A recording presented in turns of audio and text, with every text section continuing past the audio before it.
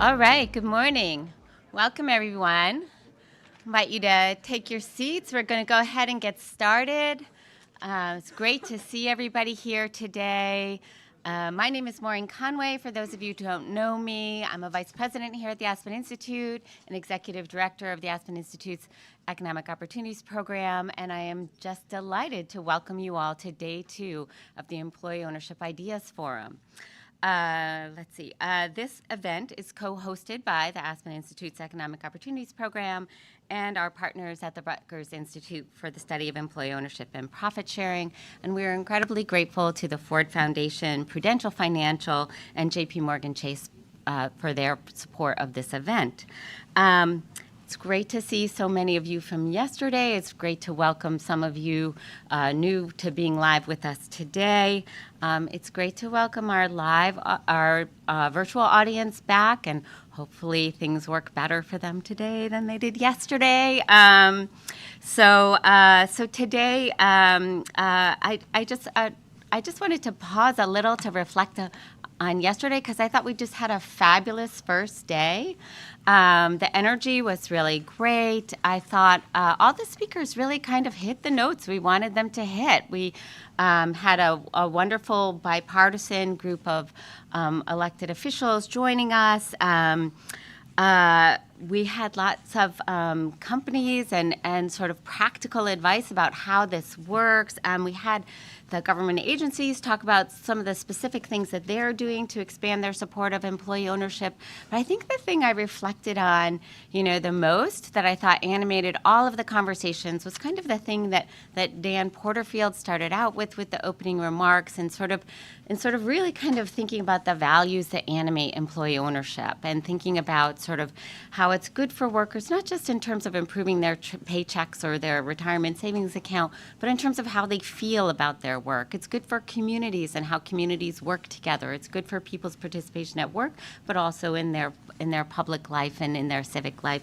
So I thought there were so many things about the values that animate employee ownership, and sort of the ways people shared that and talked about that, and sort of in those terms, but also in sort of the practical realities of how it plays out in their lives. So just really, that's kind of what I'm thinking about from yesterday, and we'll be interested in chatting with some of you later about what you are thinking about. But on with the show. So today we have 3 great panels covering innovation in employee ownership, new frontiers in finance, and the future of equity compensation. We'll close out the day with sort of 5 big ideas for employee ownership from a diverse set of perspectives on that question.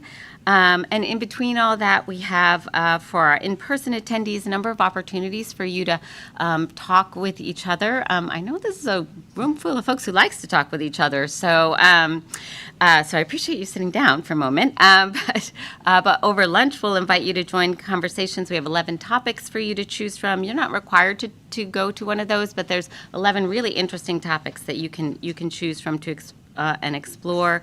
Including how to expand the number of ESOPs, connections between ownership and civic engagement, the future of research, worker cooperative finance, more things. I shouldn't name them all. We'll also have facilitated discussion groups this afternoon that we encourage you to join to get everybody's input on and ideas for advancing the employee ownership agenda. We will close our in-person experience with a reception at 5:30 on our rooftop. I'm thinking the weather will cooperate. We will see about that. But today we have an all-star set of speakers with expertise and knowledge. And the expertise and knowledge in this room is truly astounding. So really excited to get going. I do want to say a few notes for our virtual audience. We welcome you. All attendees virtually are muted. We welcome your questions. Please do use the Q&A box on your screen. We have a couple of folks in the room who will voice your questions on your behalf, so please do use that. We also know that our virtual audience also has a wealth of information, so please share your views, ideas, examples, resources, and experiences. You can do that in the chat. We encourage you to post about this conversation. It goes for those of you in the room too. On whatever your preferred social media platform is, our hashtag is Talk Ownership. If you have any technical issues or need to contact us, you can reach us at eop.program@aspeninstitute.org. That is eop.program@aspeninstitute.org. The forum is being recorded and will be shared via email and posted on our website. Closed captions are also available for this discussion. And now, it is my great pleasure to get us started today to introduce Margot Brandenburg, Senior Program Officer at the Ford Foundation. Margot is on the Mission Investments team, focused on building and strengthening the infrastructure of the impact investment market with an eye to shaping broader capital markets. She's been a key leader in the field of impact investing, co-authoring the book, The Power of Impact Investing, with former Rockefeller Foundation President Judith Rodin. Margot has an amazing bio, so I can't read the whole thing, but there's more on our website about Margot. She's really tremendous, and we're so grateful that she's here to open up our day two. So thank you, Margot. Thank you.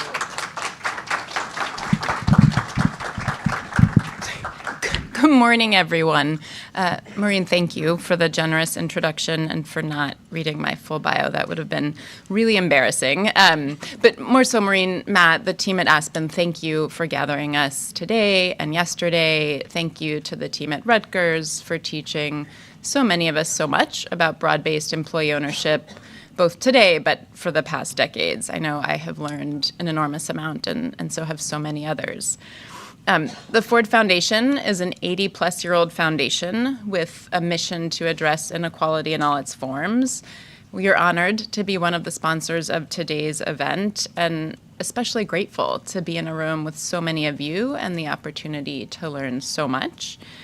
As Maureen mentioned, my team, Mission Investments, invests part of the foundation's capital into companies and funds that advance our social justice mission, including those that focus on broad-based ownership. And as a grant maker, we try to find opportunities to build the field of impact investing and of inclusive capitalism more broadly.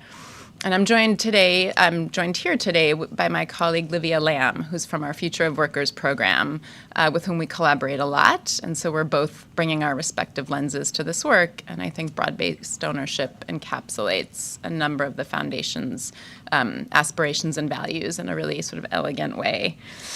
I should say, to be honest, for those of us that are still learning about employee ownership, I think it can be pretty intimidating. ESOPs in particular can be rife with technical jargon, specters of litigation, things that sort of make us, I think, worry that it's hard to get involved with. And I saw the event last year, the event yesterday, a number of things that have happened in the intervening year, really helping to demystify this concept, make it more accessible, and both showcase, leadership and models that have been around for decades while creating this big tent, right, that allows many more of us to see ourselves in it. And, as someone who's got sort of 1 foot in and 1 foot out, it really feels like we're in a moment of growth and dynamism and energy and innovation for the space, and I just think it's incredibly exciting. But in chatting with a few people this morning, I know not everyone could be there yesterday, so I wanted to camp on to Maureen's reflections and just share a couple of things that stuck with me for those of you who couldn't be in the Capitol. One, again, ESOPs, are their own thing. There's some idiosyncrasies to employee ownership, but they're not apart from all of the other issues of our time, right? We heard folks from the Industrial Commons talking about having received money from the CHIPS Act to really push the frontier of circular economy in textiles. And we heard other ESOP companies talk about reskilling and retention and supply chain resilience, right? These are not issues that are in addition to all the other things that we worry about as an economy and a society. They are an integral part of it. And to me, that was really exciting. We heard about a proposal for a national employee ownership bank, which I think a number of us were pleased and surprised to hear. As soon as we finish sorting out green banks, I'm excited for folks to really dig into that. We know that a large number of ESOP conversions are seller financed and that can be an impediment, and so really welcomed the opportunity to have an ambitious conversation about wholesale financing. I thought that was a really exciting and, for me, unexpected takeaway. I at least was excited and surprised by the amount of innovation happening in policy and regulatory mechanisms. To hear more about what's working in Washington State and Colorado was really exciting. To hear that the Department of Defense has a pilot procurement program for employee-owned businesses, that's really exciting. I think it gets us a little bit closer to that whole-of-government approach that a lot of us aspire to. And finally, this wasn't new, but I was reminded that employee-owned businesses and their workers are the best advocates for this work. I think all of us were incredibly inspired, and so opportunities to showcase those voices are just extremely valuable. So day one was exciting, and I think day two is lining up to be even more so. I see lots of people who I admire and lots more that I can't wait to get to know. So without further ado, Matt, I'll pass it over to you.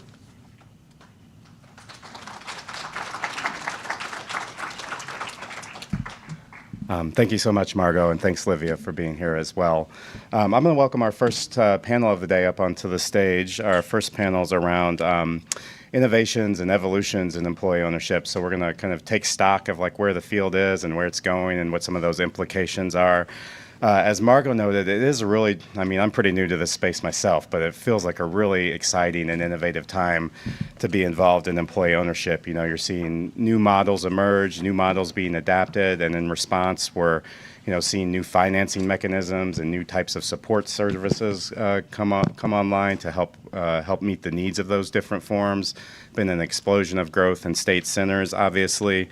And I think therein kind of lies the beauty of this concept of employee ownership, right? Is that it doesn't just mean one thing. I was thinking a little bit about it last night, and I kind of think of employee ownership as like this kind of Swiss Army knife, right? Of that can be used to solve a number of different problems. So my wife and kids and I go camping quite a bit, and my wife doesn't let me play with the knife because she's worried I'm going to hurt myself. But I see her get it out, right? And a Swiss Army knife, has a corkscrew, it has a can opener, it has a saw, it has scissors, it has big knives, it has small knives, all used to be solved, used to address different problems when you're out there in the wilderness, right?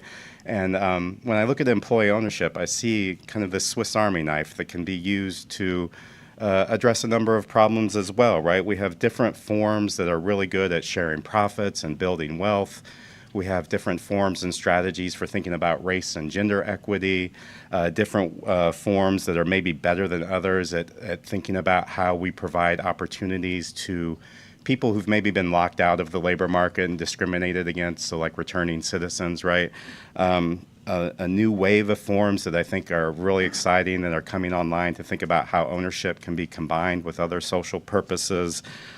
We have forms that are good for Main Street and good forms that are, better maybe for Wall Street. And as we're going to hear about in a little bit, there's a number of different forms and strategies that could maybe potentially really transform how we think about the care economy, so child care and home care, and how we can improve the lives of those workers as well as maybe the care that they deliver. So I think there's a lot of beauty and strength in all this diversity that we have, and I think that strength really holds the potential for us to think about scale, because I don't think there's going to be any one model that gets us to where we all hope to go in terms of growing employee ownership. I don't think there's one model that's going to really reach into all the communities that we know need ownership the most and all that comes with it.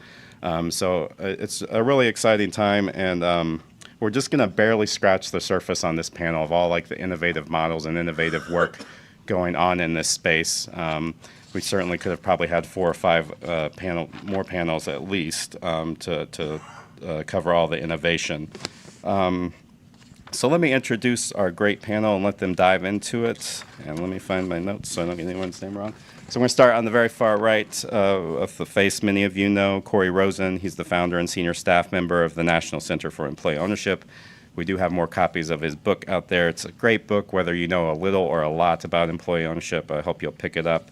Next to him, we have Chris Cooper, who's the director of our oldest state center of employee ownership out of Ohio. Great to see Chris.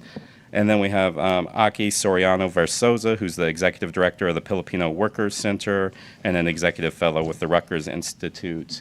Next to Chris, we have, or next to Aki, we have Chris Adey, who's the co-chief executive officer of Owner's Edge, an ESOP holding company. And then a face many of you also know, moderating today's conversation is Mary Josephs, founder and chief executive officer of Verit Advisors. So I'll turn it over to you, Mary. Thank you. Really appreciate it. And thank you to Rutgers and the Aspen Institute for assembling this incredible forum for conversation on expanding worker ownership. You are right, Matt. This conversation that we're having with this incredible panel could take all morning, but there's other exciting things to talk about, so we will try and be as succinct as possible and are excited to seed and share some ideas that are really working. I've been in the ESOP space for decades, and the innovation in recent years is exhilarating. One, fueled by the conversation of, as you said, Margot, this broader tent.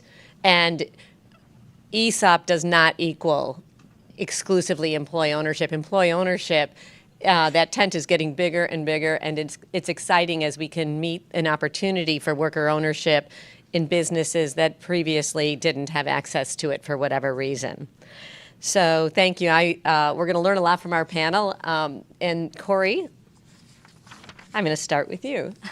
Corey, you get 3 minutes. Corey could talk for an hour. No, but if you could share some perspective on over your legacy with ESOPs on why and what you're seeing today in terms of innovation. Thank you. So what we've seen in ESOPs over the last now almost 50 years, this will be the 50th anniversary of the statutory creation of ESOPs in 1974. And when ESOPs were first imagined by Louis Kelso, the idea was they would be used as a mechanism to raise capital for large companies. You'd borrow money at a reduced interest rate.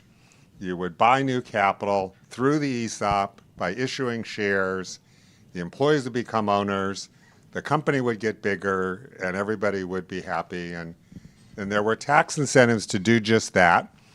And then that wasn't happening. There were ESOPs being formed, but it wasn't being used that way. So Congress said, okay, we'll actually pay you, big companies, to set up these ESOPs because we think that you'll like that once you do, and you'll expand it. And so the first research project we ever did after I left Capitol Hill and started the center was whether that encouraged large companies to actually set up more ESOPs, to expand their ESOP beyond the 1 or 2% that the government was giving them a tax credit for, so literally paying them to do it. And we found that that was not the case, not even once in any of these companies. And that was then replaced by, okay, well, maybe what's happening is that ESOPs are being used to buy out owners of closely held companies. And so this tax credit was substituted for some other tax goodies, including a tax incentive to sellers to sell to ESOPs. And then that part of ESOPs grew and grew and grew until where we are today. And it's kind of equilibrated. The number of terminated plans equals the number of new plans. So a couple trends that are happening, though, that are encouraging. By far the most important is what we're going to hear more from Chris, and we heard yesterday from Daniel. There is a huge wave of ESOP companies buying other companies. So as ESOP companies mature, and they're not paying taxes because the government says if you're 100% employee-owned, you don't have to pay taxes, and these companies perform better than other companies, which we know they do, they're saying, hey, we can go out and buy another company, or maybe lots of other companies. And when they go to the targets say, that's cool. I don't have to sell to private equity. I don't have to sell to some competitor. And I know what happens when we do that to the people who helped me build the company. You're telling me I can get a fair price and my employees can become owners of you. That's a kind of sweet deal. So we're seeing many more companies being bought by ESOP companies than new ESOPs being established. In 2021, there were 423,000 more new employees added to private company ESOPs, and I'd say 70% of that number came from acquisitions.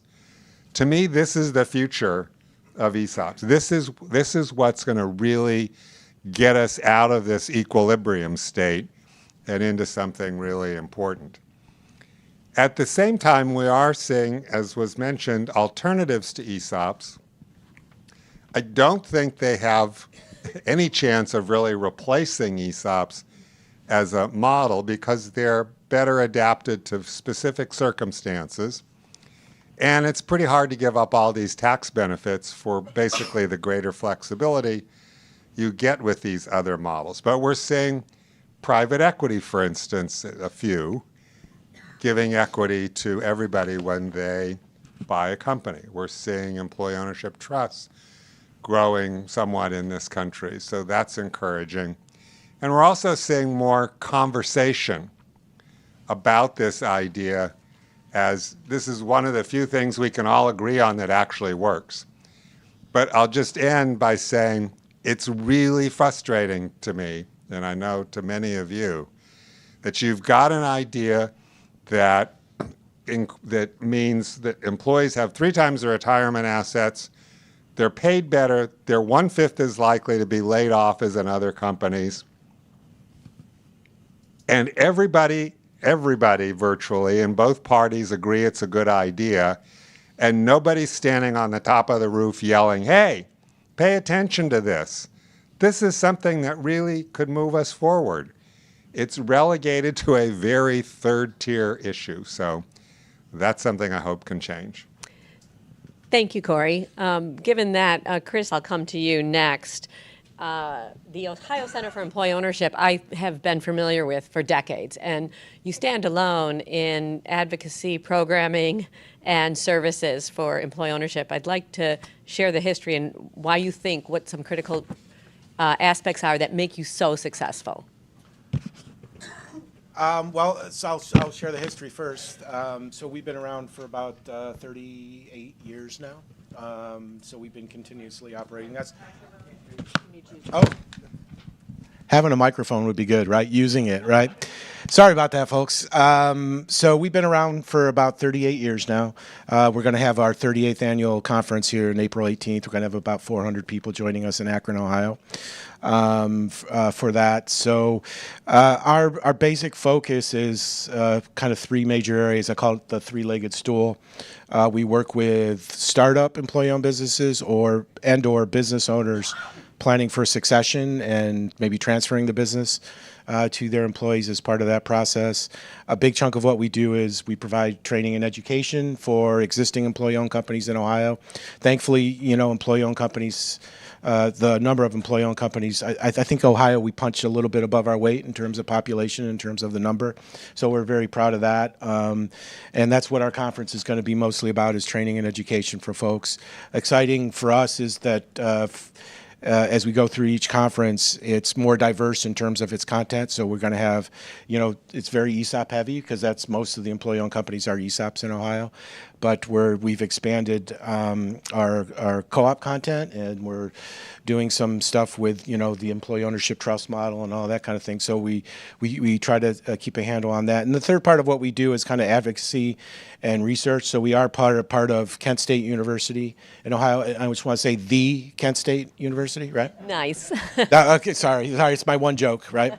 And so I have a colleague, Mike Palmieri, who's also a fellow here at Beister at Rutgers, who kind of handles our research side of things. We also do some public policy kind of advocacy work as well. So remind me what the second part of your question was? I was why you've been so successful. Yeah, well, I was going to say that people say, how have you been so successful? And I always feel that I get up every day realizing it's still a struggle to keep the doors open and keep doing what we do. So, I think we figured some things out. I would hesitate to say we figured a lot of things out, right? I think, a kind of a pragmatic approach is probably what I would ascribe our success to most, is that we're ecumenical in terms of model. We work with anyone and everyone. We meet whoever we meet with. We meet them where they're at instead of trying to say that they need to be where we're at, right? And so I think the other big piece is partnerships. So in Ohio, we have a great network of organizations that are doing this work. We've started with other organizations, another organization called OWN, which is Ohio's Worker Ownership Network, is what we're calling it. And so that includes Co-op Cincy, Co-op Dayton, Evergreen Cooperatives, the Ohio Cooperative Development Center at Ohio State, a group called Cleveland Owns up in Cleveland as well. So we've created that network to kind of help us do work. There's lots of work to do, right? None of us can do it all. And so we've got a great network of service providers, the professionals that really, while I'm sleeping, they're out doing deals, right? And so they're building the infrastructure as well. So they're a huge important part. And I think a lot of it is the magic of the companies.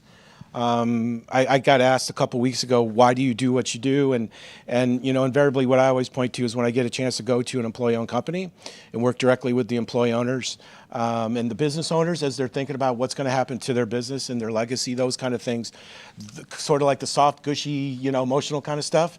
It never gets old, and I can feel myself getting a little emotional right now because it's an amazing thing. So I think that kind of pragmatic, but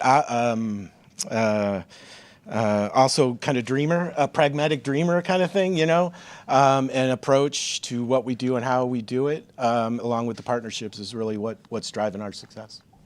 Thank you, and congratulations. Corey, thanks for flagging ESOP holding companies. It is so clearly obvious that M&A or acquisition isn't the prerogative of just private equity companies or large public companies.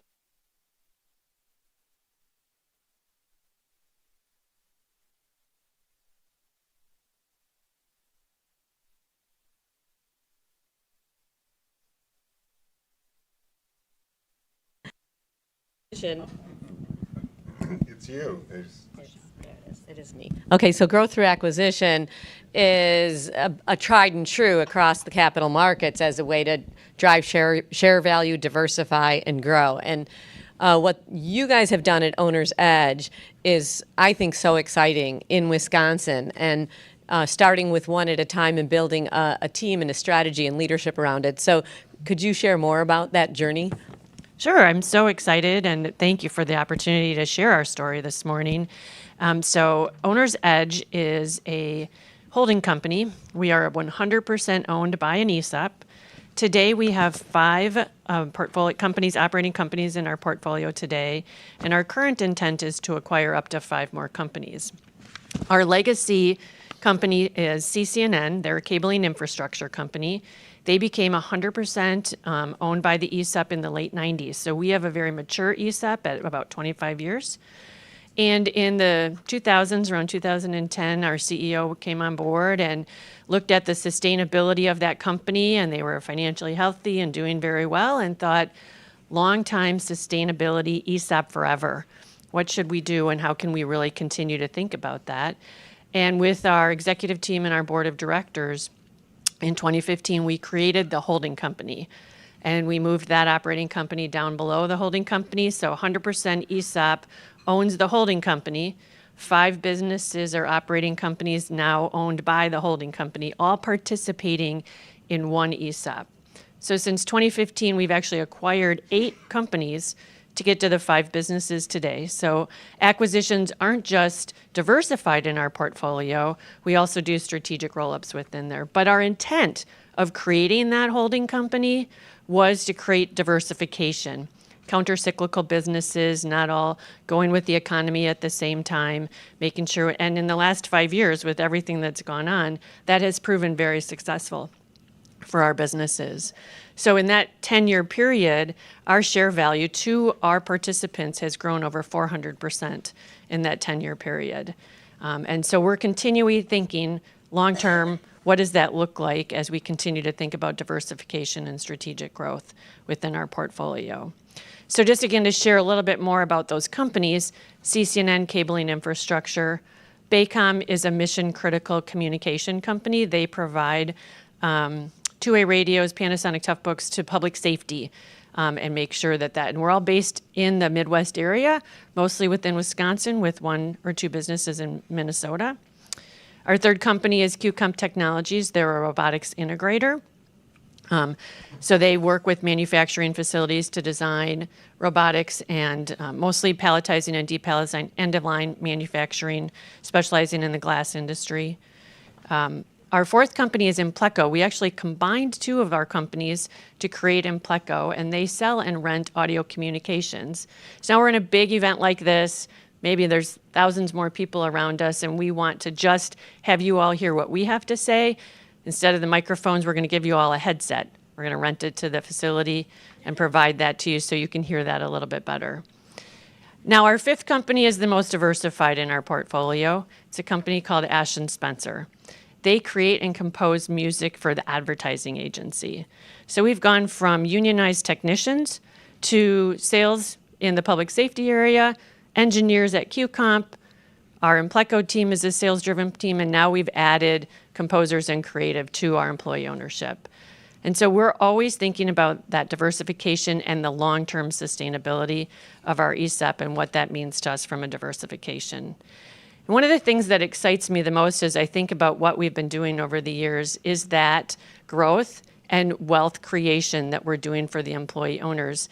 I've talked yesterday with several people, and we think about, and many other employee-owned companies, and our generation coming in is thinking a lot about, well, how much money am I making today?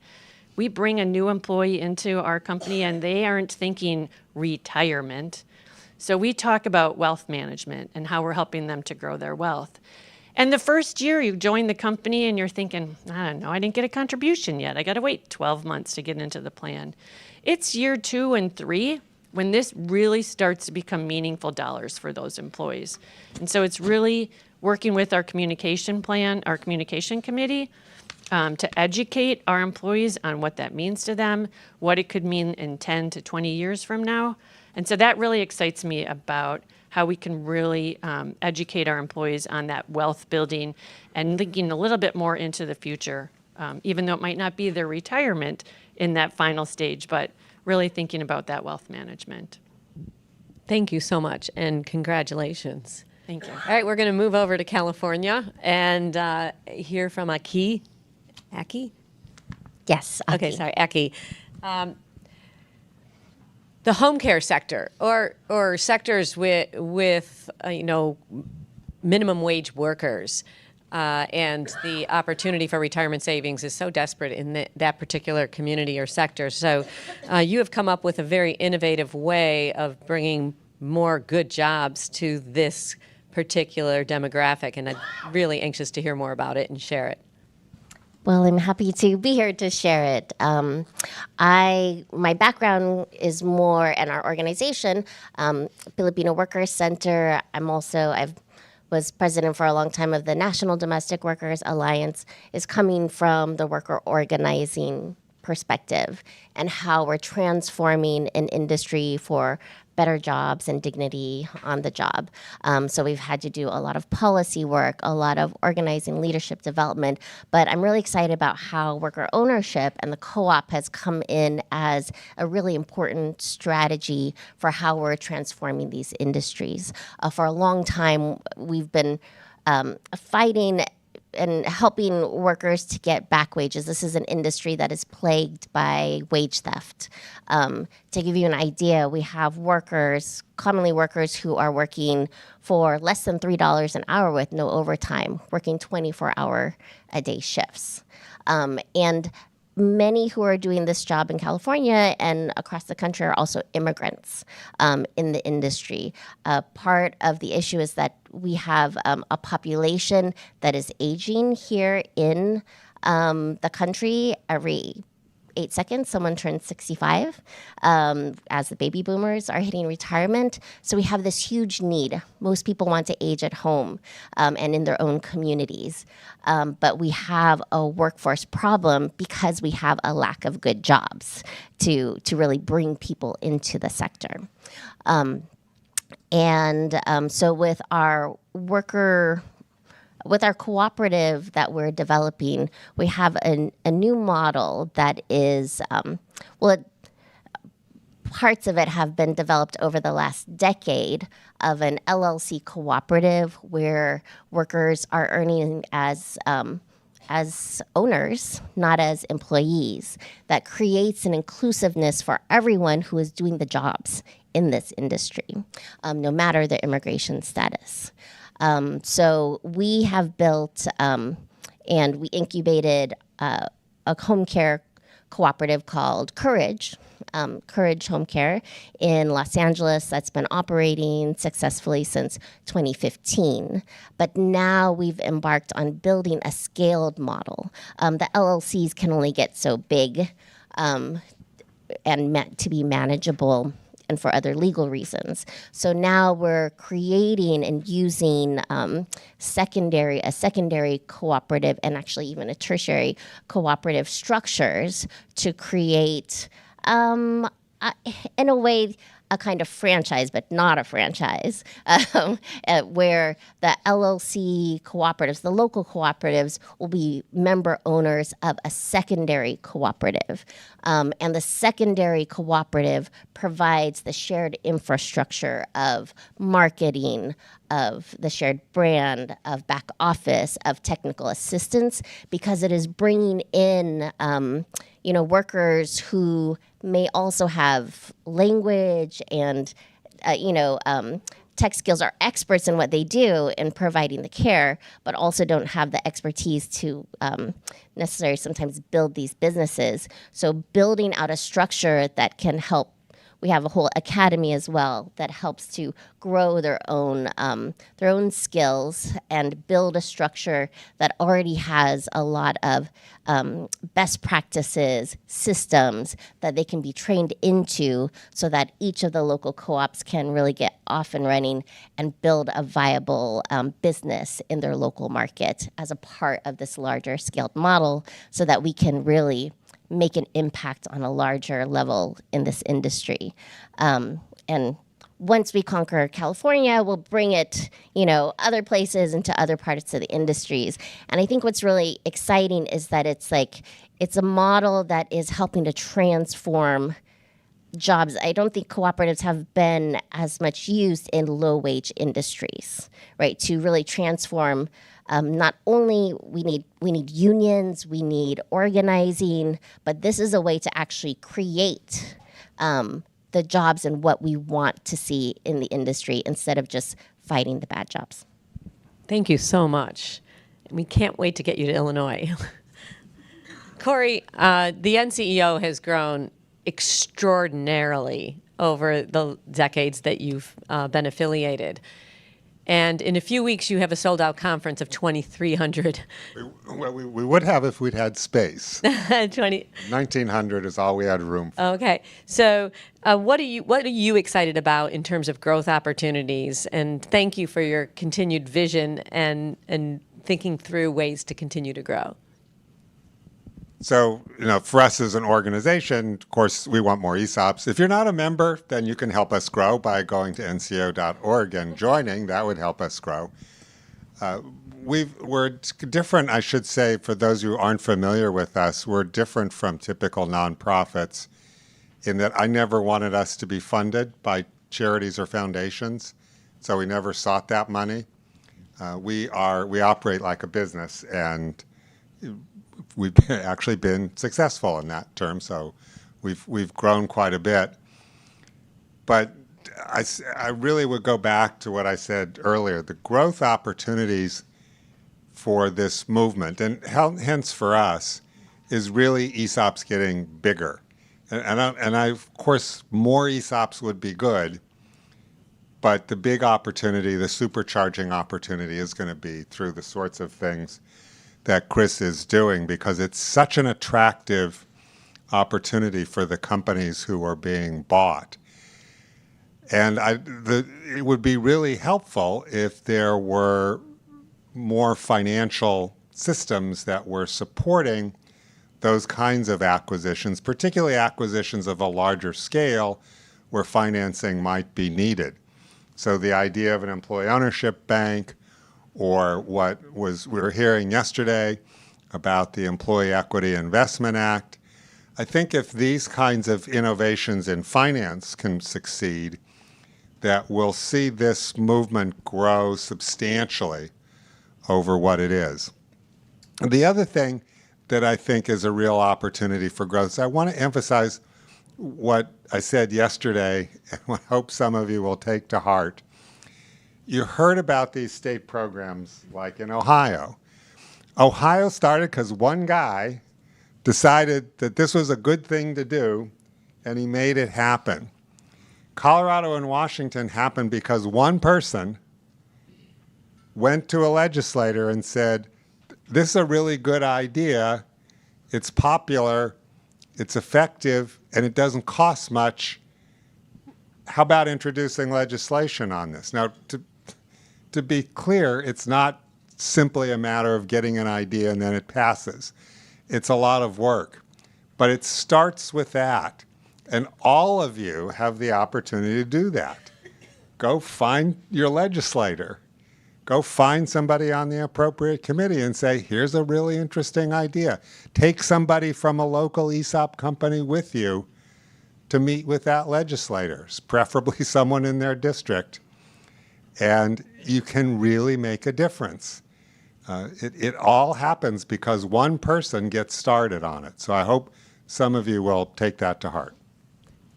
Go ahead. Actually, I would love to carry off of that, Corey. You and I have had several conversations recently about the acquisitiveness of ESOP. So the concept of an ESOP acquiring another company or an ESOP-owned business acquiring has been around for a long time. ESOPs haven't, but this idea of a diversified holding company seems to be really taking much more attention recently. I mean, we've been around for 9 years. Some of you may have heard of Houchins. They're one of the largest diversified ESOP holding companies in the country, and they've been making acquisitions for many years too. We are focused on middle market, so our whole strategy really looks at continuing to grow employee ownership. A lot of you who are doing research and understanding that, and the NCEO is thinking about number of ESOPs in the country, and we're thinking number of employee ownerships. So we want to continue to grow employee ownership that way.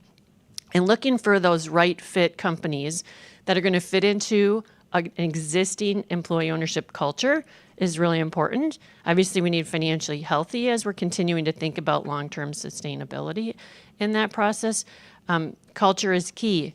The other thing that's a growing trend in the industry is the idea of ESOPs acquiring ESOPs. This is something I've been talking with our associations and our professionals about for quite some time now because it becomes very complicated. Going out and acquiring a company that exists today from a seller, yes, we need some financing for it. They might need a seller's note. M&A gets involved. We can do that. But now bringing ESOPs together to prevent that ESOP that's been around for 5, 10, 15 years, didn't do succession planning yet. Now they're like, well, the CEO is getting ready to really move on this time. The board doesn't have another leader in place. Let's not get PE involved to buy that ESOP that now needs to sell. And the first round, all those employees get a payout, but that's a short-term process. We didn't think about the long-term sustainability of that employee ownership, that ESOP. So really, the idea of bringing ESOPs more together and getting ESOPs to merge with each other is a really growing trend that we really are focusing in our associations to continue to grow that employee ownership and keep the number of employees in ownership growing within the community. So just something that if you can tell, I'm a little passionate about when it comes to that area, and really advocating for continuing to have that type of a culture. So at Owner's Edge, we think about, we all have the same dream. If you go out to our website, you're going to see it's all about the American dream that each one of our employee owners will have at some point in their life, but we're different companies within that dream. And so we keep all of our individual cultures intact and want to continue to grow our businesses and bring more employee owners together. Thank you.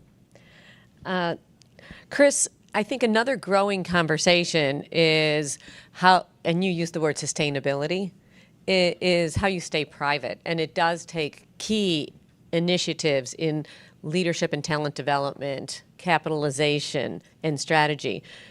with your conferences, I know because I've been to them, you have so many sessions on continued technical education and resources. But I would love your perspective on how you stay private, stay employee-owned or other. Well, that's a very good question. I don't know if there's a magic bullet. I think it's working with companies to develop a plan. So many companies kind of, we all do it. Even as leaders of our organizations, we focus on the important stuff, right, that's happening now. So it's a lot about planning, we've done some sessions at our conference and had some conversations around how you fund a repurchase so that it's not this looming disaster, but rather something that's being planned for effectively. I think some of it is beyond our control. It's the economy, stupid, I guess, to paraphrase, right? That sometimes drives things. It's industry-wide things. But I think there's a culture aspect too, right? The longest lasting ESOP companies we have in Ohio, I think, have done that because they built an amazing culture that feeds on itself. It's a what do they call it? A self-feeding loop or kind of thing, right? And so a lot of those good things keep on happening, right? And people, they have the internal capacity to react effectively to COVID, right? Or all of those kind of things. So again, I don't know if there's so many. When I was looking at the topics for today, so many of these things have multifaceted answers. I don't know if there's a single piece, right? But it's all of those things combined, and hopefully we're able to do that with the education and the training that we provide as well. So, Thank you, Aki. I know from my time in the ESOP space, we can spend so much time trying to describe what it is to an owner, and Chris referenced so appropriately how difficult it is to communicate and perpetuate that communication with employees. Cooperatives seems even more challenging, or secondary cooperatives. How are you going about that? Well, we're creating visuals to help break down the structure. With how many languages, right? With many languages in our advisory board, our worker advisory board, we have 3 different languages: English, Spanish, Tagalog, and Nepali that we do translation in. And so it is very complex. And in talking with workers and with organizations, it's like bringing together these different worlds of structure and business then with the daily lives and realities of home care workers. So it is very complex for myself. I've had to learn a lot of it myself. So we know that, like, in this sector, we're going to have extra special training and support to be able to support workers to come into these roles. And we're creating something that is a bit new. A lot of people don't think of or don't know about the LLC cooperative model, for example. So it's doing education and breaking down what is that, what does it do, and then what are the limitations, and then how we're building the secondary structures to support and grow and scale the LLC model. And then what also is more complicated is how it fits in with other things that we're doing, like developing and leveraging workforce development dollars to do the training and do actually education about cooperative governance and how to be a worker owner integrated with the skills development, and doing on-the-job training through a cooperative, so that you're not only getting the experience of doing home care, you're also getting the experience of being a cooperative owner at the same time. So developing models that can leverage a lot of the assets that we've been building, so that so it is a fairly complicated model, and we have a lot of big dreams for it. It doesn't. I think what's what may be a little bit different too is that this cooperative model we don't see as the solution for transforming everything. It has to be in relationship with the other things that we're doing in terms of lifting the floor of the laws and protections for workers, because our competition is operating on a business model that's based on wage theft, right? And actually building political and voice and power to shift the environment in the industry itself. And actually, I see what we're building in terms of our scaled cooperative model is also a powerful political voice to be able to impact and speak on the industry in a different way than just worker organizations alone could also do, because they're not only workers, they are worker owners who are running the business of it as well and showing by example how things can be different. Can you share a story of how life or work might be different for a worker owner compared to what you'd seen previously in your career? So, yes.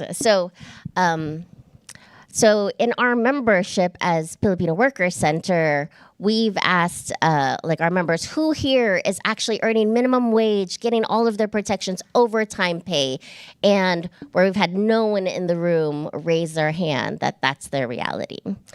Now, because we have the cooperative, when we ask that question, we have cooperative members, worker owners, who can raise their hands. So, for example, one of the member owners, Fatima, she's working in the private industry through an agency, home care agency, was working 5 days a week, 24-hour shifts straight through, 5 days. And when she came to the co-op, for a time she was working 3 days a week. During COVID, it had to be 24 hours. We try and shift so that people aren't working 24 hours, but during COVID, that was necessary. And what she was earning working 3 days a week in the cooperative in 1 month would have taken her 3 months in the private home care agency working 5 days a week before. And she has dental and vision. She's actually able to take paid days off because the power dynamic also in the private sector is like, it's very hard to actually, even though you have the right to, hard to ask for your paid day off because of the dynamic, because maybe they just won't ask you back, if you're asking for your paid days. So it shifts actually the power dynamic because they are the worker owners that they can then take their paid days off. They have holiday pay, and they actually have, they're running it. They're seeing where their money is going. It's not just going to an owner, but it's actually, they get to make the decisions together. They also build care teams together, which is very different. They're kind of just like thrown out there, usually in the private market, but in Courage, they're building care teams that actually then creates a space where they have a community that doesn't only improve their own quality of life, it improves the quality of care as well that they're providing to the client. Very exciting. Thank you. Chris, you had mentioned. Gentleman has a question. Oh, sorry. He's raising his hand. There we. Oh, Mr. Keeling. I just wanted to throw in great panel. The 3 C's are amazing. Just talking about something that's bothered me a long time. Visited 592 ESOP companies in my career. Yes, some were sick puppies, some were fake, some were no good. The vast majority were overwhelming. And so many of them, I've talked loud anyway, so many of them don't exist anymore. Now, some of the sick puppies went away. That's fine. But many of them were good companies. And the repurchase obligation would drain their ability to make the capital improvements in the organization, the mechanical things, expand, et cetera, and the ESOP terminated, went away because they couldn't handle the financial demands. All 3 of the C's brought something forward, especially Chris and Corey, and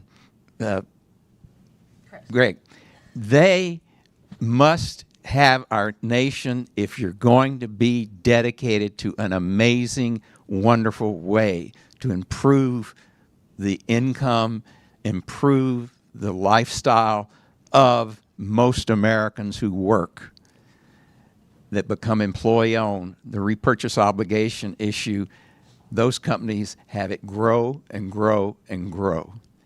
And I think that this panel has put things on the table that can start addressing, particularly Chris, can start addressing this problem that I saw in the nearly 30 years that I visited ESOP companies. Yes, some were sick puppies. Don't get me wrong.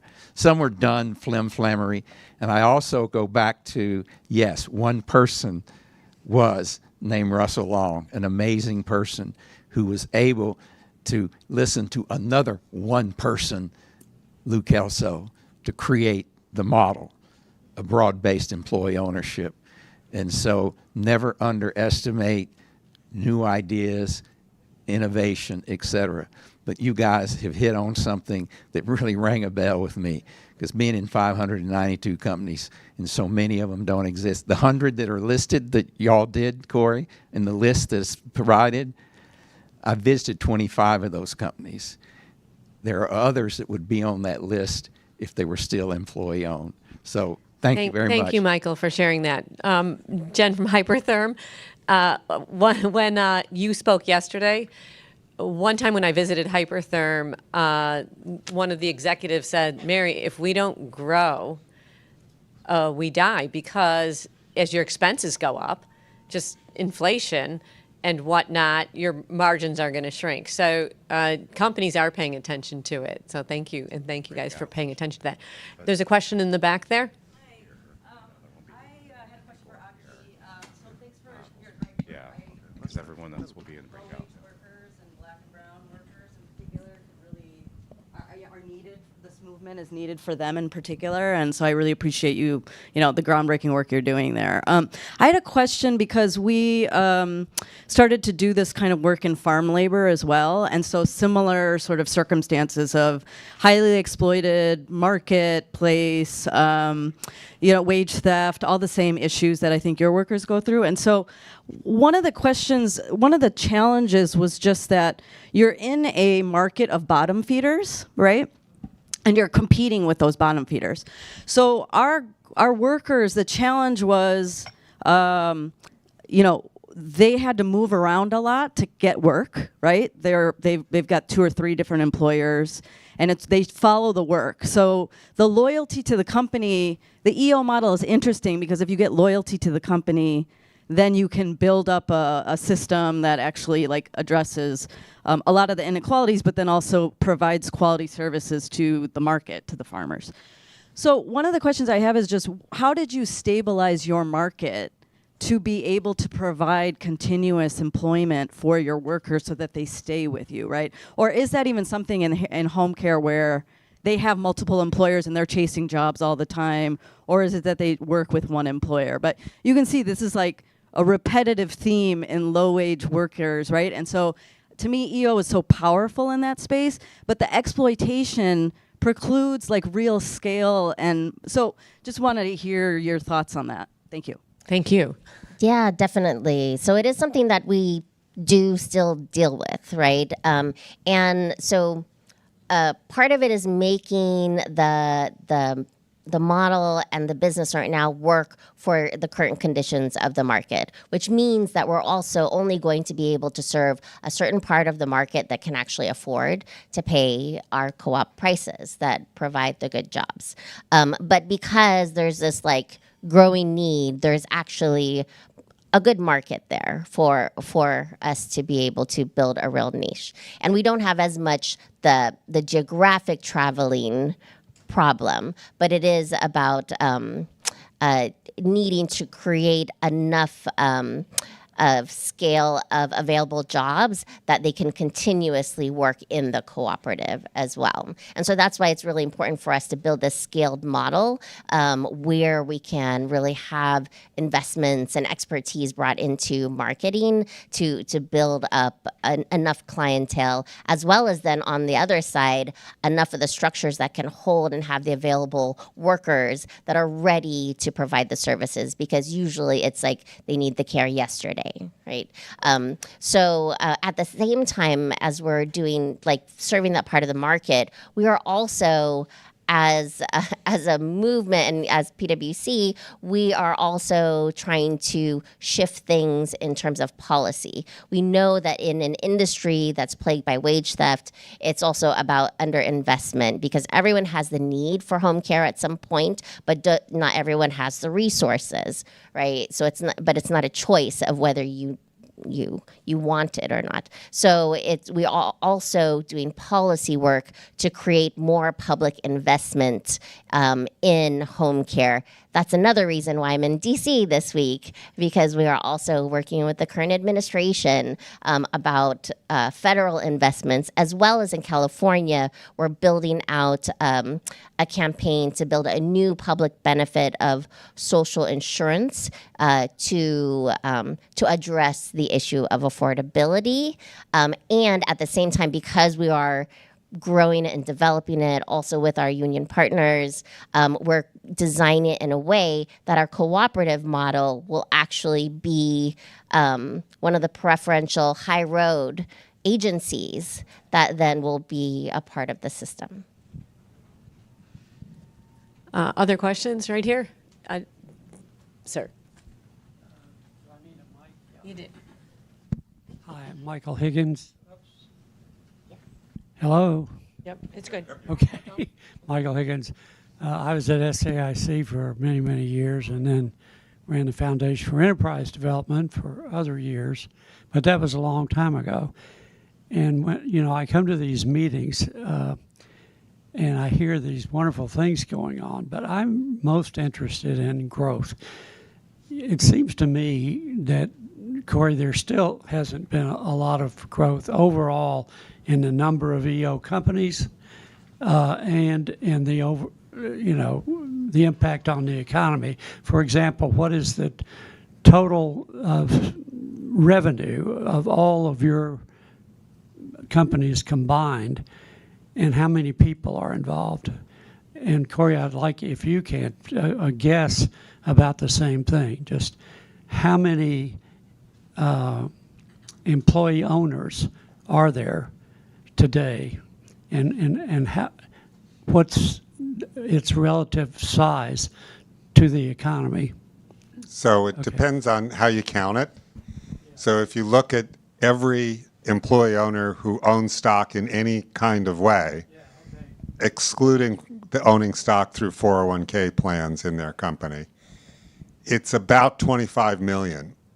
So that includes people who are in employee stock purchase plans, who work for companies that give everybody restricted stock or stock options, includes ESOPs, and then some of the smaller iterations on this. So that's a pretty big number.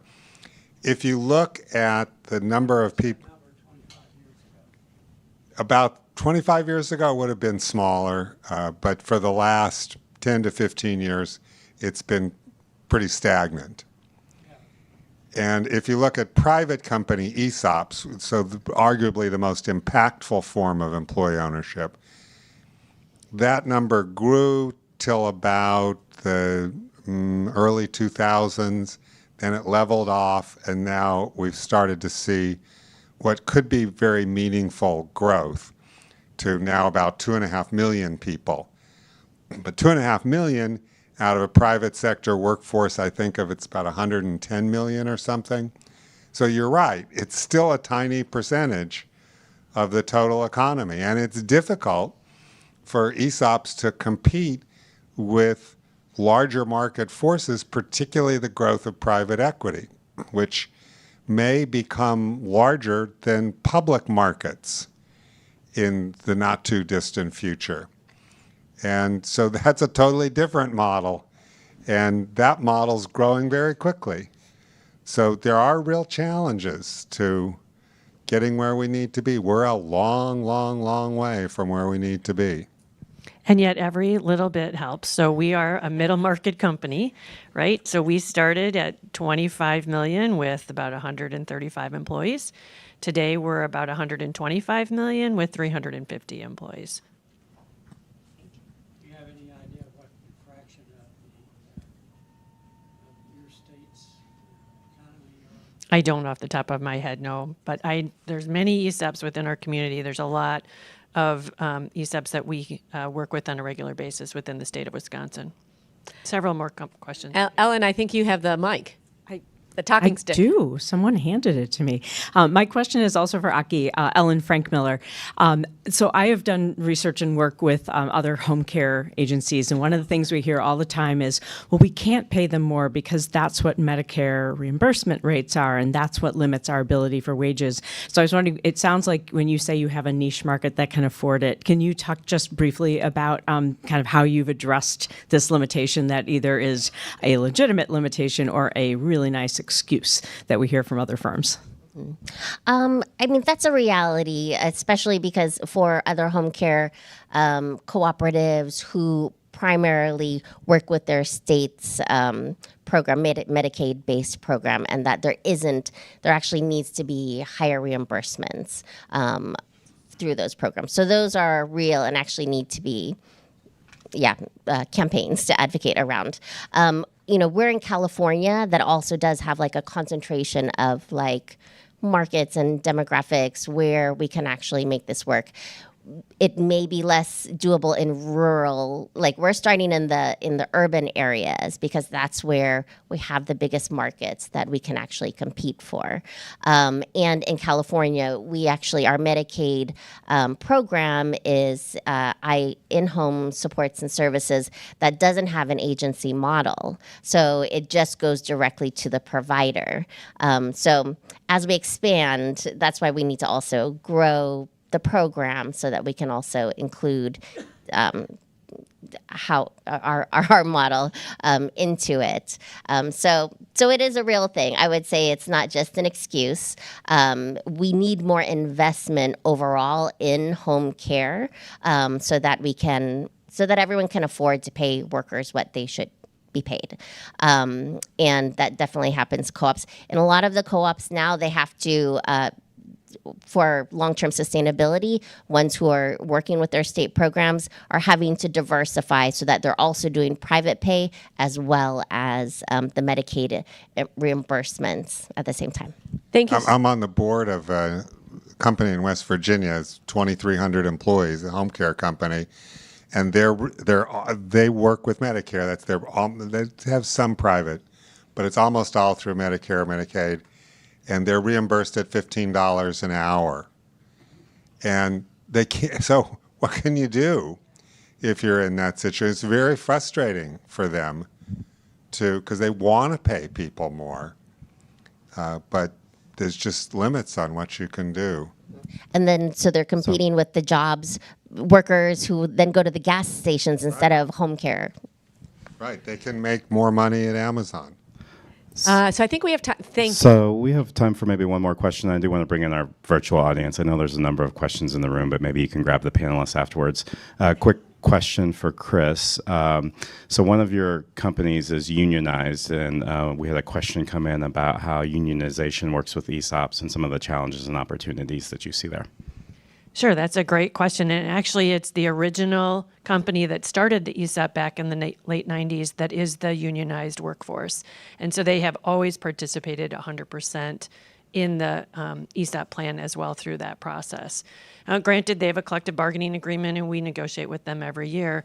And the ESOP has just been part of that process for them.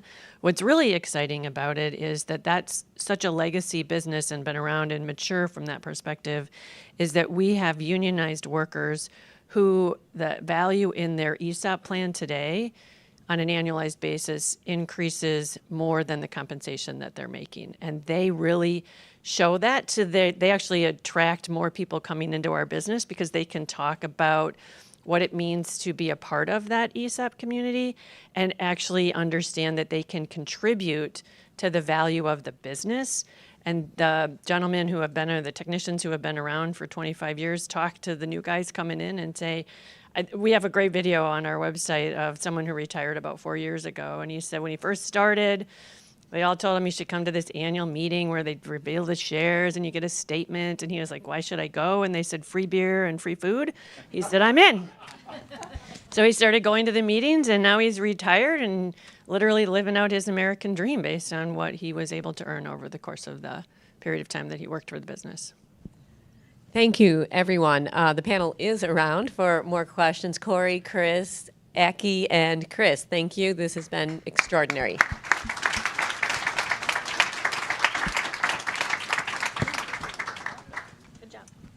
So we're going to take about a 10-minute break, and then we'll go into our next panel. Thanks. Thank you. Thank you.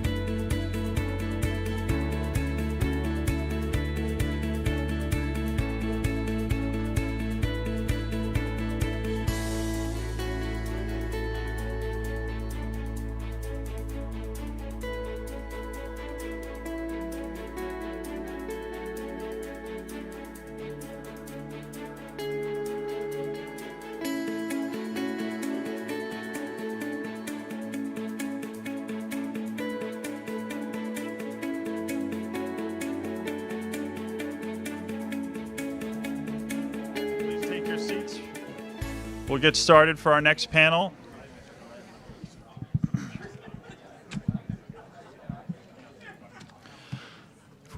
We could all please make our way to the seats. Thank you so much. Well, while we're doing that, good morning, everyone. Great to see you again. My name is Jack Moriarty with Rutgers and the Lafayette Square Institute, and it's my pleasure to introduce our next panel discussion, New Frontiers in Employee Ownership Finance. Access to capital is a central theme that we heard throughout the day on Capitol Hill yesterday. We heard it from Senator Van Hollen and the bipartisan legislation that he's leading. Folks, if we could move our way. Can't hear in the back? Excellent. Start over? Okay. Well, good morning, everyone. Jack Moriarty, Rutgers, Lafayette Square Institute. It's my pleasure to introduce our next panel, New Frontiers in Employee Ownership Finance. As we heard yesterday on the Hill, access to capital is a central theme in the employee ownership field. We heard it from Senator Van Hollen and the bipartisan work he's leading in this area. We heard it from Jim Bonham of the ESOP Association that access to capital is a key element of a broader ESOP advocacy agenda. And today we have the privilege of hearing it directly from leading investors and practitioners across the employee ownership field that are either deploying, raising, or allocating capital to grow employee ownership. A few years ago, an analysis by American Working Capital showed that employee ownership is currently only 0.3% of all U.S. M&A activity. As Chris Mackin likes to say, we are a spot on the sun, a drop within a drop in the bucket. This status quo is both an investment decision and a policy choice, and we can choose differently to bring the full weight of capital markets to bear to grow employee ownership and enable workers and families to build wealth and economic security. The 5 members of our next panel are all pioneers in this field, and they've chosen differently to create innovative ways to finance the growth of employee ownership, and with it, a more dynamic, resilient, and just American capitalism. I'd like to introduce very briefly our moderator, Melissa Hoover, who's Senior Fellow at the Rutgers Institute in Special Projects at the Democracy at Work Institute. We also have Amy Brakeman with us, co-founder of the Unlock Ownership Fund, Zoe Schlag, Managing Partner and founder of Common Trust, Phil Reeves, co-founding partner of Apis and Heritage Capital Partners, and Jim Sorensen, the founder of Sorensen Impact Group. And with that, I will hand it over to my colleague, Melissa. Thanks, Jack. So I'm thrilled to be here today to talk with these giants of innovation and capital for employee ownership. To get started, why don't we just do an introduction? So introduce yourselves, your organization, and kind of where you sit in the world of finance. And tell us a little bit about what brought you to employee ownership. Jim, do you want to start? Yeah, great to be here. As was mentioned, my name's Jim Sorensen. I'm founder of the Sorensen Impact Group, which is really a multidisciplinary collaborative that is really focused on really building the ecosystem for impact investing. And my journey here really is in recognizing the tremendous need and impacts in society around ownership. And of course, employee ownership is key to that. As I've looked at my life and the success that I've been able to have in building wealth, in large part has come through employee ownership. So very interested in supporting employee ownership and really ownership and passive ownership of other dimensions to help those that that don't have the opportunity to be able to build wealth and really impact future generations.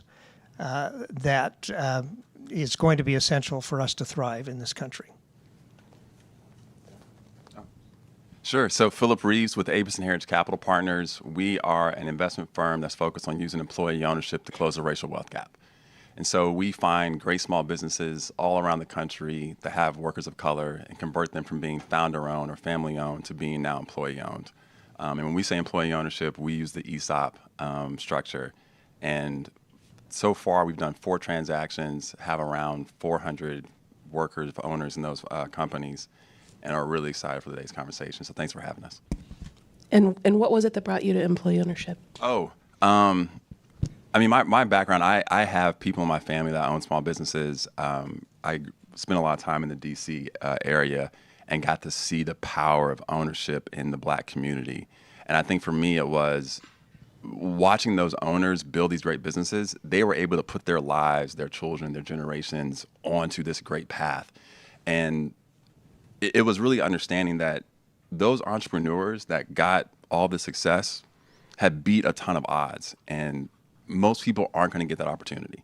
But employee ownership was a way to give people that chance without them having to mortgage their home, start a business, and just, surmount these massive things.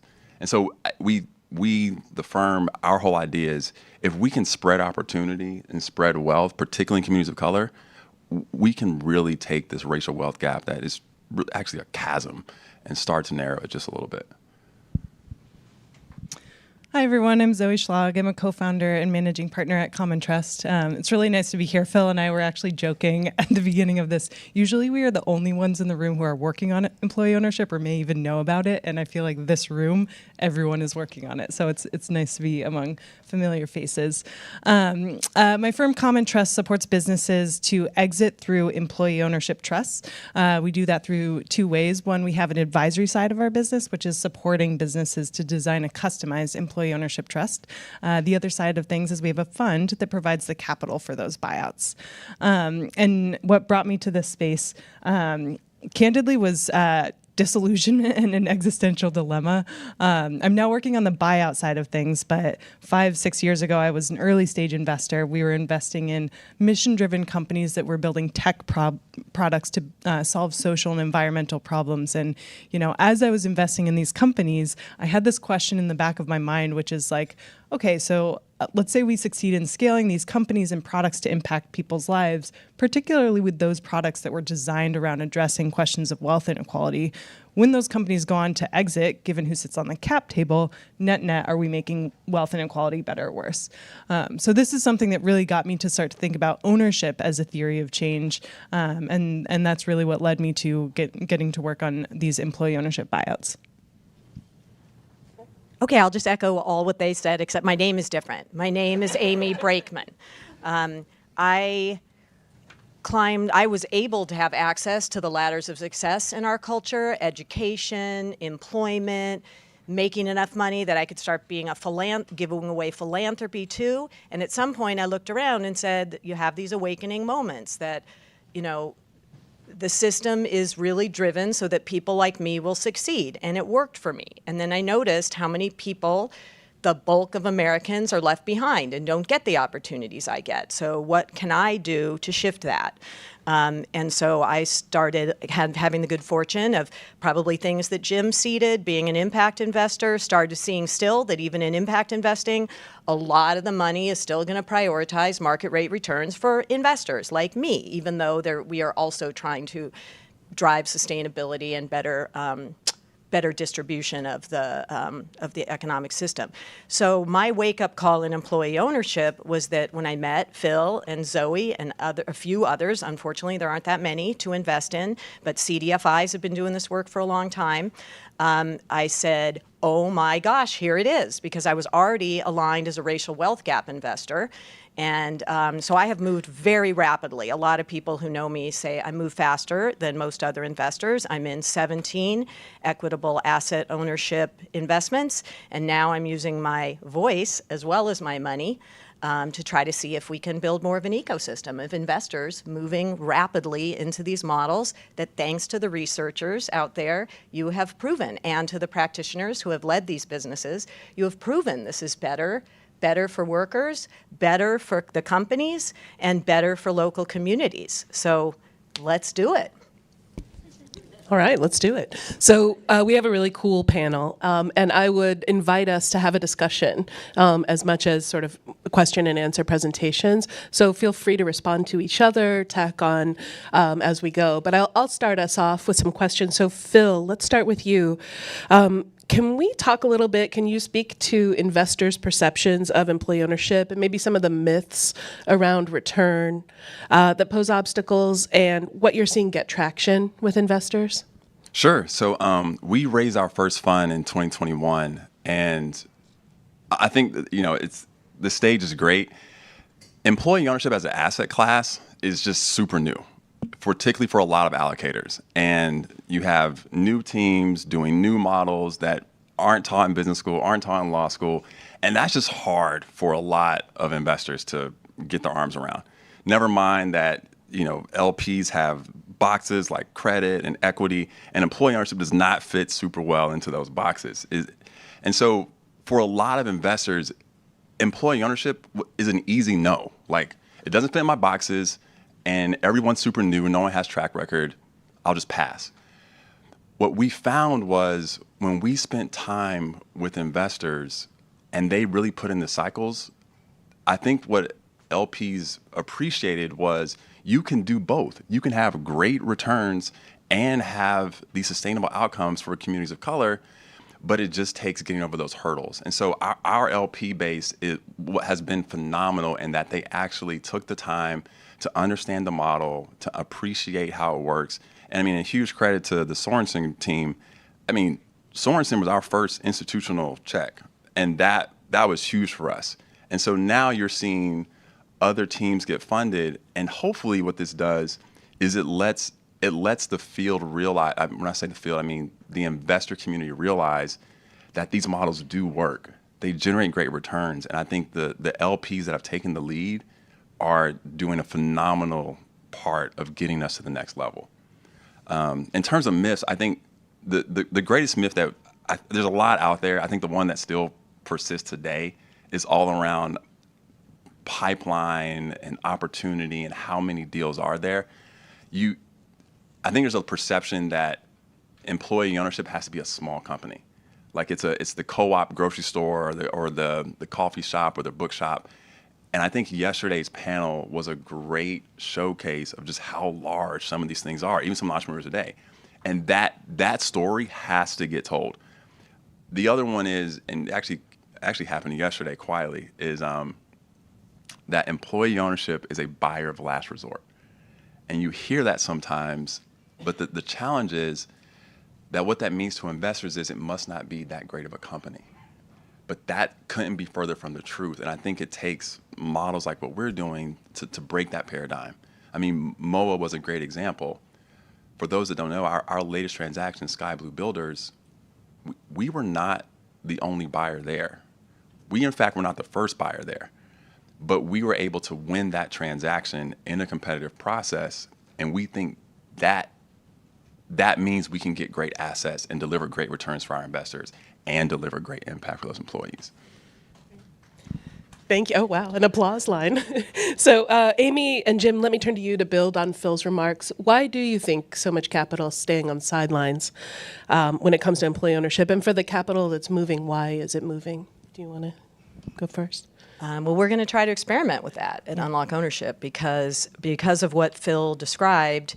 Not many investors are in this room right now. Like, how many of you are asset allocators? I mean, okay, great. Yeah, I know both of you. Great, you're involved. You're on the investment committee. It's excellent. It's just it is a new space that it's not new space. Sorry, it's a space that people haven't invested in. And so there's a lot of learning to do, and part of what we're trying to do is make it easier for others to invest in this. We are now a fund, Unlock Ownership Fund, with 4 co-founders who are doing the initial investments through decisions led by an experienced investment committee. And we think that might help remove some of the barriers for people getting involved. It is catalytic capital, so it will be our first funding is from DAF funds, donor advised funds, and foundation funding is also welcome, PRI funds, so that we can just make it easier for others who can't build the capacity. I have 3 investment advisors. Only 2 of the 3, one's actually very, very good, and I'm surprised they're not here, very involved. But the others just are not in this space, and they don't have enough clients that are interested in it to make it work for their business model. So I'll stop there. Yeah, I would echo, I think, both what Amy and Phil have said. It's new. I think there's also kind of a notion that it's concessionary. that you're not going to make market rate returns. I think that that's quite often the case whenever you're dealing with something that has, I think, a real social good aspect to it. And part of the things that the thing that we're trying to do in building the Brado ecosystem with our foundation is essentially to show that there's a spectrum and that you can make market rate returns with impact investments. And in fact, our decision around APIS and Heritage was to put it in our MRI portfolio as opposed to our PRI portfolio. And it very well could have been, but we really felt that it sent a strong signal, and we felt that it met what our requirements were to be able to underwrite.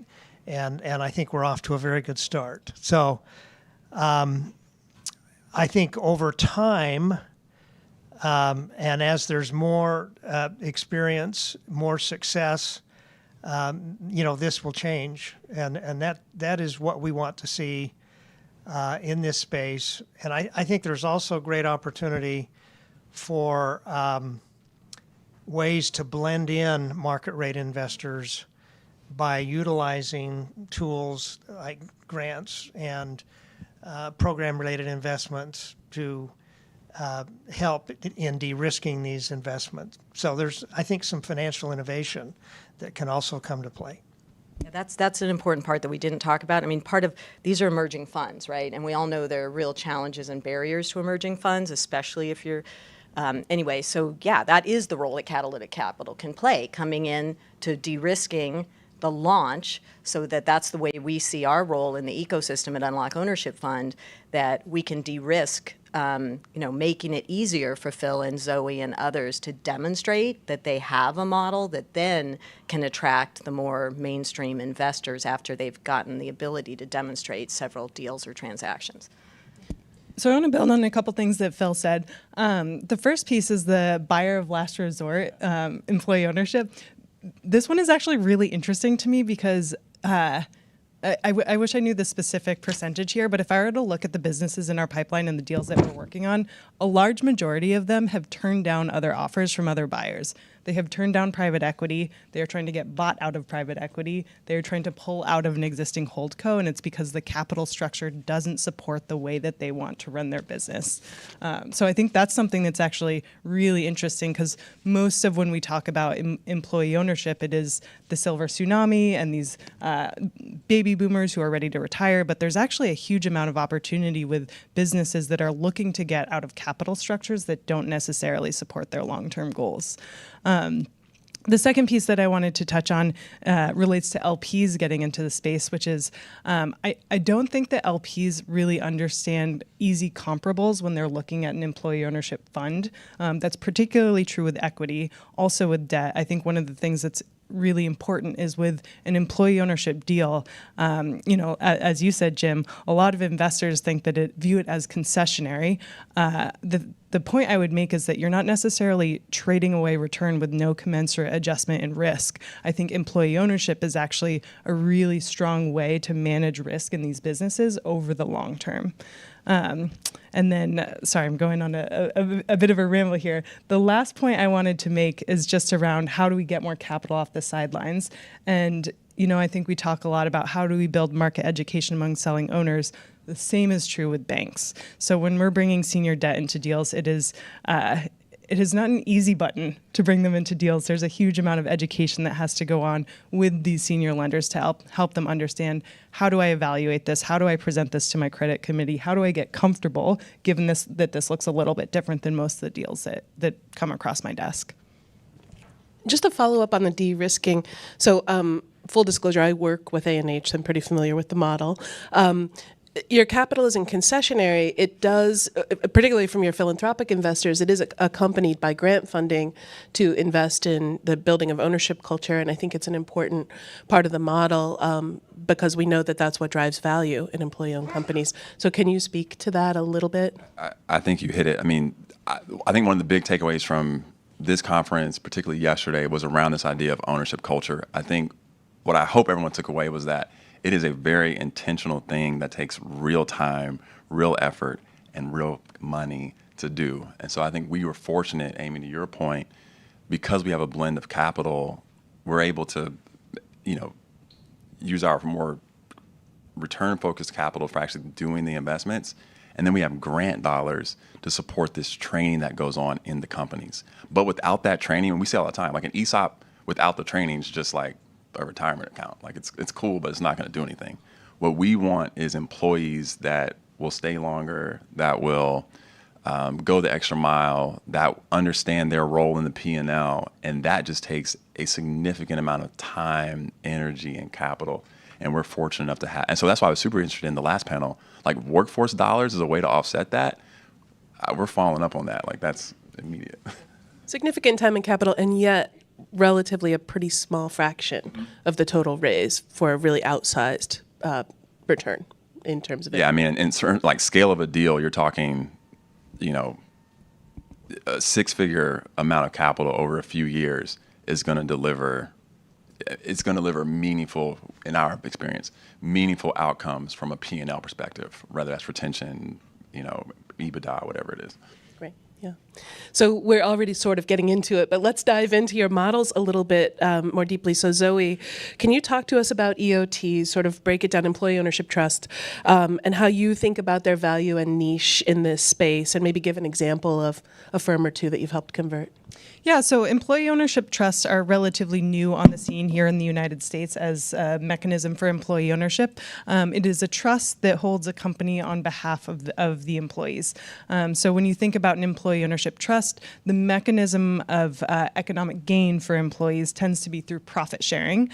So the other piece is that employee ownership trusts are a long-term ownership structure for a business. So when you sell into I can briefly explain the capital structure. When you sell into an employee ownership trust, typically you're bringing together some amount of senior debt from a bank. We have a mezzanine debt fund, and then seller financing that capitalizes a transaction to buy out the shares from the selling owner, to move those into the trust, and then lenders are paid back through company cash flow over the long term.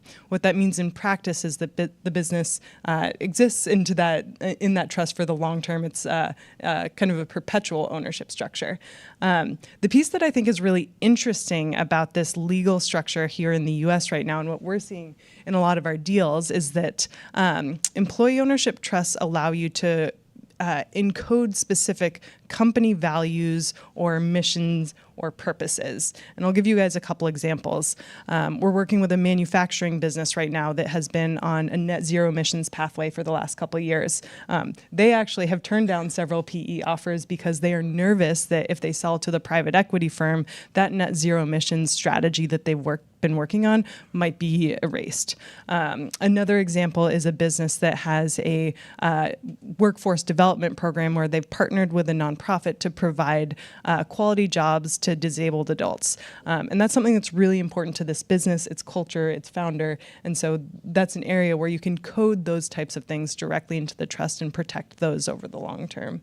And an example, I'll give you one example of a business we financed about a year and a half ago, Clegg Auto. They're based out of Provo, Utah. This is a group of 4 auto shops originally owned by 2 brothers, quite close to you. When they were ready to exit, Kevin, the CEO, he actually had known he'd wanted to exit through employee ownership for quite some time, since he and his brother started the business 20 years ago. So we financed the transaction with debt and seller financing.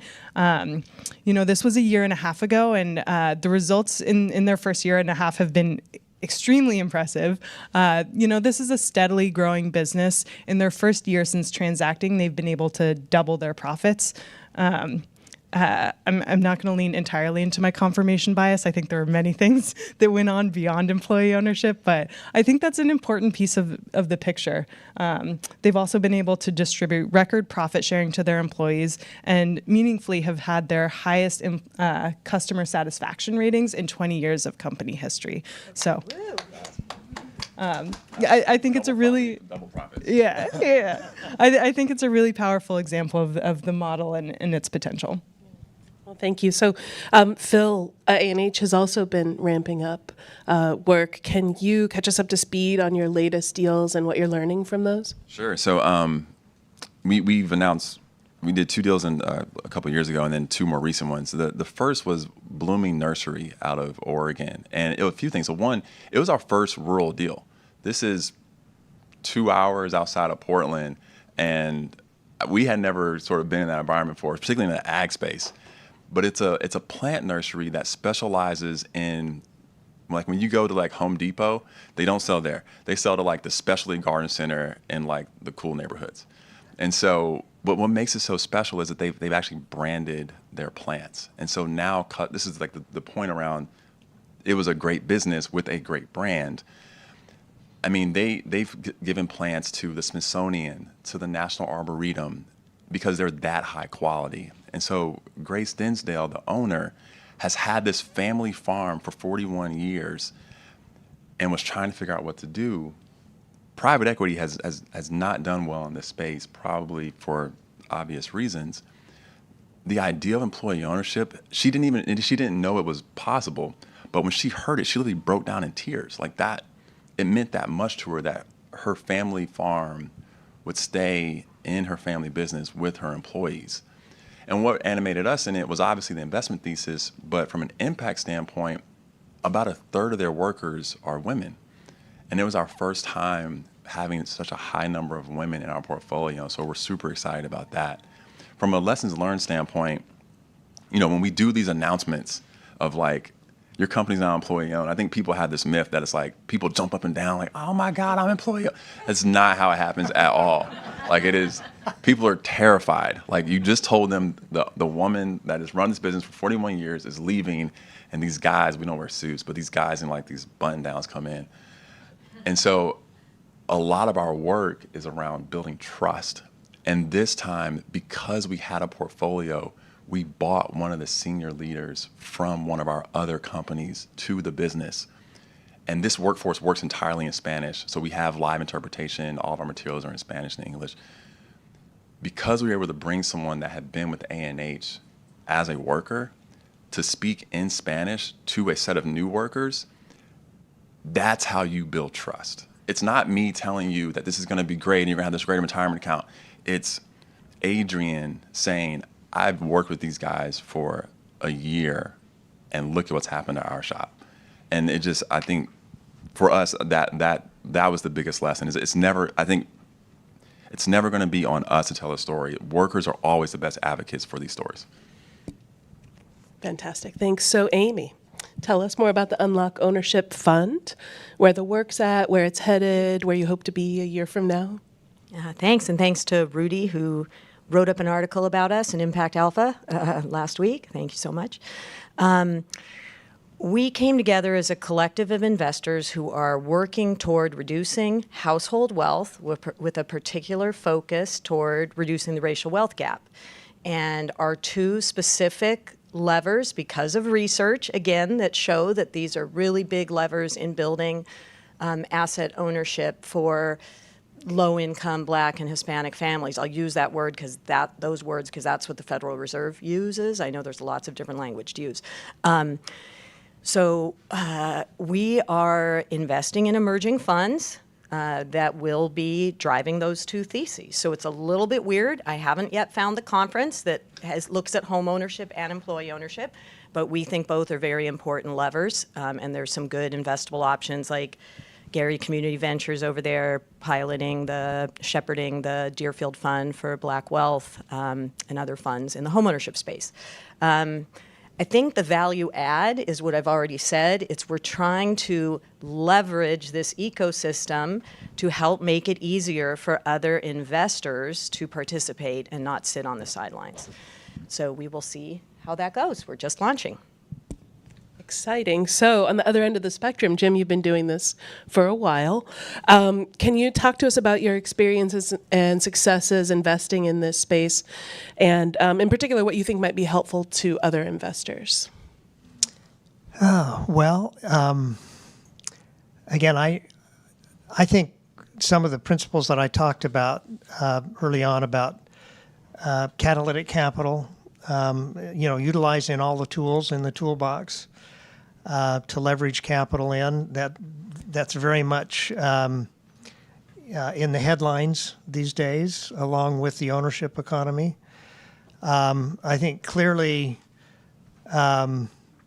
the successful use cases that are being developed by APIS and Heritage and others are going to be really important in that. And then I think enabling legislation that is, really in the works, and we've been a little bit behind that with Jack and others here. I think that wherever we can collaborate and bring in ideas, I think of Pete Stavros and the great work that he's done and what KKR has been able to do in terms of their funds. There's some great examples there, and if we can build a bigger tent, I think that it's going to help everybody. Can we stick with policy for a second? And can you say a little bit more about the policies or lack thereof that you think need to be addressed to marshal more private sector resources toward ownership?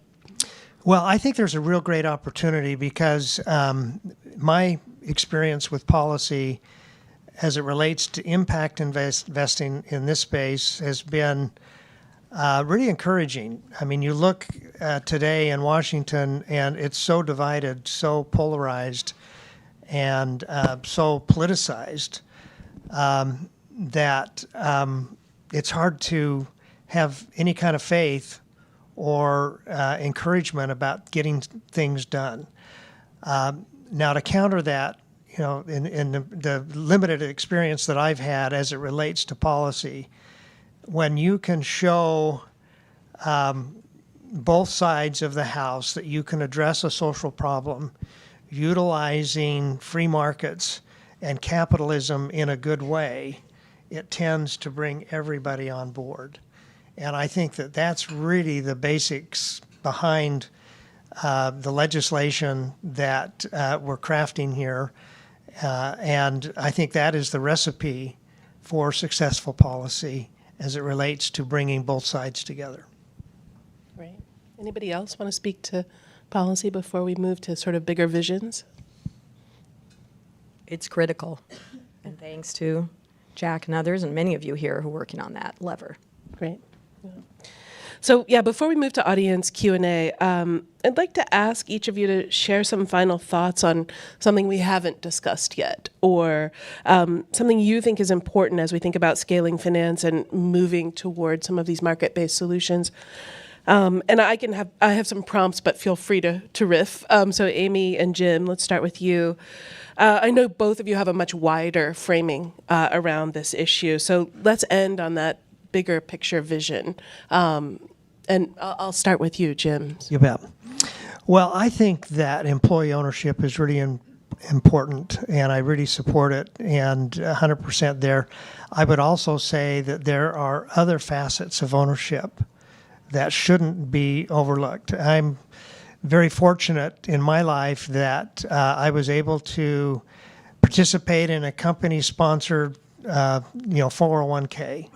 And I think that so many people are left out, particularly gig workers, in being able to participate in owning stocks and appreciating assets through a 401k.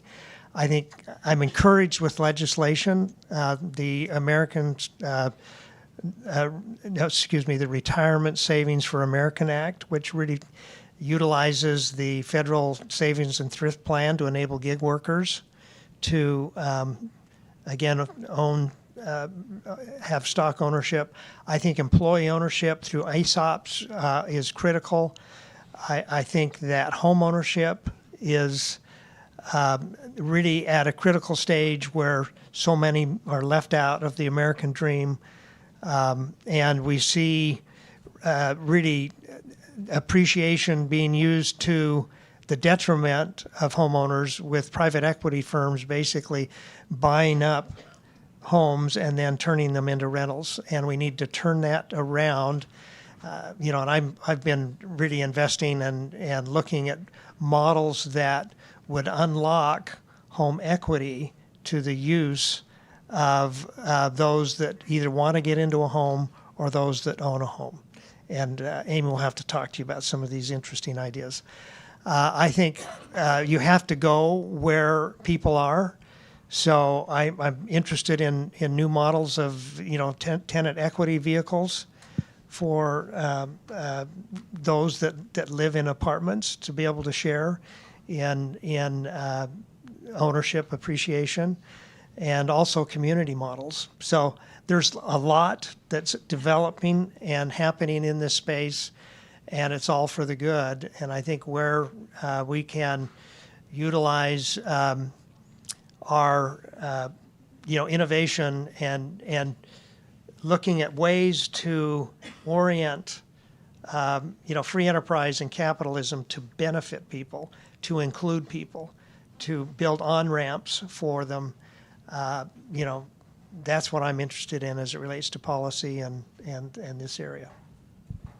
Okay, I'll pick up on that last phrase, the on-ramps, because that's what I started my comments about, is that I realized I had on-ramps and others didn't, and I became more aware those are systemic. A lot of federal policies that blocked people of color in particular from gaining housing, workforce benefits, all sorts of things. So it is systemic. I mean, these problems are systemic. So all of you working at the policy level, that is probably the biggest lever. Finance is a huge lever, right? We know what drives our economy, so we have a role to play too. My wish list would be, I came out of just being an individual investor with my own little decision process. I would love to see us come together more as a collective, as on the finance investor side, understanding what different roles we can play. We work a lot with Smitha at World Education Services. Like, she's thinking a lot about this. What are the ways we can come together more? Catherine Toner's back there, also from Gary, working the policy and finance lens. But we can think, Ford Foundation mentioned, Margot's working really at supporting convenings like this. It's incredibly important. But if we really had a better understanding, so we mentioned the banks. Like, if we had a better understanding of who is in each ecosystem, whether it's in finance, whether it's employee ownership or home ownership or some other equitable broader asset redistribution model, then we could work better together instead of, we meet here and that's great. But if we had the old McKinsey and consultant had in me is like picturing some little chart that moves from left to right, like who's helping build the ecosystem, who's helping build the emerging funds, which banks do we need to have then in this thing, and then who are the, quote, institutional investors that are going to come in. And so I would love if coming out of this, we could somebody wants to start working on that. So we're not working in silos anymore. We won't get there. Yeah, so I'm hearing themes about broad-based ownership across the board, and also see Amy at lunch if you want to work together. So Zoe, can you tell us a little bit about, EOTs, employee ownership trusts, are a relatively small part of the picture. What do you think we can learn from them that'll support growth more broadly? Yeah, I think in that case, it's actually really interesting to look at what's happening in the UK. Like I mentioned, EOTs are relatively new here in the US, but in the UK, we've actually seen significant growth of EOTs. I think the recent stat I saw is they have grown to 1 in every 20 private sales over an 8-year period, which is insane. And we should all be asking ourselves, how can we replicate that pace of growth here in the United States? A big piece of that is going to be policy.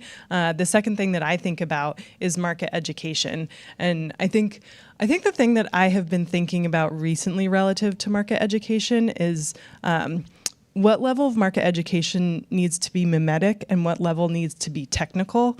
The banks need the technical information, and anyone who is in these deals really need a deep technical understanding of how to structure and capitalize these employee ownership buyouts.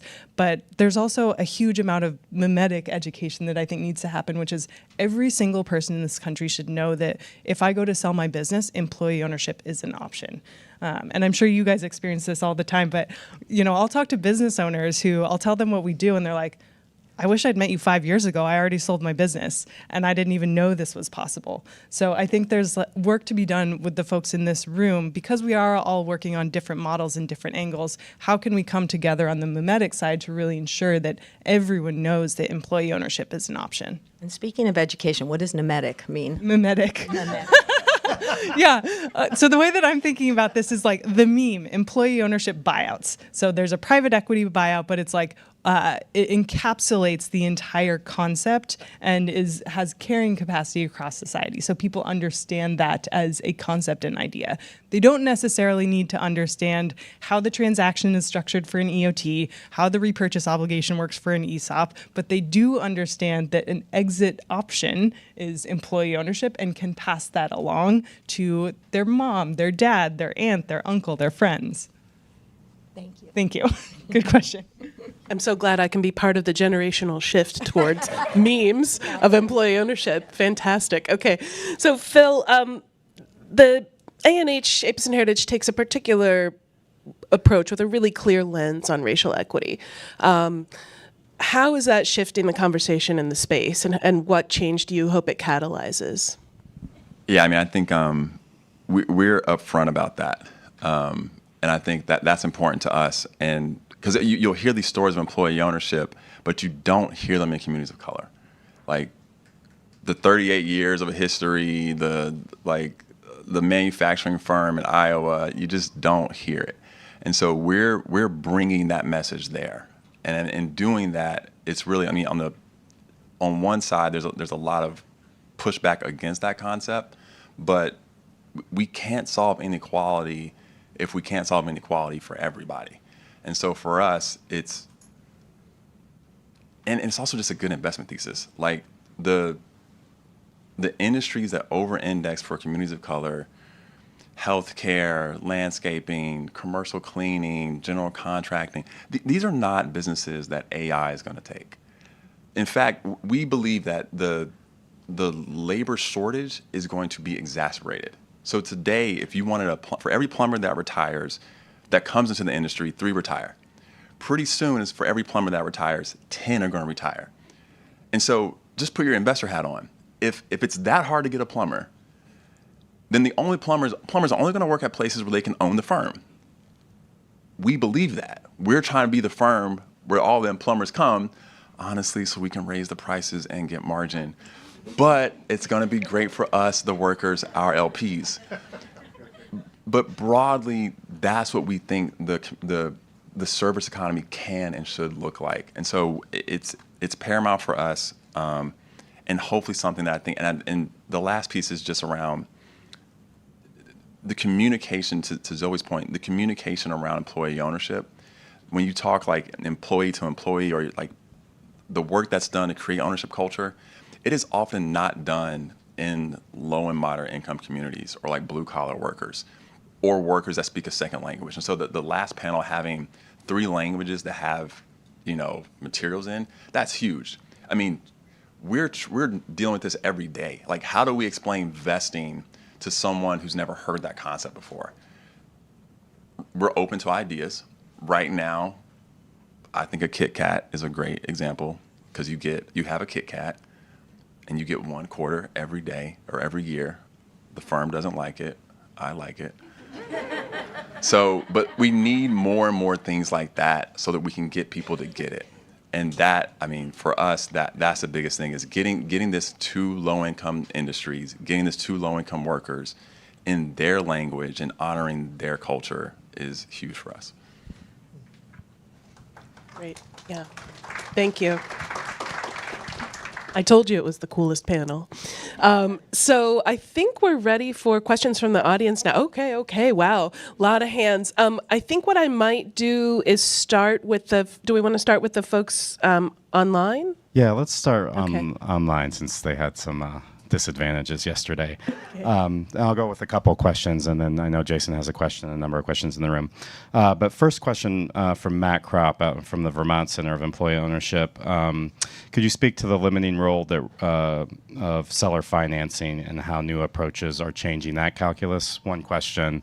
And then one more online from Joe Racinos that he submitted yesterday that I wanted to circle back around to. Louis Kelso advocated using the rediscount window of the Federal Reserve to offer low capital credit through private banks to finance new capital growth of ESOP companies. What do people think of that? And I would say, whoever answers that question, please explain what the rediscount window is as well. Let's start with the first one, the seller financing question. Folks have creative ways of Can you repeat the Matt, can you repeat that question for us on seller financing? Just talking about the challenges and limitations of seller financing and how people are thinking about new approaches to kind of address that situation in calculus.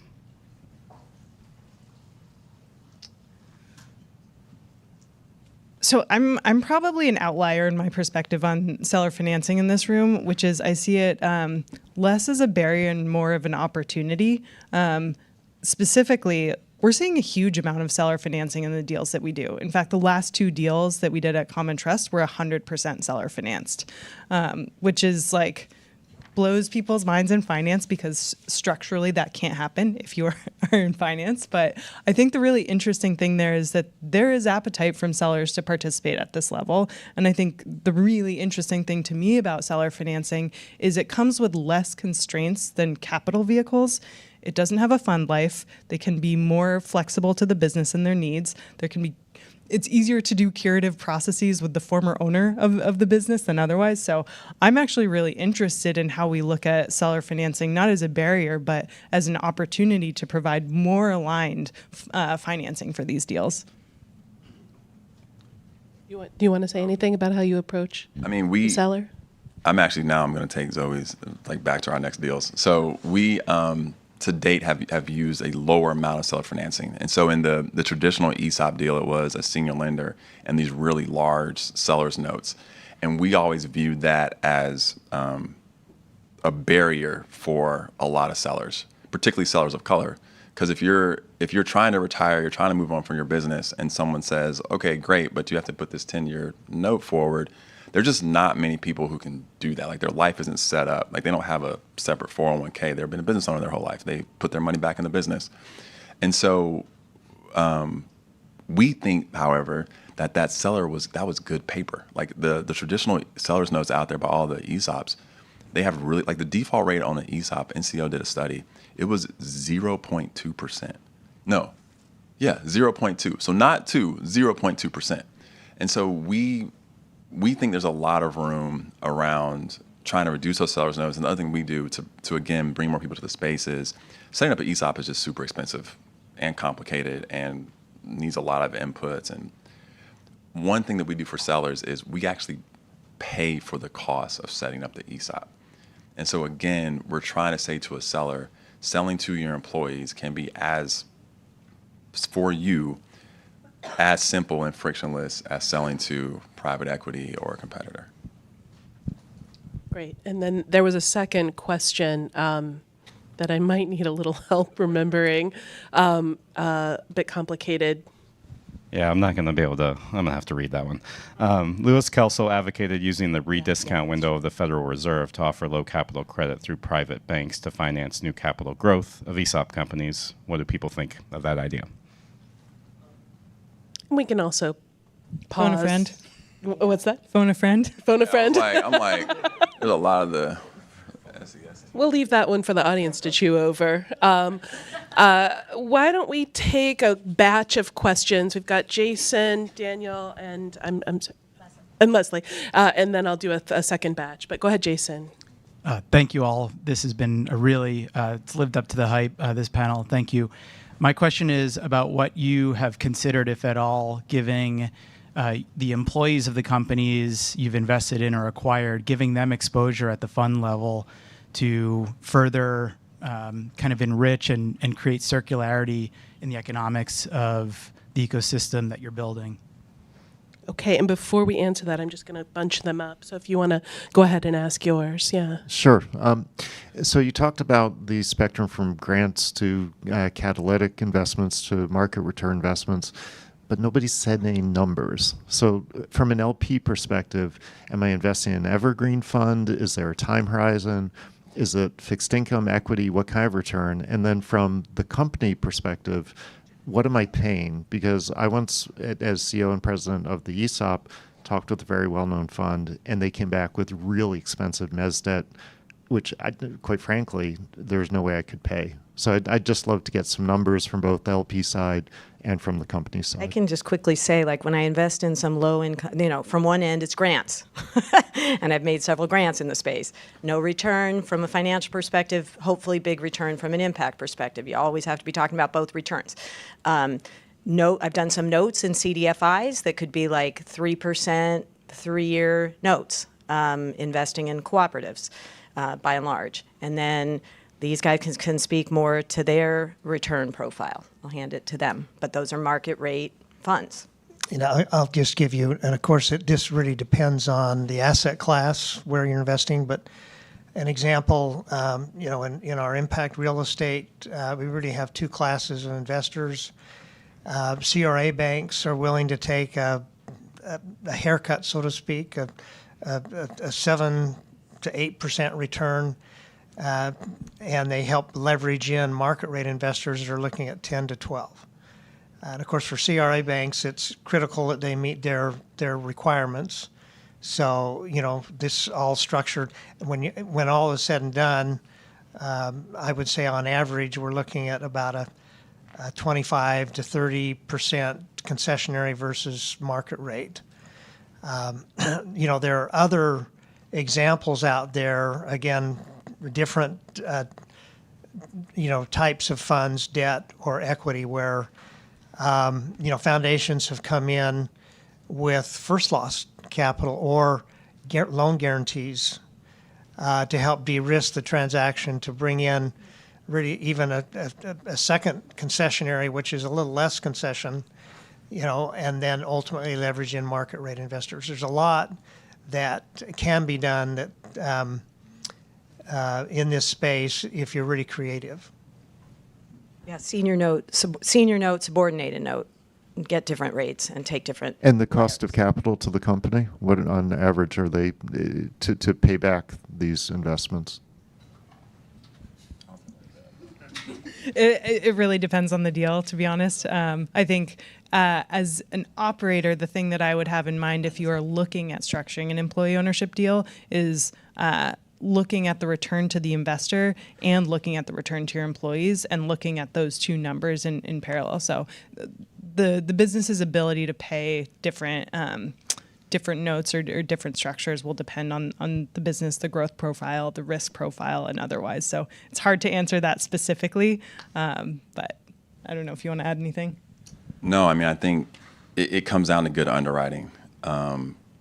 We take very seriously the fact that we're talking about employees' livelihoods, and so the rates we're putting forward to the company are, probably lower from a traditional mezz standpoint. To Zoe's earlier point, the risk profile does demand a higher rate than you're seeing in like a bank loan. But then it's really about the flexibility of the capital. It's, hey, I shouldn't say there's a bunch of LPs around, but we're not going to take a company into receivership. We're going to try and do what we can. And so the fact that we can be flexible, that we're not regulated, that we're not, we don't have amortization, that we don't have prepayment penalty, that we don't have closing costs, all of those things we think, combined with just really conservative underwriting, we think makes for really safe investments. The worst thing that can happen in any of these deals is it gets flipped upside down. That's just a non-starter. Let's tackle Jason's question and then we'll do the next cluster. So Jason's question was about exposure at the fund level. Do y'all remember the question? Mm-hmm. Yeah. Do you want to address it? We don't. I think that'd be awesome. Like, I would love for, A&H 4 to have taken a selling shareholder to come back into the fund, and I think that would be great. On the employee side, I think it's, again, accredited investor rules and SEC regulations that are way above my pay grade, but it's a phenomenal opportunity. Yeah, I would add to that. In theory, yes, absolutely. That would be amazing to bring the same level of shared ownership that we're seeing in businesses to the fund level. And pragmatically, I think all of us are just focused on getting deals done one by one here to build the space, and hopefully we can build to a future like that. Leslie? Thank you. So I love what Phil said about no one understands ESOPs, and so they can't check their boxes, right, to make it work. So in our case, in many of the businesses that you're trying to support, we have Hispanic craft workers who are our majority owners, but we can't get MWBE treatment because we can't check the box. And so working, if we had that for our customers who are craving that kind of community impact spend, but we can't qualify. So do you have any thoughts on how we can work together to get that recognition for what we're doing to uplift these families? We think about this all the time. And so to recap for folks, the idea is, yesterday got mentioned the idea of having minority certified companies or a woman certified company. But when you make an employee ownership transaction now, you have this weird thing, like there's this trustee, is that the person, or there's the employees, but they don't really own it, they're beneficiaries of the trust. And it's this very convoluted system. And so what we found is we are very interested in this happening in some broad form, whether it be at NMSDC, whether it be at the federal level. I think the near-term opportunity is at the city and state level, where you can say to a city or say to a state, hey, we're a local business, we have, X number of our employees or X number of our ownership is women or people of color. I think that would be a more beneficial conversation, and then I think that will roll into the idea of a national certification. The reason why we're big on this is because there's a lot of minority-owned firms that can't transact for this exact reason. They're like, hey, I need, part of my value proposition is I'm a tier 1 supplier in the auto services.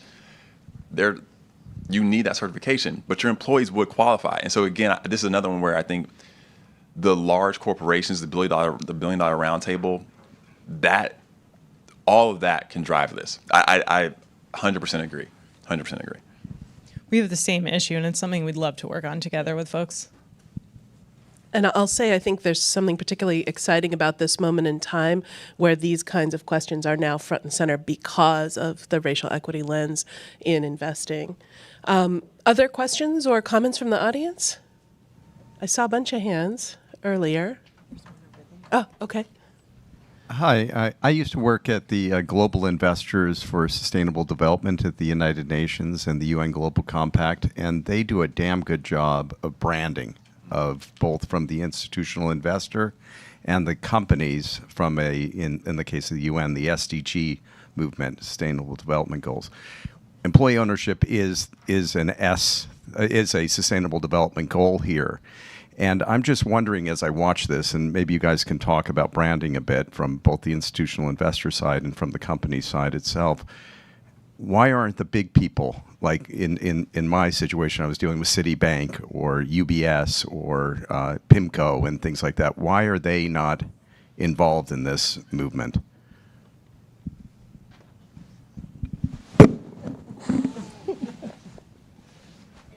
Might have to ask them.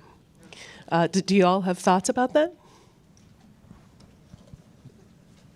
Well, I think it goes back to the earlier questions around, making this more of a movement and more in the top of consciousness of people. And I think it comes down to convenings like this. It comes down to publications. It comes down to success. It comes down to policy. And it comes down to, us reaching out in our networks to engage and bring these people on board. The only example I know, Joseph Curitan attended this last year from Obron, a cooperative holding company. He is actually working in the health companies, large health companies, and advocating getting them on board to using supply chain that are employee-owned companies. So I think, taking public market companies, they're not going to really shift to employee owner generally, but maybe advocating that their supply chain is employee owned might be one other way to get to memetics and, get the word out. But, I think it's sort of like what Corey Rosen said in the prior panel. It's like it's frustrating to all of us that there's not more widespread adoption, but maybe it is, to Zoe's point, like we really need to figure out how do we, it's not just convenings and academic publications, like how are we making this, getting this message into everyone's homes? Great. Yeah, Rupal. To me, the block there is around the SBA process. So if like a lot of these banks are doing SBA administration loans, and that's where they hit the class of workers and assets that we're talking about, the small and medium businesses. And it's like if the SBA isn't 7A program isn't acknowledging ESOPs, then I think it makes it really hard for the banks to come in. So to me, it's like the policy game is really important in getting these institutions to move. But just wanted to add to that. Well, why don't we bring it back to the Mo? Did I see your hand up? Yeah, great. Let's do. We've got one here, and so Mo first, and then our friend in the back there. I think that to that end, other than a forum like this kind of panel, I'm curious how much folks like you collaborate on that like bigger messaging. Because it's like one thing to have, like any individual, one of you, like make the case for worker ownership, but it's different when all the investment community are banding together and telling that story together about that like really high return rate and like all the successes. I'm curious how much talk there is together within the community to actually like synthesize that for like the wider audience to pitch to these bigger, more anchor institutions. I think it's an opportunity, but I'm thinking of, Evan, is that you back there from Project Equity? Yeah, maybe you could hand the mic to him because he's actually driving a PR campaign right now that is going to get the word out to business owners that EO is a great option. Thank you, Amy. And I didn't walk over here so I was in your sight line so you would pick me out for that. Yeah, we actually have a few things that we're doing in this regard. With Amy's support, we are presenting the first Employee Ownership Inspiration Award at our upcoming Employee Ownership Equity Summit in May. This is to a business owner that was identified by partners in the field. We took nominations as someone who has had the foresight in terms of implementing employee ownership, not just as their own succession strategy, but really embodied the values that we all hold for employee ownership. And we at Project Equity feel like it's really important to elevate folks like these and these messages so that other business owners can see themselves in the work and understand where they might be like-minded. And we're also doing other storytelling around, you don't have to be mission-driven, like, for instance, our winner this year. You can have other objectives, but employee ownership can still fit for you. So thank you again, Amy, for that support and noting that I was here. I'll also point out that during the Big Ideas segment later today, I'm going to be addressing Corey, Jim, Zoe, Amy, your comments in regard to how it is that we elevate the message, because we really do need to bring forward into consciousness employee ownership, normalize it, bring it into the mainstream. So I'll talk about that later. Great. And I heard, I want to make sure we sort of pull forward this strand that Mo brought out, which is that there is a specific need for investors to speak with a unified voice to the investment community. And so I've heard that hasn't happened yet. So let's think about what that looks like. And then did I see one more hand here? Yeah. Yeah, I just want to say we talk a lot about banks, and I think we were talking, Corey mentioned talking about small companies versus large. I'm with JP Morgan. We've got a dedicated team that's been doing this for 17 years. And so there is an understanding on the financing side of it. I think it's depending on the size of the company and where you structure those deals. But there's certainly, it's getting to the right institution that understands how to underwrite these transactions. And, Gwyneth on our team over with Global Philanthropy will say, and we're making it part of our whole ecosystem and going down through every level and every size of company and connecting those dots. So 7A, yes, I understand there's, efforts underway with the program, and that's going to be helpful at the smaller end of the market. But I think the argument is we're trying to go up market and really drive the larger companies and show that this is a viable structure for any size company. Great. Okay, parting shots, last words. Anything you didn't get to say that you'd like to leave the audience with?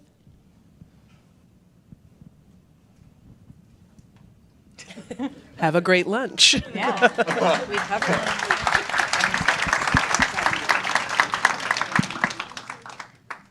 it. Okay.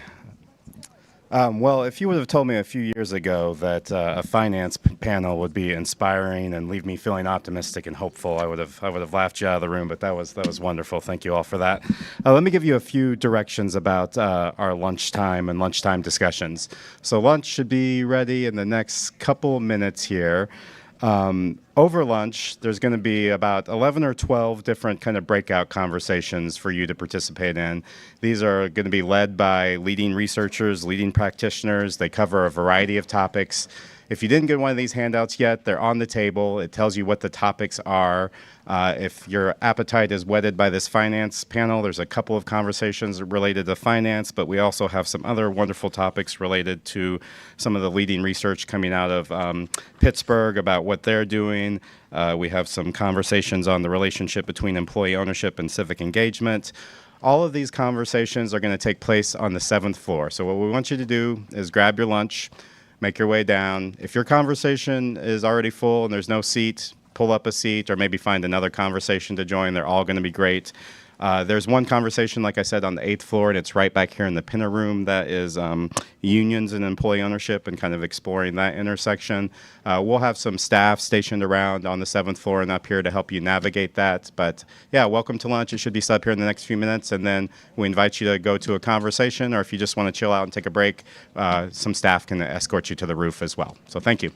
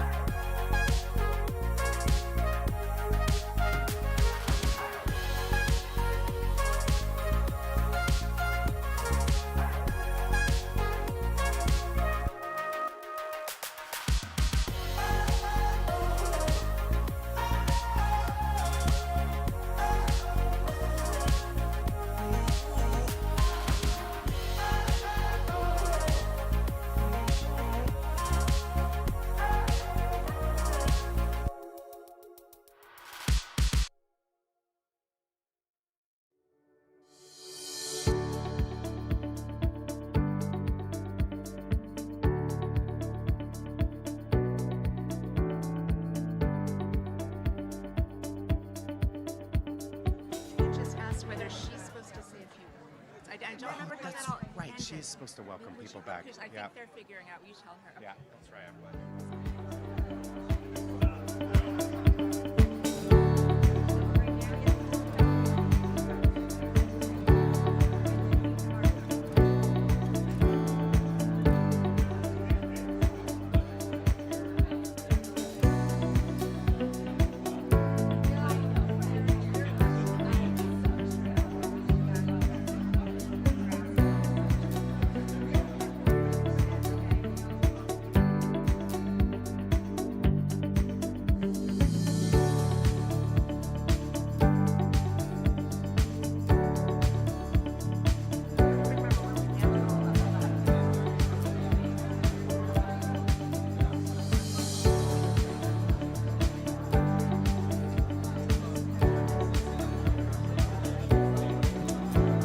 Hi, everybody. I want to welcome you back into the room. We're getting started here in 30 seconds.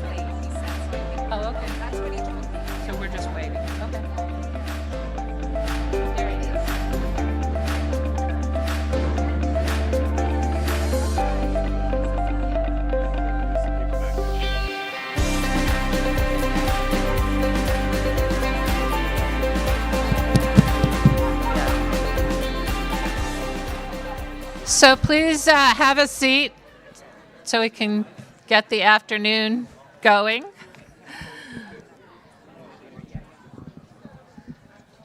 For those of you who didn't meet me yesterday, I'm Adrienne Eaton, the Dean of the School of Management and Labor Relations at Rutgers University, the State University of New Jersey, which is the host of the Institute for the Study of Employee Ownership and Profit Sharing. And again, because Joe Blasi couldn't be here, I am channeling Joseph a bit today. So as we're settling in, I hope that you all had productive conversations over lunch, whether they were formally in breakout groups or your own structured breakout group. I'm just going to say a few things and then turn things over to Adria to run our next panel. So one thing is, again, to thank the the Aspen and Rutgers teams, and I won't name everybody again, but you've seen them running around and doing all the things that they need to do, and it's just, I think we would all agree, very well organized, except maybe the internet yesterday, which is all the U.S. Capitol's fault, not Aspen or Rutgers' fault, if we want to assign blame. Last year, if some of you may remember, I did some kind of summary of what the themes were and learning. I'd taken extensive notes over 2 days. I am not going to do that again, and I haven't taken those kind of notes. But I do want to just say a couple things that I've heard over the last day and a half so far, and we may hear more along these lines or new things. One, I think a thing that we haven't really talked about in this community before is the idea of employee-owned companies merging with, taking over, buying other employee-owned companies, or helping to drive employee ownership in companies they may acquire. I think this is very interesting. I don't think there's much research on that, and that's something that perhaps we'll need to focus on or have a whole panel on next time around. A second thing that I've really enjoyed hearing about and thinking about more, and was glad to see that we have a fact sheet from the Institute about employee ownership in rural America. And just say I spent a vacation last May driving around Kansas, Oklahoma, and eastern Colorado. Don't ask me why. I can explain. I was hitting my 50 states, which I did successfully, but it was quite devastating to see the lack of economic activity in small town after small town, and to kind of understand, the political concerns coming out of those kinds of places. And so I think this attention to small town and rural America is really important. I want to say just one other thing, which is a little bit of a self-criticism, but increasingly, those of you who are academics may be aware of this. Our federal funders, our universities are thinking more and more about the role of the studied in studies. And one of the things coming out, we were talking about this over lunch, from the disabilities movement, originally nothing about us without us. And we're starting to think about what that means for the research enterprise. So again, for disabled workers, we shouldn't be doing research on disability without including disabled workers in consultation. There's a faculty member at Rutgers who does work on addiction, and the addiction community should be part of structuring research. And we're really hoping to move forward with some of these ideas at the School of Management and Labor Relations. But it really strikes me, and I know some of others have said this to me over the last day and a half too, that it would be great to have some actual worker voices in these conversations that we're having. And our unions and co-ops program, which is part of the Institute, has been part of the Institute, did that successfully one time.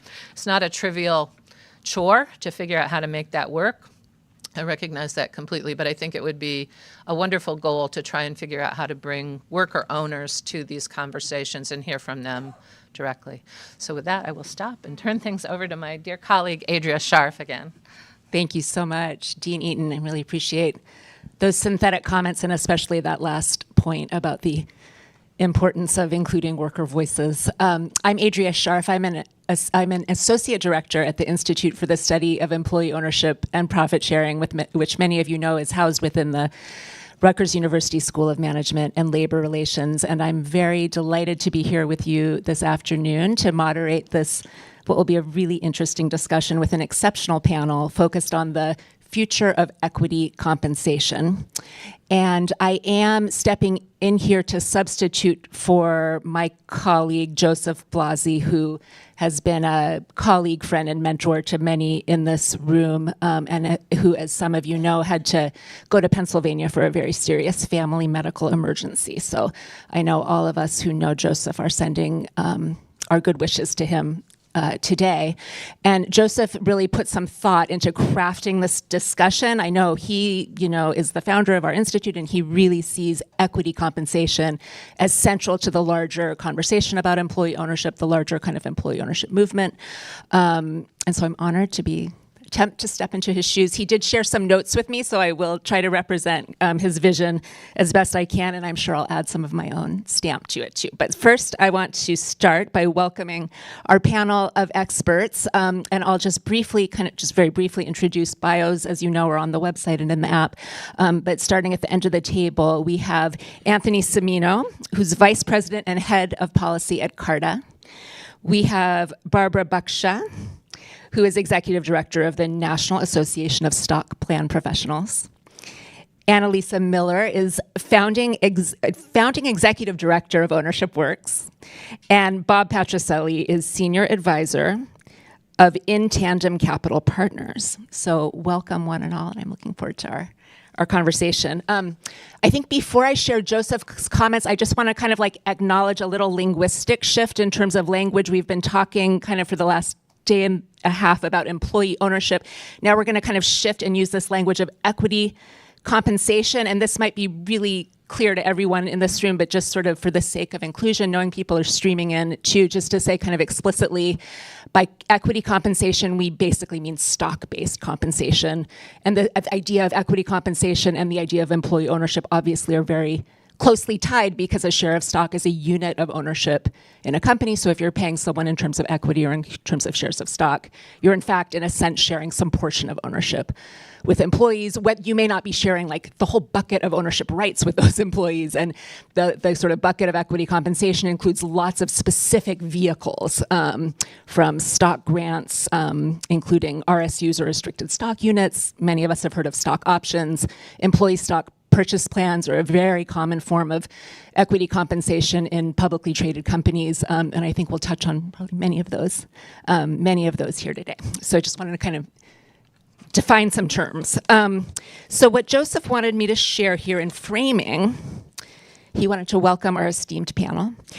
He said he really wanted to make two main quick points in framing. First, he wanted to say that in his view, employee share ownership in the United States is a coin with two sides. There's the ESOP side, which we've talked a lot about so far, and then there's this equity compensation side. And this panel is about the non-ESOP equity compensation side of that employee share ownership coin.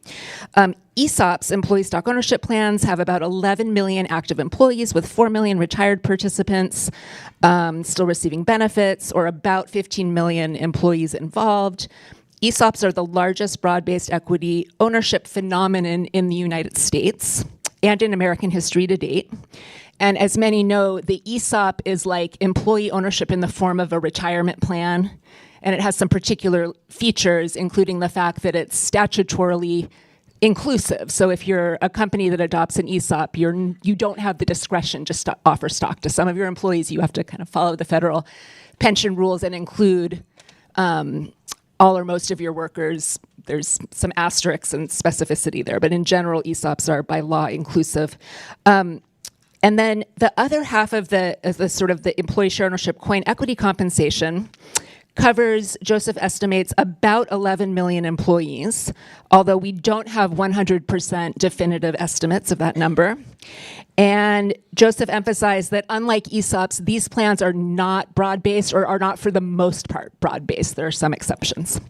And then the second point, Joseph wants to announce that the Rutgers Institute last year set up the SHARES Laboratory, which is kind of the first laboratory of its type. And Doug Cruz is here, who's been closely involved. Others here have been closely involved, but it's producing regular quarterly reports using nationally representative data, looking at patterns of equity ownership nationwide among American workers, and looking specifically at disparities. So a couple of our recent reports have focused in very carefully on the really unconscionable and extreme racial disparities in equity ownership, and the gender disparities as well. Okay. Joseph closed with, employee share ownership in the US nationally will not go anywhere unless the equity compensation side of the coin is seriously expanded. And we have asked the members of this panel to have a wide-ranging discussion on how we might do that. Okay, with that, thank you. With that, I'd love to invite you all maybe just to introduce yourselves, share a bit about your work, and we touched on the issue of disparities, or kind of gaps and inequities in terms of equity ownership. So if you could introduce yourself and your work and then sort of speak a little bit to those, like in what way does your work touch on that issue? I don't know, Anthony, if you'd like to start. Well, first off, thanks so much for having me on the Aspen Institute and Rutgers, obviously. My name is Anthony Cimino. I lead the public policy team at Carta, an equity management platform that is built around creating more owners. That largely started through cap table administration in the venture space, but has grown to not only more traditional businesses, but also the firms, whether those are venture-backed or PE-backed firms that invest in them, all for the goal of expanding ownership in that space. So just to touch on a couple of the points, I think, and folks in this room are very familiar, we're at a key moment in the ownership economy discussion, and I hope when we look back, it'll be an inflection point. And the reason why I think it's a key moment is, one, even in the venture space where employee ownership is actually standard, over 2022 to 2023, we actually saw the proportion of equity an average employee would get in that company decline by about 35%. Now, that decline could reflect anything from equity declines, and as a result, people were indexing less for it during this kind of general contraction. But we've seen a decline, and that has some negative outcomes. But I think the other big thing is what you just pointed out. In 2018, Carta started studying the equity gap. And so when everybody was focused on salary, we have cap table data for around 42,000 companies. And we realized the disparity between, at the time, gender. Women were getting 47 cents on the dollar in equity compared to men. Each year after, we've built out and iterated to include race and ethnicity, geography, parents versus non-parents. And unfortunately, we've not seen these trends really reverse themselves. But as negative as that all sounds, why I think that this still can be an inflection point rather than a retrenchment is because increasingly we're seeing more people interested in talking about employee ownership, and not just through the ESOP plans, but through these wide-ranging different vehicles. And although some of that has gone back a little bit, we're now seeing more, and I'm sure my colleagues will talk about this, more investors interested in this, more traditional businesses get interested in this, and seeing the virtue, but also the value in employee ownership. And I think if we can continue to build on this momentum, we can turn it into a flywheel, and hopefully we'll look back and see this as the opportunity to do that. Thank you so much. Barb? Thanks. I'm Barb Buckshot. I'm the executive director for the National Association of Stock Plan Professionals. So if you think about the companies that you've maybe heard of in the news that offer stock options or restricted stock units or an employee stock purchase plan to their employees, someone at that company, usually a team of people at that company, has to oversee how those plans work. And that team would be a member of my organization. And we're there to provide support to those individuals that are overseeing those equity compensation plans. So we offer a number of resources around equity compensation. We have chapters across the country. We have an annual conference. We offer a lot of education. We also conduct surveys of our members around the types of equity compensation that they are offering, who they're offering that compensation to at their employees. And I'm going to talk about some of those survey results in a little bit, hopefully. And I also, one thing I want to share, I'm a true believer in equity compensation. I really, in terms of the coin that you talked about, I'm squarely on the equity compensation side. I know barely anything about the other side. But I really believe that equity compensation can be life-changing for the employees that receive it. And I believe that because it was life-changing for me. In 1994, I moved to California. I was just really fresh out of college. I come from a very working-class background. And in getting to California, I moved from Chicago, just getting to California, getting settled out there, it took all my money. I was down to nothing in my savings account. And but luckily, I scored this job at this little startup. And this startup granted me some stock appreciation rights or some stock options. And then that startup got acquired by a publicly held company. And that publicly held company had an employee stock purchase plan. And it granted me some more equity awards. And so in the 6 years from when I moved to California and I had nothing to 2000, I had a down payment on a house. And I had it because of my equity compensation. And that purchase, like having a house, that changed everything for me. It allowed me to reach a level of financial stability that it would have taken me a lot longer to reach. And unfortunately, I think the current environment for equity compensation has shifted. And when I talk later about my data, I'm going to talk a little bit about how we've seen it shifted. But my story, if you move that story forward 10 years, I'm not in the same boat today. Things have changed. So I'm going to talk about that when I get to my data. But I really think that if we can sort of reverse that trend that we're seeing and encourage more companies to grant equity more broadly, we can make a big difference in the lives of employees. Thank you so much. We'll definitely come back to your data in just a minute. Annalisa. Thank you so much for the invitation to be here, and thank you for sharing that story. It's very energizing and inspiring, and I think why we're all here. I'm Annalisa Miller. I'm the Executive Director of Ownership Works. We're a nonprofit organization that was founded about 2.5 years ago, and we work with investors and companies to implement broad-based employee ownership programs, which fall in the coin of equity-based compensation. So these programs are grants of stock appreciation rights, restricted stock units. They are granted at no cost to the employees that participate, and they are broad-based. So the companies that we work with make a commitment to include all employees at the company that we work with access to these types of equity-based compensation.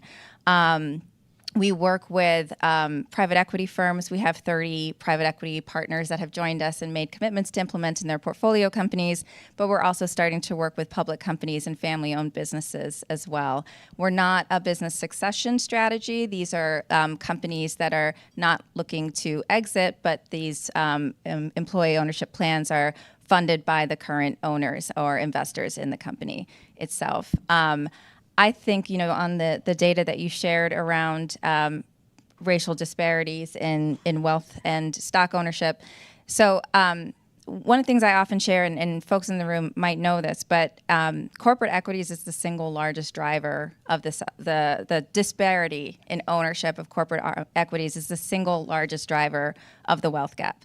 And so the value of corporate equities has exploded since 1989, but the vast majority of that wealth has been captured by the top 10% of households. And so the bottom 50% of all households has maintained pretty much a consistent share of ownership of corporate equities around just about 1%, and that gets more exacerbated around racial lines. And one of the things that is just staggering to me is that you can look in the last few decades and see fluctuations in the black-white wealth gap, but it still today remains larger than it was in 1983. So we have a long way to go in making a difference here and getting people access to stock ownership at work, I think, is a really meaningful way to help address this gap, particularly as the other pathways to ownership are getting harder and harder, right? It's getting harder to own a house, which has been, for many ways, the way working folks have been able to have some ownership and build some wealth and security.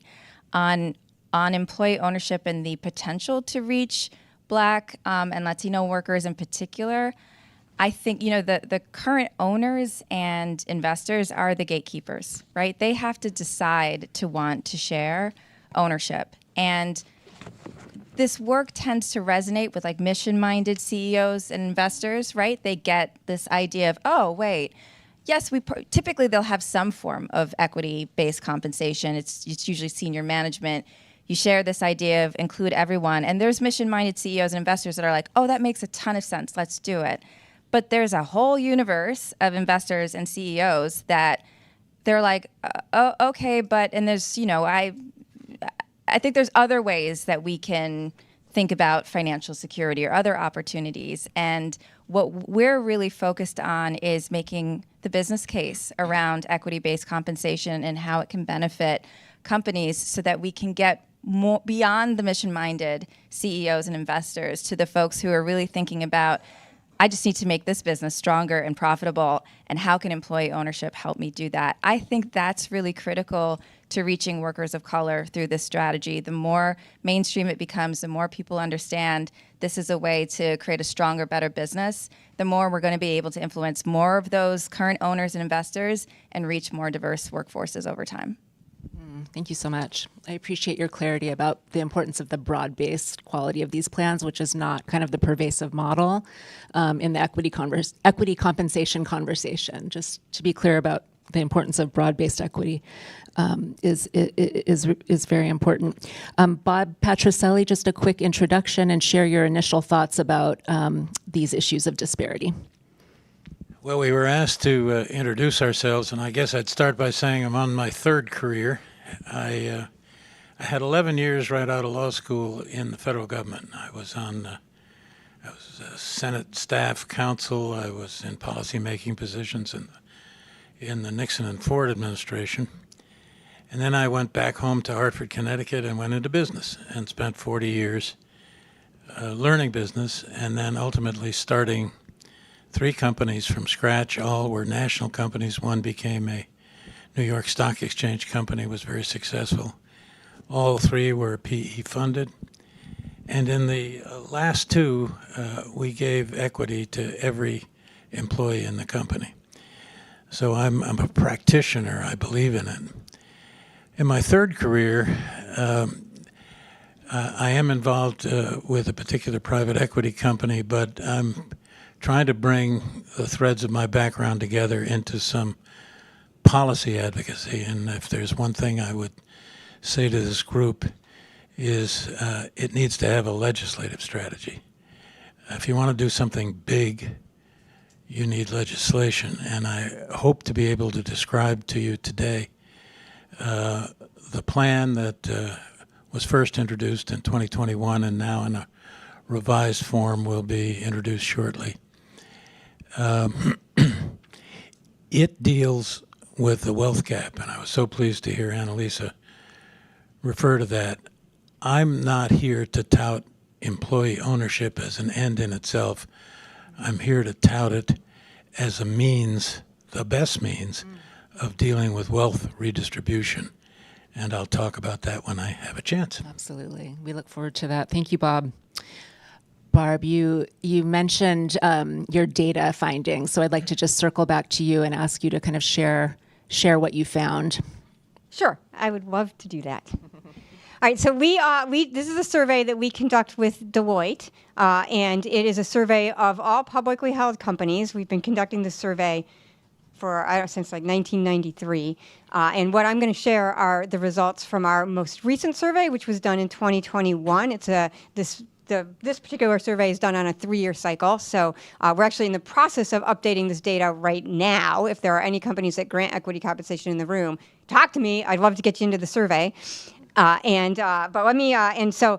So we had about, in 2021, we had just under 400 respondents to the survey. They're all publicly held companies. They represent all industries, all sizes of public company. They're almost all U.S.-based companies, but all regions within the U.S. And 35% were in the high-tech, biotech, or life sciences space. The rest were in other industries, non-tech industries. And the survey looks at the types of equity awards companies offer and who they offer those equity awards to at their companies. And then we also look at the specific terms and conditions, which is not something we're particularly interested in today. I'm going to focus just on the types of equity awards companies offer and who they offer them to.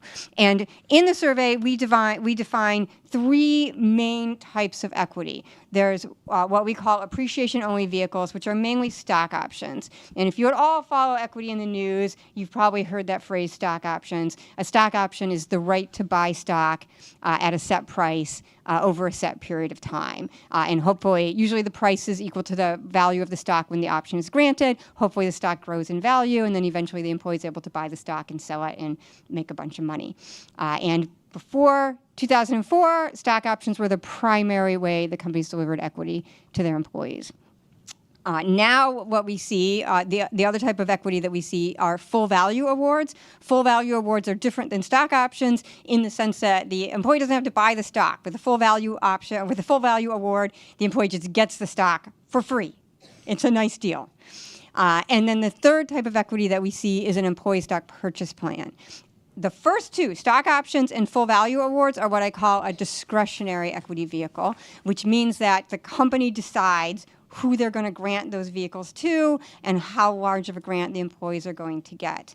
With an employee stock purchase plan, that is a broad-based vehicle. If the company wants to offer an ESPP, it will typically be a tax-qualified plan, and to be tax-qualified, they have to offer the ESPP to substantially all of their employees. The employees have to sign up to participate. They usually have to contribute to the plan through payroll, and then their payroll contributions are used to buy stock, usually at a discount, sometimes at a very substantial discount.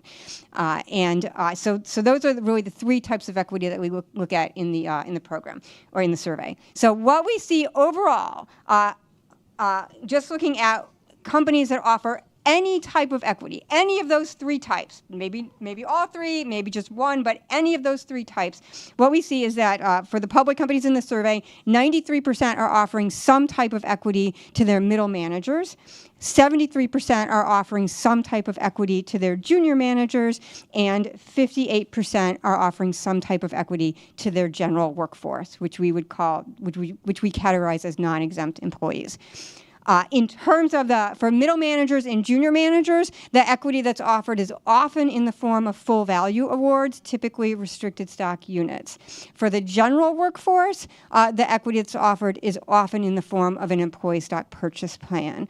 At the general workforce level, only 25% of respondents to the survey are offering discretionary equity vehicles, so either stock options or full value awards. So for the general workforce, the way that those employees are most likely to receive equity is through an employee stock purchase plan. And that doesn't, those statistics, those don't sound too bad. Like 58% of companies are offering equity to their general workforce. But now what I want to do is take a step back about 20 years to the year 2000 and look at the survey data that we had back then. So in the year 2000, first of all, 100% of the respondents to the survey granted stock options. Only 20% were granting full value awards. It was usually in the form of restricted stock because RSUs actually weren't even a thing in 2000. So the majority of companies were granting stock options.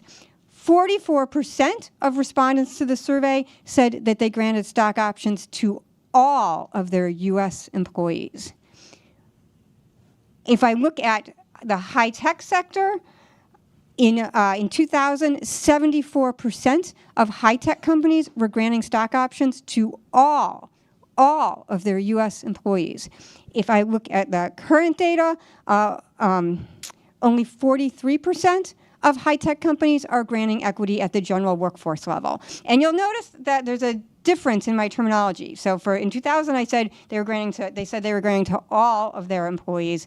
In the current survey, we've changed sort of how we ask the question. So what it means in the current survey is they're granting to some of their general workforce, but possibly not all of their employees. So we've seen, fewer companies are granting at the general workforce level than in 2000, and they may not be granting to all of them.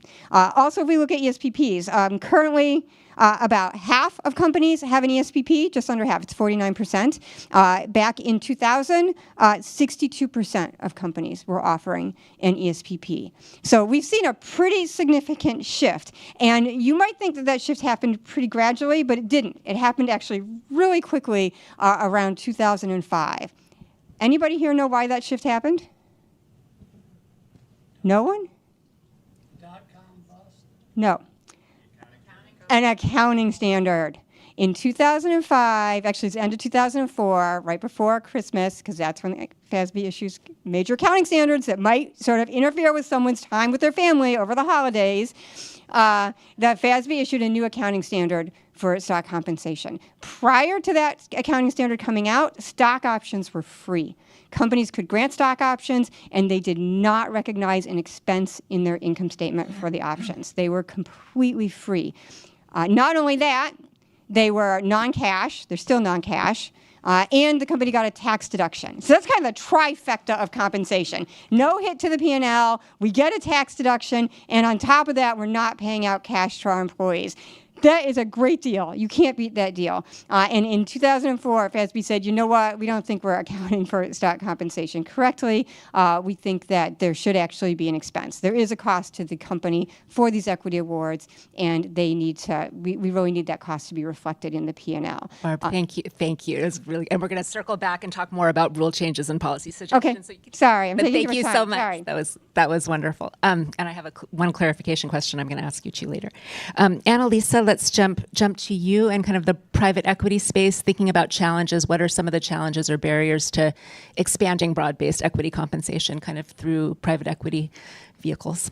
Sure. I think a lot of the challenges will be familiar to a lot of the folks in the room that are trying to work with any current owner on employee ownership. And so there's a lack of general awareness around the model. And then when people are aware of the model, there's a perception that it's just going to be too complex and too hard to do. So that the structuring of the plan is going to create tax and accounting and legal and administrative burdens that are too much of a lift for the company. And then there's a perception that maybe employees won't understand the program, and so they won't value the program. And so when we initially start talking to private equity investors and portfolio company management teams as well, and public company leaders and family-owned businesses, there's really a common set of reservations that we've encountered, and those are what we've come across. And so what we've tried to do is create on the structuring of the plan an approach that minimizes the administrative complexity so that investors and companies we can get them to yes quickly. And so that's helped a great deal.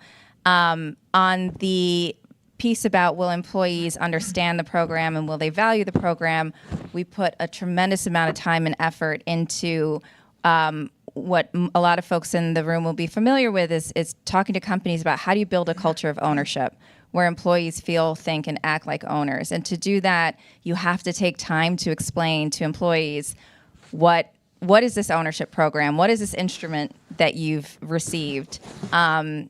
How do companies increase in value over time? What are the levers that impact that? How do you define that? So it takes work, it takes time and effort.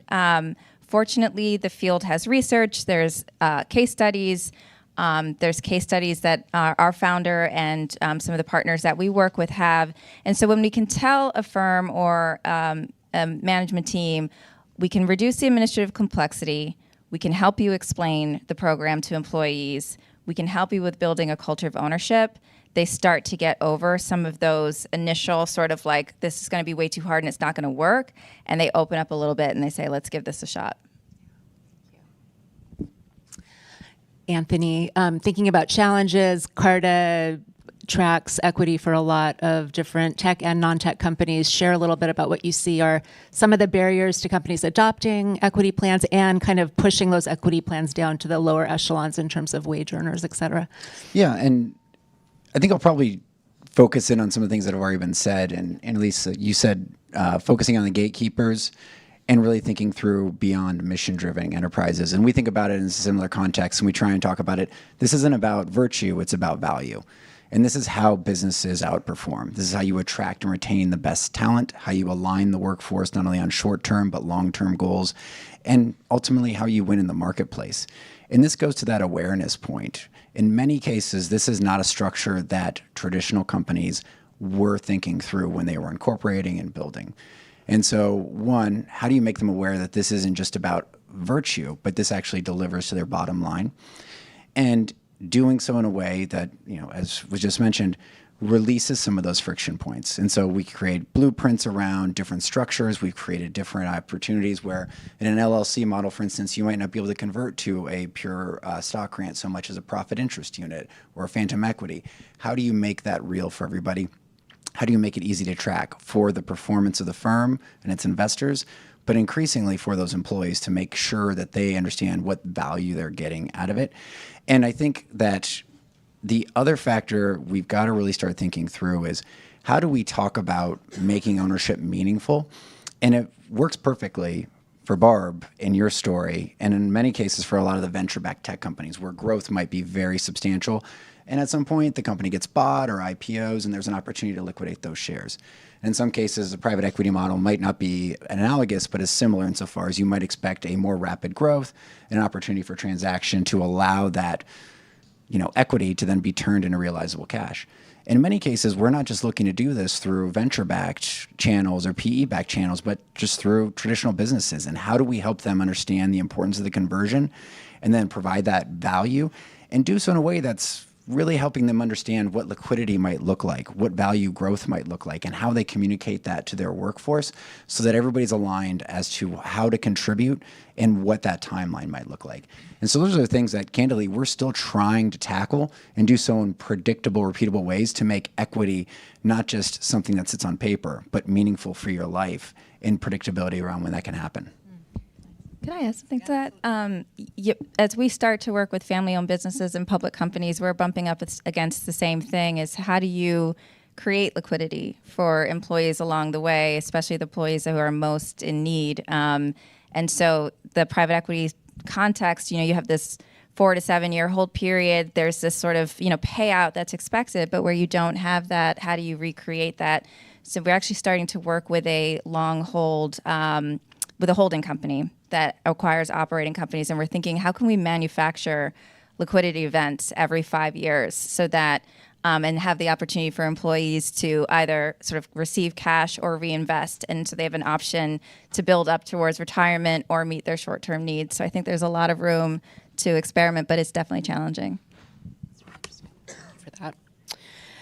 Bob, turning to you now, thinking about challenges, before we get to your actual proposal, could you speak first about kind of within the existing system, what are some of the barriers, policy barriers, to expanding workers' access to equity through their employers? Well, I'm not really in that business. Okay. I'm here to tell you about a plan, and I think it behooves all of us to try to think about what is the problem we're trying to solve. Why are we sitting around talking about this or that kind of equity mechanism? The problem I think we should focus on, and Annalisa referred to it, is the tremendous wealth gap in this country, which is undermining what I believe are the tenets of American capitalism. And the data is compelling. Most people know there's a wealth gap, but they don't really know the magnitude of it. The top 10% of households by wealth owns 88% of all the stock. The bottom 50% owns less than 1%. American workers wouldn't know a share of stock if they fell over it. And if you're really going to change the wealth distribution in this country in some off-budget kind of a way, because we're not going to be able to get there by new grant programs that transfer wealth, you've got to do it through stock. And that's what I'd like to talk about. That's what we should be, I think, thinking about, as well as the other things on this panel. Bob, thank you. And we're going to circle back to you in just a second and give you an opportunity to share your legislative fix. First, I just want to return to Annalisa for a minute and give you an opportunity to share a little bit more about Ownership Works, which many know has taken a particular approach to incorporating broad-based equity into your private equity strategy. What do you want to share a little bit, just kind of like about what your philosophy and strategy really is there? Yeah, sure. So maybe I'll give a little bit of context for how I came to this work. So I started my career in employee ownership at Project Equity, and very much focused on business succession as an opportunity to insert employee ownership into business structures. And thinking about businesses changing hands and knowing that private equity is buying and selling businesses all day, every day, it felt like an important place to have a conversation around access to equity participation, particularly because private equity investors commonly share equity participation with senior management, but will very uncommonly share it with the rest of the workforce. And so our founder is a co-head of global private equity at KKR, had been doing this in KKR's portfolio and the industrials portfolio for about a decade, including all employees in the equity participation plan, and having really tremendous impacts on the personal financial wellness of the employees at those companies, but also the performance of the company as well. Decided to launch this nonprofit to try to help other investors replicate these outcomes, to create momentum for more workers to get access to this opportunity. We as a nonprofit, we work with investors and companies. We help them size and structure the plan. We help them build a culture of ownership, which is the most complex part of the work.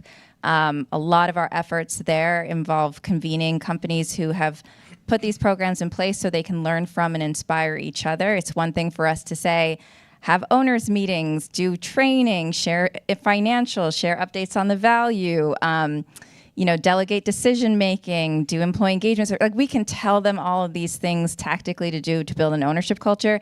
It resonates in an entirely different way when they hear a CEO talk about his or her journey to building an ownership culture, the steps that they took and the outcomes that they've achieved. So improvements in employee engagement, improvements in employee turnover, improvements in safety, and all of which can impact the bottom line of the company. That resonates in a totally different way. So we spend a lot of our energy bringing together executives so they can learn from each other on this ownership culture journey. And then finally, we support companies with implementing financial wellness programs beyond the equity participation program. So this could be something, 5 years down the line in the private equity context. It could be much further down the line in the context of a family-owned business. So what about the short-term financial needs of employees, and how can a company address those? So that's how we work. And the focus on private equity right now, it's a really efficient scale lever. There's 90 companies that have implemented programs already, reaching 110,000 employees.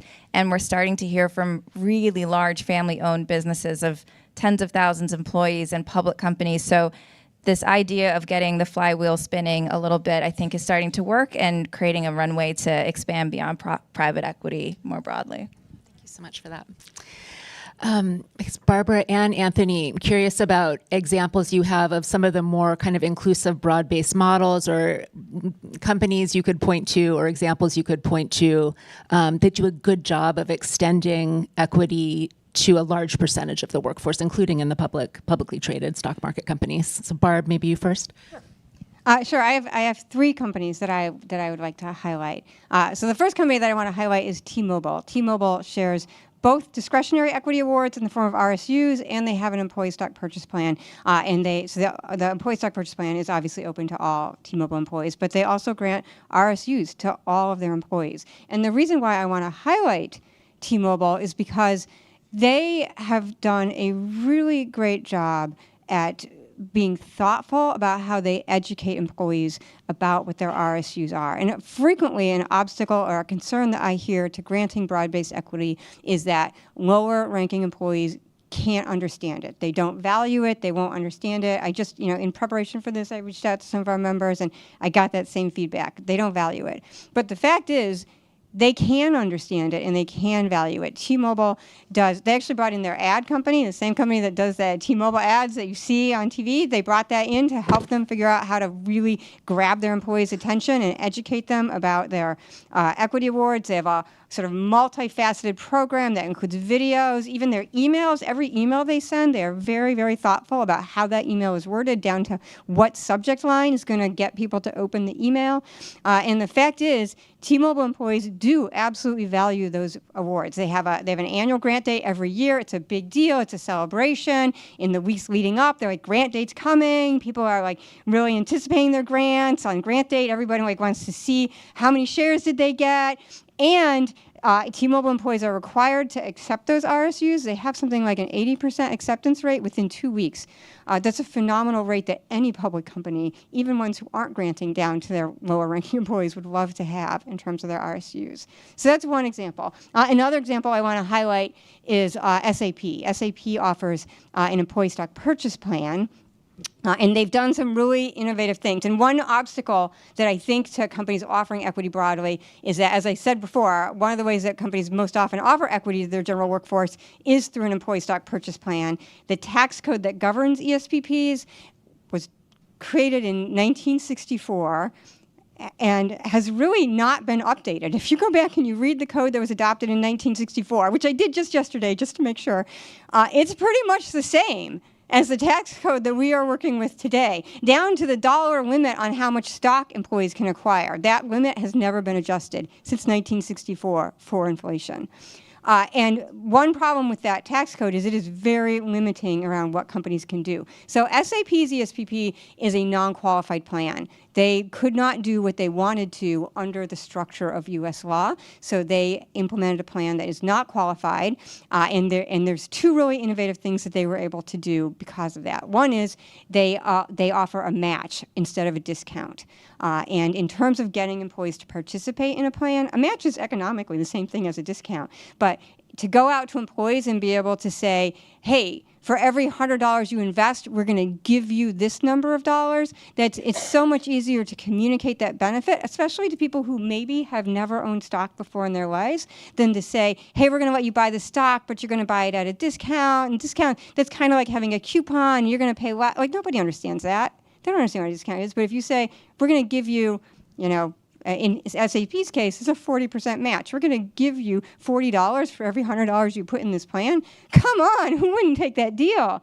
So that's one thing that they do that they could not do under the U.S. tax code if they had a qualified plan. First of all, the match is greater than the discount that's allowed. But even if they wanted to stick with the standard discount, you can't do it in the form of match under the tax code. The other thing they do that I think is really innovative is they provide a subsidy to everyone except their executives. So that the executives don't get the subsidy, but all other employees get a 20 euro, they're a German company, so all other employees get a 20 euro subsidy, which doesn't sound like that much. That's like a $20, somewhere, a little over $20 in the US right now. But for some employees in some countries, that $20 subsidy is the difference between them being able to buy a single share of stock and them not being able to participate in the plan because they can't contribute enough to buy a share of stock because the contributions are based on how much they can contribute through their pay. So SAP, I think, they really took a step back and really thought outside the box when they put that plan in place and really came up with a great benefit. But a lot of companies aren't willing to do that. What we see, the majority of equity of ESPPs that we see in the United States are tax qualified plans. And you can't provide those sorts of benefits under a tax qualified plan. Am I out of time, or can I do one more? One quickie. Okay, one quickie. The other one, this is a tax qualified plan. It's Outset Medical. Outset Medical makes a dialysis machine that people can use in their homes. And they're in the biotech space, but they do have a lot of frontline workers who are just installing these machines in people's homes. They took a different approach. They wanted an ESPP that would be really inclusive, but they wanted one to be tax qualified, so they stuck within the guidelines of what you're allowed to do in the U.S. But the most innovative, so it's a very generous ESPP, I'll state that. It's the most generous that you can offer in the U.S. and still be tax qualified. But they also have a very innovative financing method where employees, instead of having to contribute through payroll, are able to finance their purchases by selling some of the shares that they're purchasing.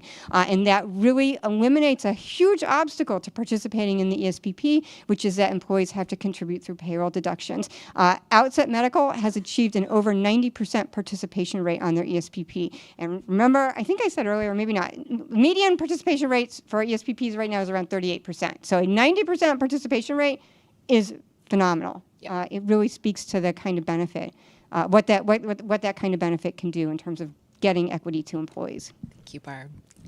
I'll be quick. I do want to seize on one thing you just mentioned, which I agree with. The concept that the frontline employees won't appreciate, understand, or value this. I fundamentally disagree with that. And I would say, and Ownership Works has done a fantastic job of this, is really illustrating like what this can mean for your average employee. And I think at a headline level, and with all due respect to, I think you said T-Mobile, like I don't think your small business needs to figure out the perfect way to craft an email. And I'm not disparaging, I just mean like that's a huge resource. But you can communicate the headline value to a lot of folks. I think then the nuance and then meeting them where they are can be complicated. And candidly, CARD has spent a huge amount of time just on the venture-backed space of explaining what equity options and how to value them look like, what tax looks like, how to think about this for your own scenario. And that's where there's a lot of nuance. But I think companies that are committed to this can build the structures in the right way, and they do need to be absolutely thoughtful about it. And there are so many structures. So really explaining what are you indexing for? How do you think about this? Then how do we put the right structure in place? And then being able to meet employees wherever they are in the stack, where they are, to help explain what this is going to mean for them on a nuanced and operational perspective. That is challenging. I don't dispute it. But I think that the friction point of my frontline workers won't appreciate or understand this, I think is a cop-out that we shouldn't accept. And I bring this up, and I know you're asking for specific companies. I don't want to necessarily delve into specific companies, but this is the tide that has allowed us to really understand broad-based employee ownership works for businesses and segments that I wouldn't have thought it would work for. There are opportunities, of course, in tech and growth, but we're seeing this being adopted by increasingly financial and professional services firms, which sounds like an obvious next concentric circle. But increasingly, we're also seeing hospitality groups adopt these types of metrics, where again, if you had asked me a year ago would I thought that would be a rich field for this, I'd have said maybe in time, but not right away. But I think when you can connect what this means for the workforce, not only does it get at the wealth gap, but it gets at the performance opportunity for the business and gets the buy-in from those gatekeepers. Really helpful. Thank you so much.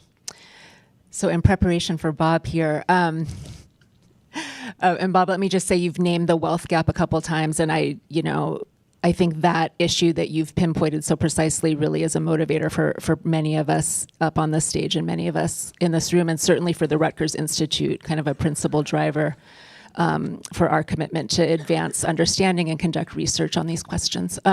So I do just want to share that at the Rutgers Institute, we are planning in the coming year to launch kind of a major new focus on and policy analysis of how to expand broad-based equity compensation. So in a way, this is kind of like a little bit of a kickoff or the first kind of step for us. And we'll be having an academic conference in California in partnership with CARTA and many other groups, and continuing that work this year, collecting a number of different ideas and analyzing them.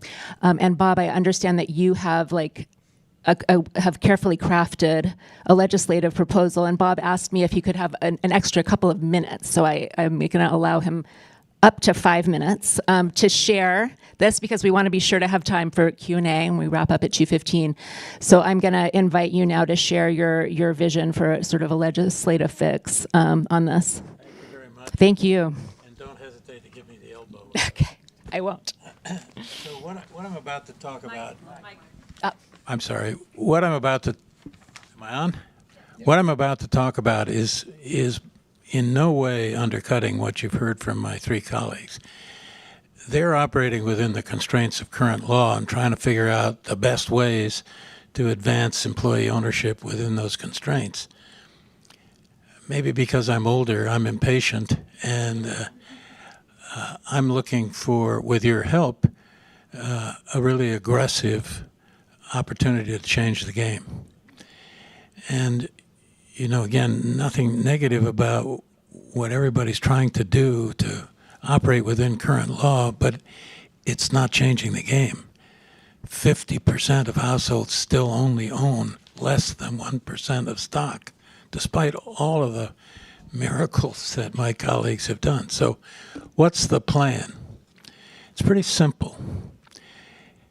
This piece of legislation, which will be shortly reintroduced, I hope with bipartisan sponsorship, will permit all publicly traded companies in the U.S. and private companies with 500 and more employees to voluntarily elect to receive a 3 percentage point reduction in their corporate income tax rate, so under current law from 21% to 18%, provided they put in place what's called a share plan. And a share plan, very simply, means that they have to grant 5% of their stock, their current float, their market value, 5% of their stock, to the lowest 80% compensated of their employees over not more than 5 years. Very simple. You want a tax reduction? Share your stock. Now, we've done a number of models economically on this. It looks like that the 3-point federal tax reduction, which is about $65 billion a year, would subsidize 50 to 70% of the cost to the company shareholders of these grants. Now, recognize that when you grant stock, you're diluting current shareholders. You're not hurting the company. You're diluting the current shareholders.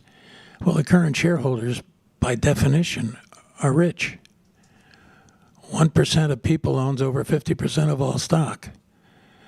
So through the private sector, you can engineer what amounts to a kind of Robin Hood plan at the lowest possible cost that I can think of to the federal government.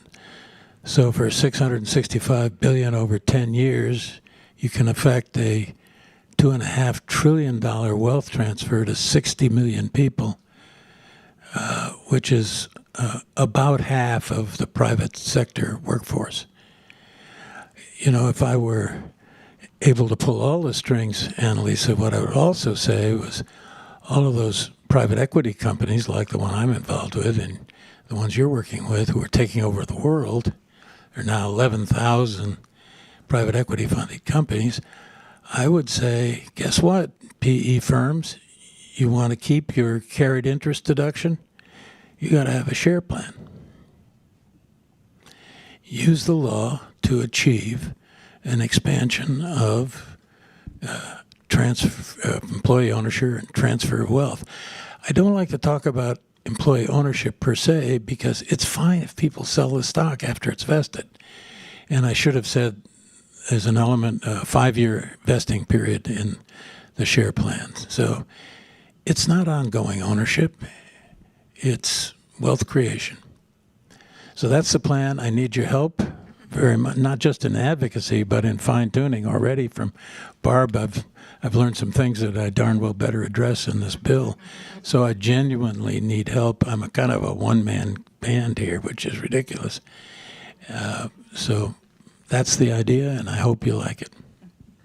Bob, thank you.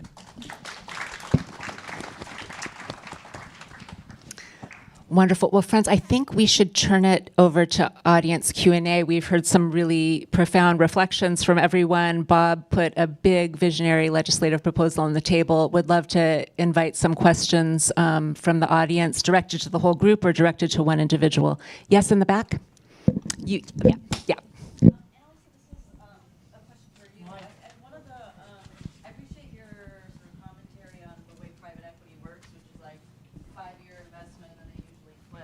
So how do you guys think about maintaining the employee ownership piece in the flip?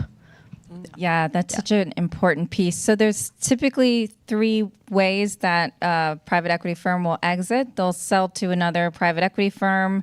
The company might go public, or it could be sold to an existing company and be part of a strategic acquisition.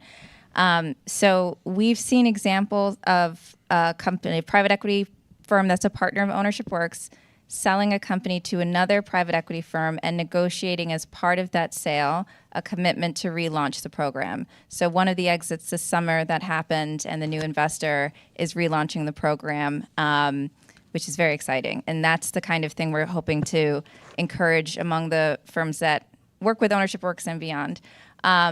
We also have examples of companies that have gone public and continue or launch a program in conjunction with an IPO. So we think that's a really viable strategy. Most of the 90 companies all of the 90 companies that we're working with are very early in the journey. So there aren't many exits as yet, but so we're hoping to be able to encourage that.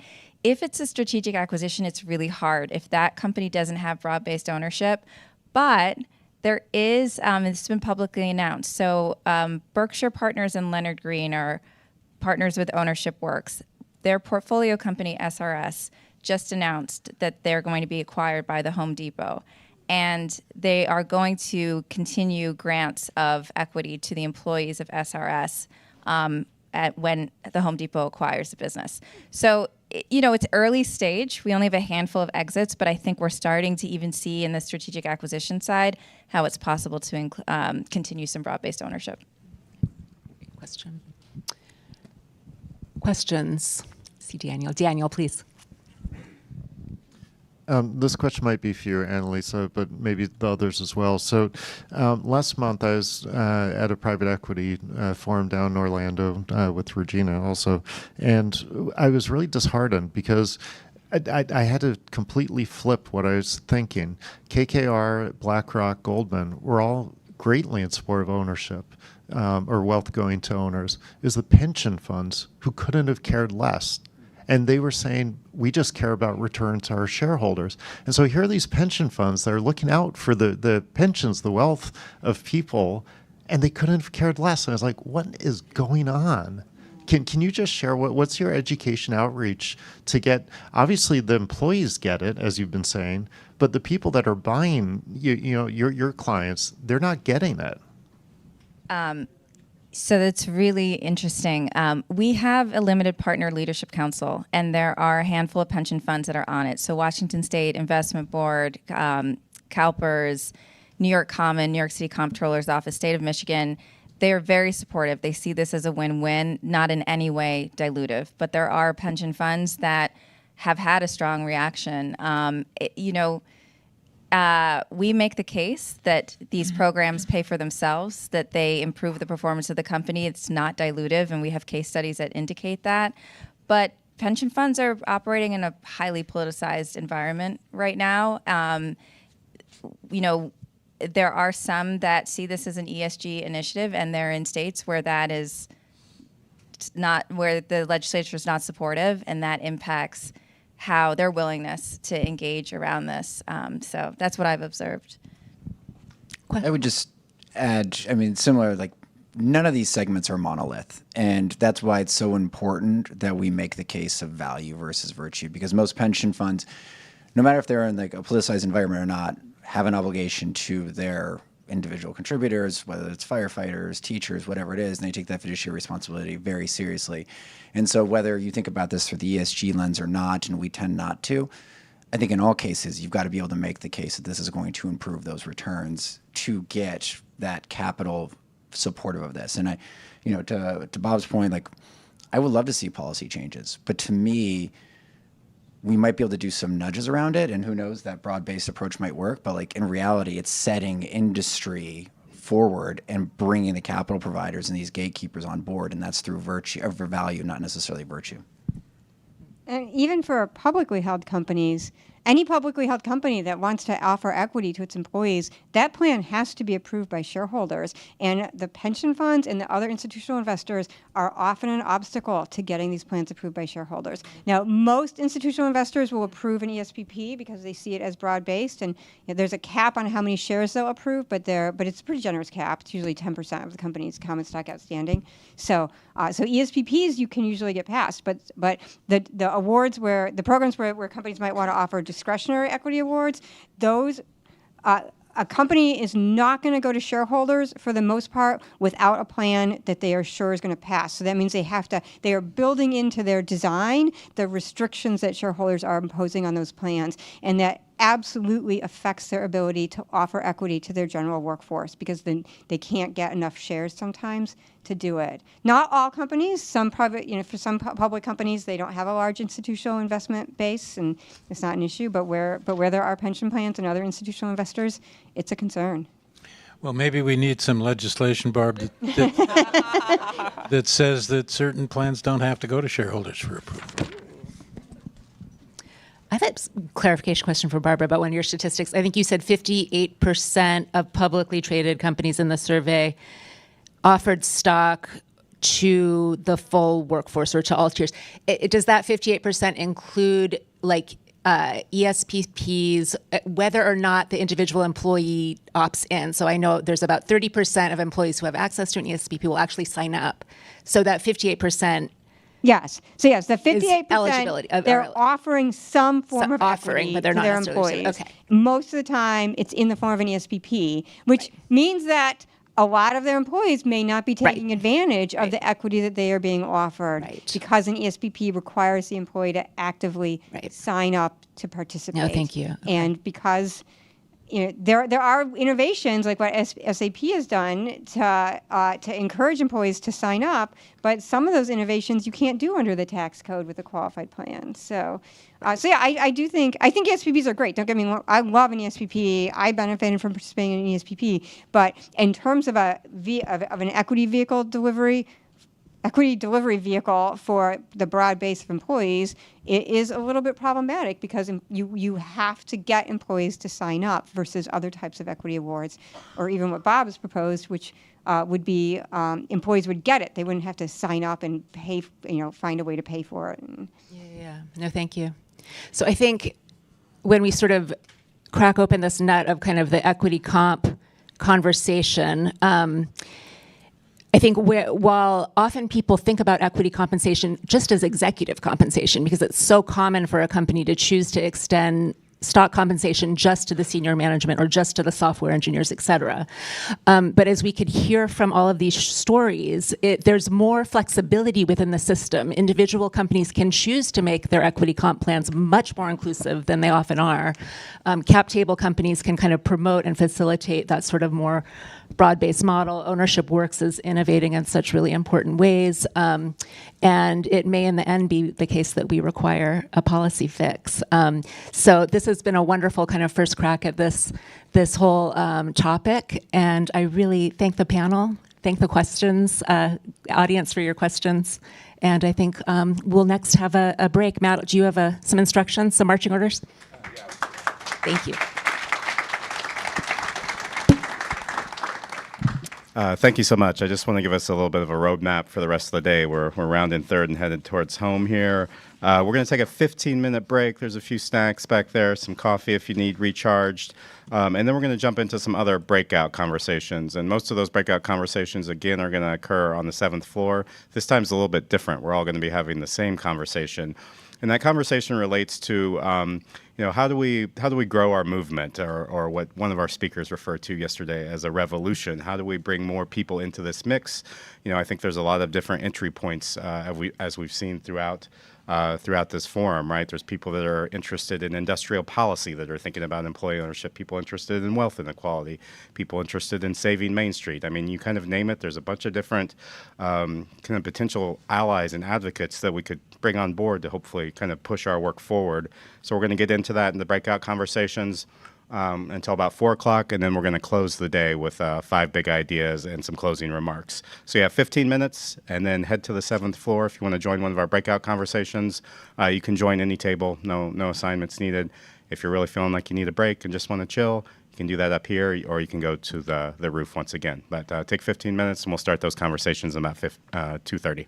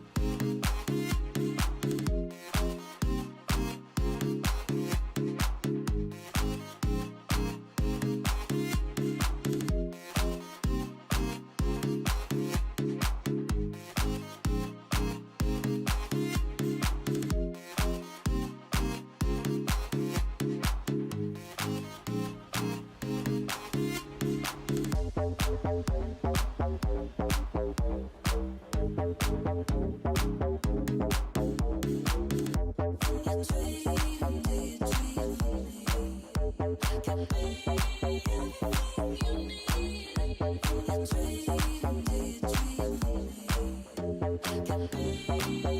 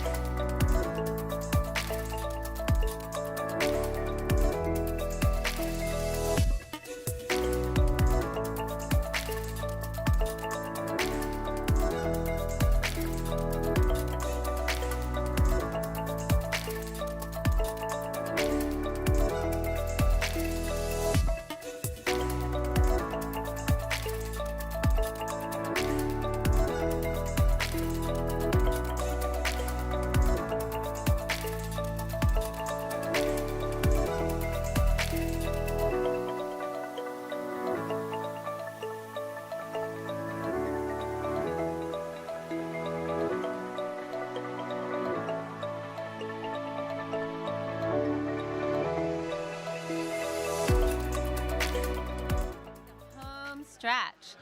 So I want to invite everybody back in to take a seat. I also have an announcement that somebody is looking for a Samsung phone. So if you happen to find a phone around that's not yours, let us know. Oh, it's been found? Awesome. All right, hooray, mission accomplished. All righty.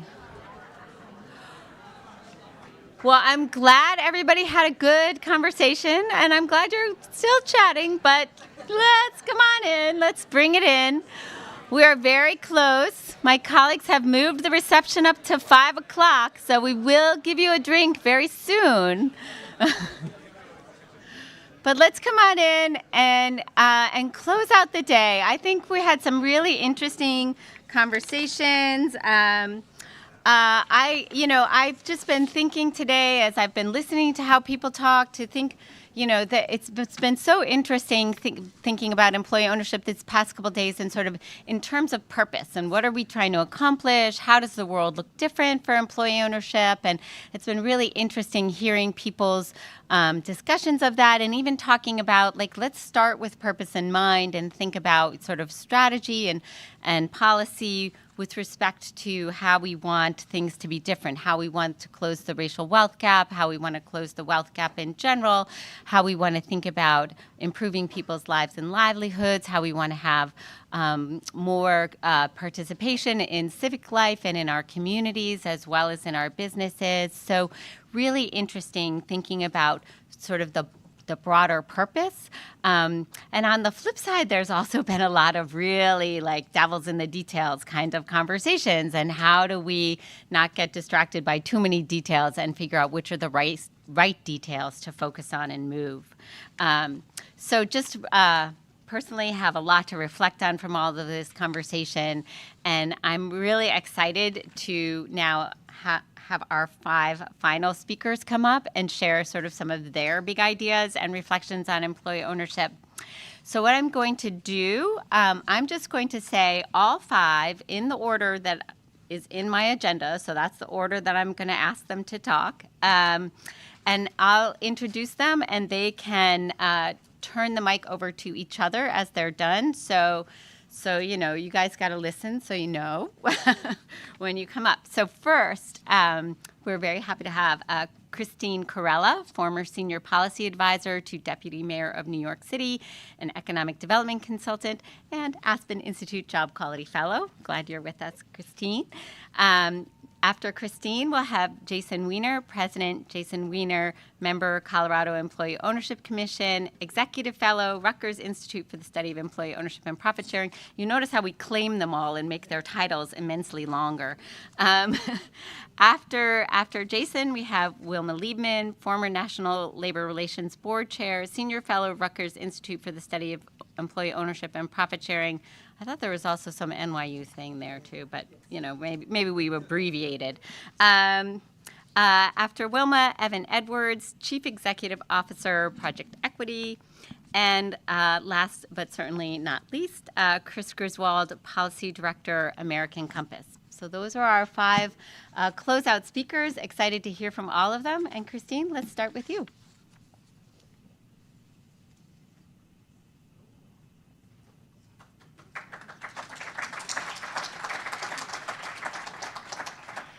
Excellent. Thanks so much, Maureen. And it's such a joy to be with so many collaborators and to see so many familiar faces. Really proud to advance this agenda alongside all of you.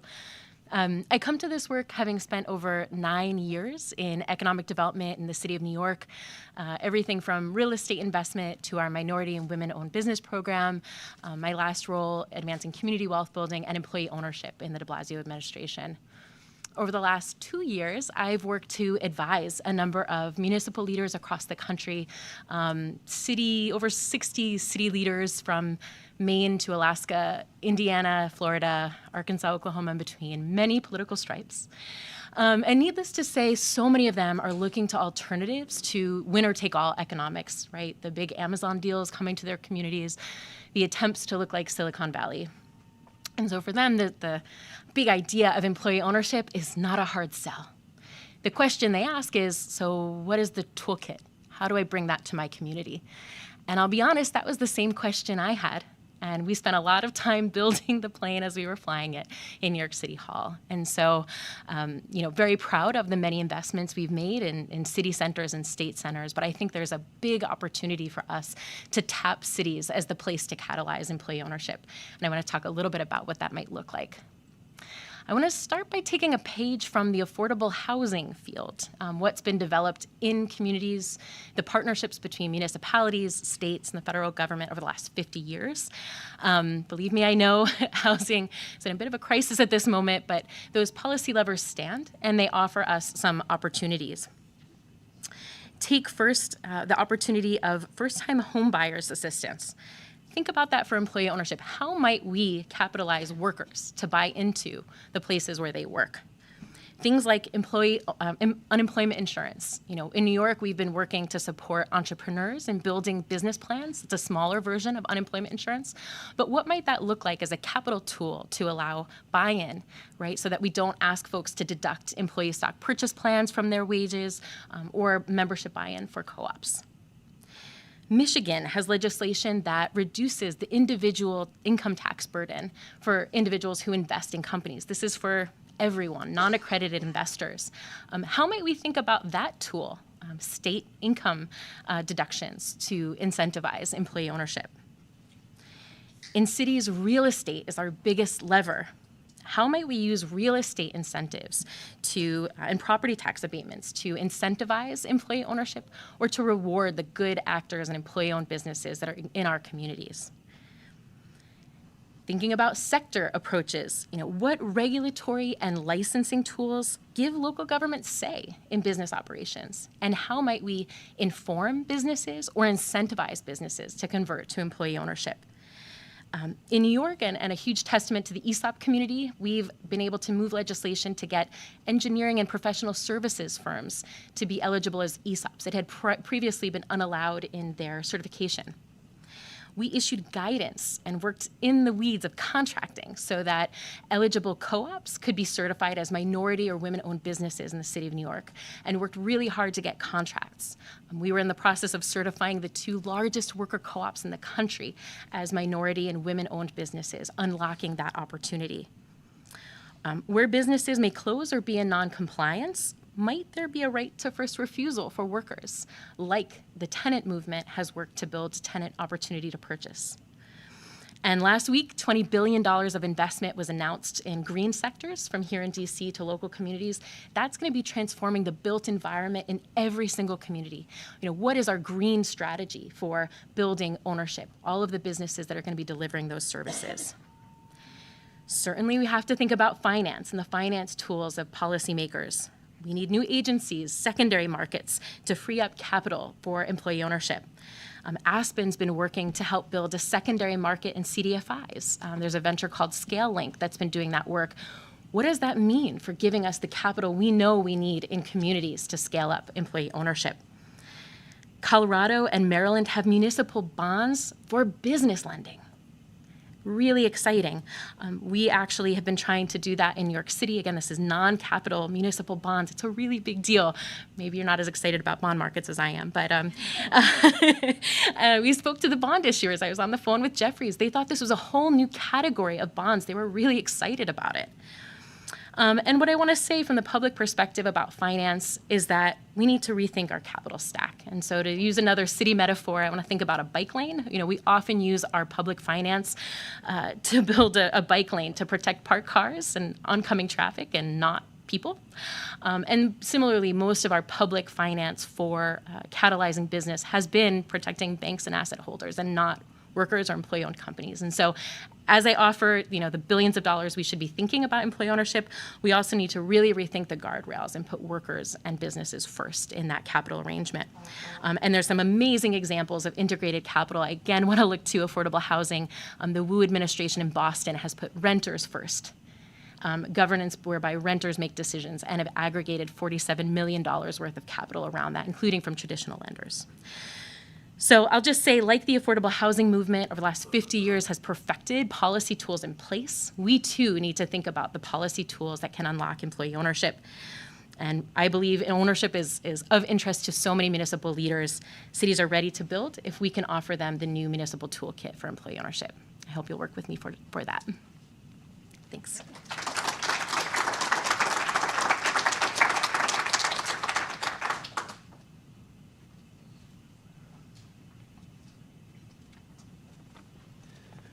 Good afternoon, everyone. I'm here to tell you a story about my adoptive home state in Colorado. By way of introduction, my name is Jason. I'm the founding partner of Jason Weiner PC. We're a boutique law and business consulting firm focused on broad-based ownership, cooperatives, regenerative finance, and general counsel for hundreds of clients a year. I'm also the founding commissioner of the Employee Ownership Commission and the inaugural chair of the same.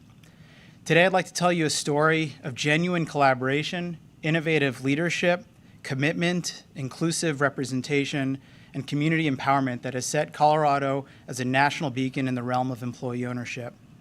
In recent years, Colorado has embarked on a pioneering journey, one that has redefined the landscape of business ownership and participation across the state.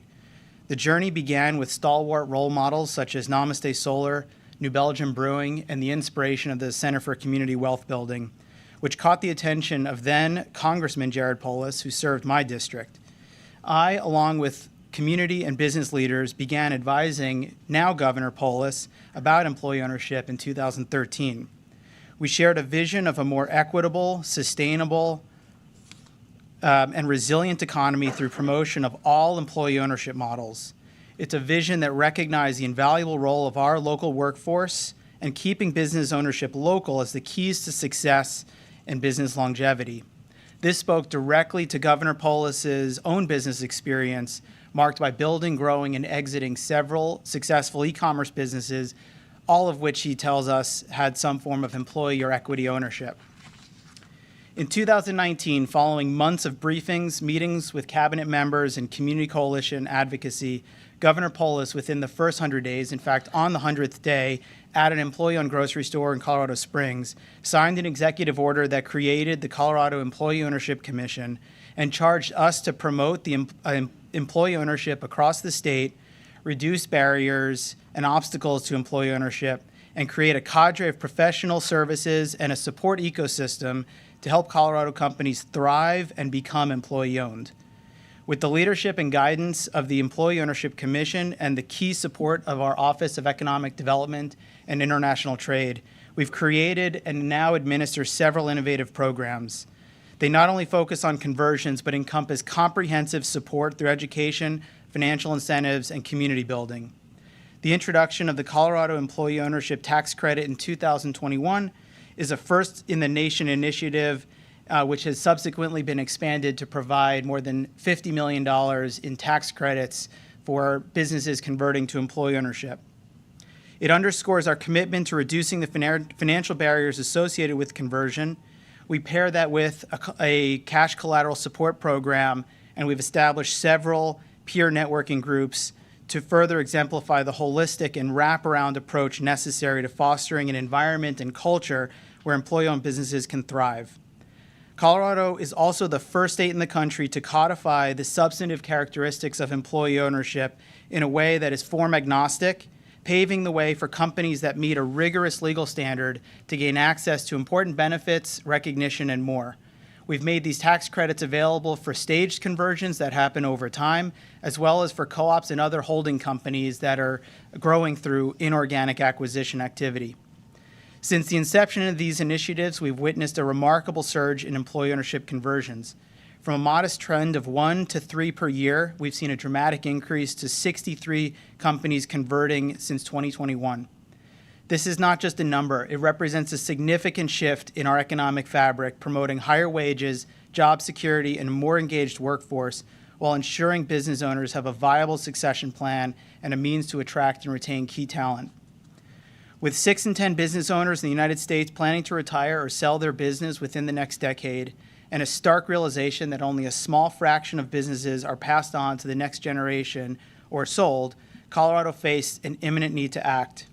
Colorado is also home to several cutting-edge sectors in transition: outdoor recreation, cannabis, aerospace, tech, and now natural medicine healing. We recognize the potential for employee ownership to fill this void and provide an important anchor for community stability, providing an avenue for business continuity while safeguarding the livelihoods of our workforce. We also realize the power and potential of getting companies into a broad employee ownership tent, which then makes it easier for them to up-level their employee ownership plan in the future. The impacts of our efforts have been profound. The majority of applicants for our tax credit program are from rural Colorado, highlighting the far-reaching benefits of the policy.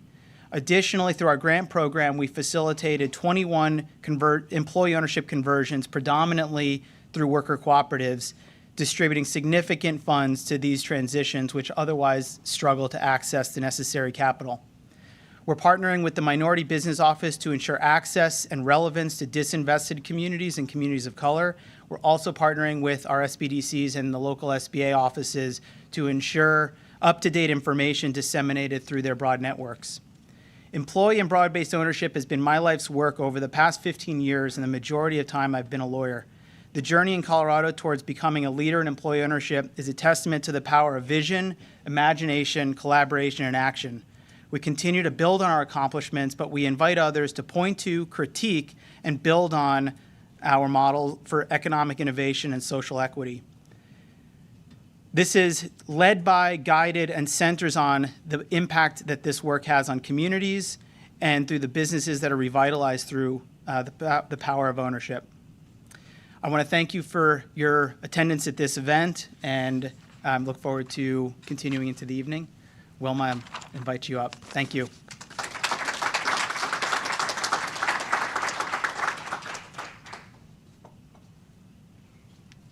Thank you, and pleasure to be here, and thank you for the opportunity. I guess by way of a big idea, what I'd like to do is revive a big idea from a century or so ago, and that's the idea of industrial democracy.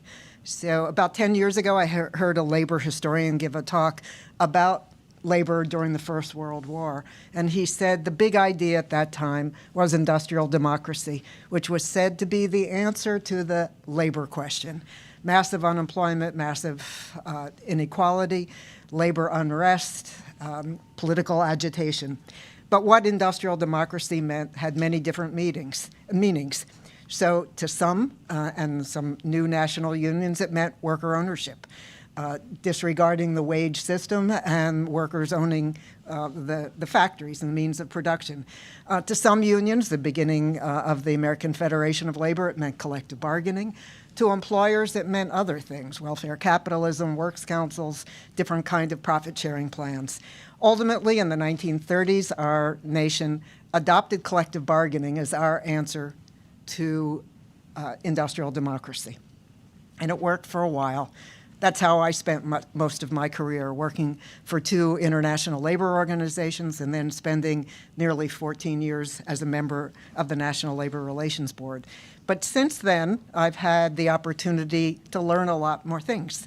And through my good friends at Rutgers, I got exposed to the wide variety of forms of worker ownership. I picked up on Jason's phrase, form agnostic. And so I probably the biggest dilettante in worker ownership in this room, because I've had this little touches of different things. The variety that I've learned about at Rutgers, the cooperative platforms that have sprung up, and particularly with the gig economy. And David Rolfe and his local have an interesting form of a purpose trust for a healthcare institution.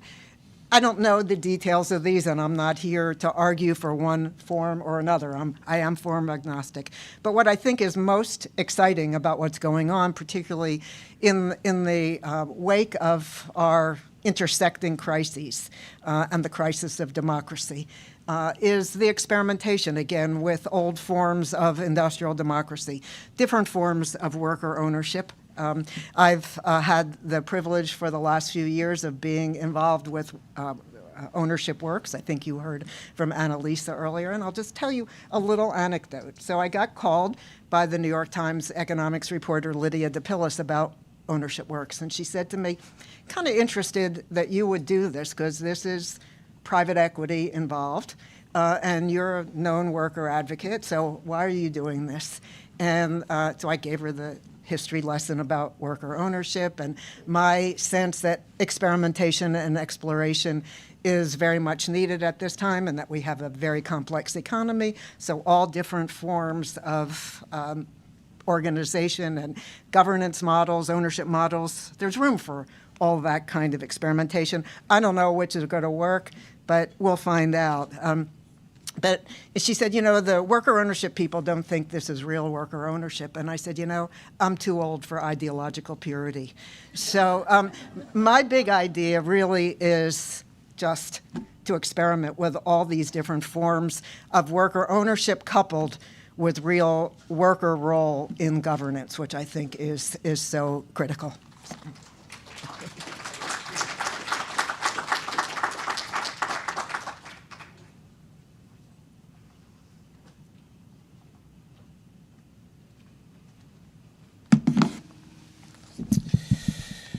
Good afternoon. I'm Evan Edwards, CEO of Project Equity. Before I get started here today, I want to thank Maureen and Matt and the team here at Aspen for the opportunity to be here before you. It's a real privilege. So my big idea won't come as a surprise to those of you I've spoken with over the years, and you've become familiar with my thoughts. In a few words, it's time to bring employee ownership to the mainstream, to make employee ownership as familiar and as much a part of the business ecosystem, M&A strategies, and the national vernacular as terms like publicly traded company, union shop, and startup. We want individuals to aspire to be employee owners. We want business owners to have in mind an EO succession path before one of us practitioners reaches out to them. There are a number of paths to mainstream that my organization, Project Equity, is pursuing. I'm going to highlight 3 for you today, and I look forward to partnering with folks in this room to drive these efforts forward. Number 1, we have to bring employee ownership into the work streams of the professional service providers who engage with business owners. That's the CPAs, CFPs, exit planners, M&A advisors, attorneys. We want to move as many of these folks as possible beyond simple awareness of EO to practical and practicable knowledge such that an EO transition or transaction is top of mind when their clients are seeking strategic operating advice or exit paths. Now, I've heard a number of folks over the last 2 days express the importance of educating professionals, so I know there's agreement on this. At Project Equity, we call this work Service Provider Adoption, or SPA. To achieve this, we're developing educational content to enable business advisors in EO. I'm proud to share that our first release, Exit Pro, has achieved accreditation from a number of important bodies, including the Exit Planning Institute, EPI. So now, if you're a professional advisor and need to update your certification or seeking continuing education credits, you can now do so learning about EO. And y'all can check out Exit Pro at our website, projectequity.org. And if you've got questions about Exit Pro, also, Stacy, raise your hand. My colleague, Stacy Smith, who leads our program work, can answer questions about it later over a cocktail. So that brings me to the second path to mainstreaming employee ownership, and that involves embedding it in higher education. This is a longer tail proposition, but a very important one, especially as relates to younger generations of Black, brown, and other people of color, so they understand the wealth-building opportunity EO can provide. Anecdotally, we've seen Gen Z, so those folks 11 to 26 years of age, indicate more interest in and a predisposition to shared ownership models that prior generations more often, whereas prior generations more often admired or aspired to be a hero entrepreneur. By bringing forward employee ownership awareness and understanding to large numbers of both undergraduate and MBA students, and through both curriculum and programmatic offerings, we can see future generations who will accept, engage, promote, and pursue EO models in their post-academic lives. EO will be a business norm to them. It'll be mainstream. I like to think of EO as entrepreneurship 2.0 for many folks, and particularly communities of color, that may lack access to capital, generational wealth, or networks to engage traditional entrepreneurship. At Project Equity, through our partnership with Morehouse College and our Black Employee Ownership Initiative, we're pursuing embedding EO in higher ed. Our strategy includes engaging other HBCUs this year and at least one prominent MBA program, with pipeline development for others to follow. The third and probably most far-reaching path to mainstreaming employee ownership has our field moving beyond awareness raising to also executing very intentional and strategic marketing and advertising of employee ownership. In other words, we need to sell EO to the broader public. Americans learn about, adopt, and reference new products, services, brands, and business models through marketing and media. Consider most Americans were not familiar with AI a year ago, or crypto 4 years ago, or startups 30 years ago. With the support of the Candida Fund, Project Equity, and founding partners Evergreen Cooperative, Nexus Community Partners, and ICA Group were able to launch the EO Equals brand campaign. Now, as governing partners of EO Equals, Project Equity with Evergreen Cooperative are working to elevate the EO brand. So in service to the EO Equals brand campaign, Project Equity has produced what is, to my knowledge, the first broadcast-ready 30-second commercial advertisement for employee ownership, which we plan to air first across digital platforms and then next year linear television. When I wrap up my comments shortly, and I just got the 30-second notice, I'm excited for everyone to go to eoequals.org and take a look at it. We'd appreciate your comments. Today is the first public display. I'd be tempted to say it's the world premiere. That'd be a little over the top. But this is the first time that this advertisement will be seen, and we hope it's seen nationally many, many, many millions of times, by many, many millions of eyes going forward. At Project Equity, we're proud of this work and our other efforts to lift up employee ownership in the national consciousness through video and audio storytelling, data releases, and other messaging. And we're really excited to bring forward a powerful campaign for EO, including one we're calling the New Face of Entrepreneurship. I invite folks in this room, your organization and enterprises to partner with Project Equity and Evergreen on EO Equals. And I know all of our practitioners will look forward to no longer hearing the frustrating remark that EO is the best business solution I never heard of. With that, I'll close. Thank you for your time.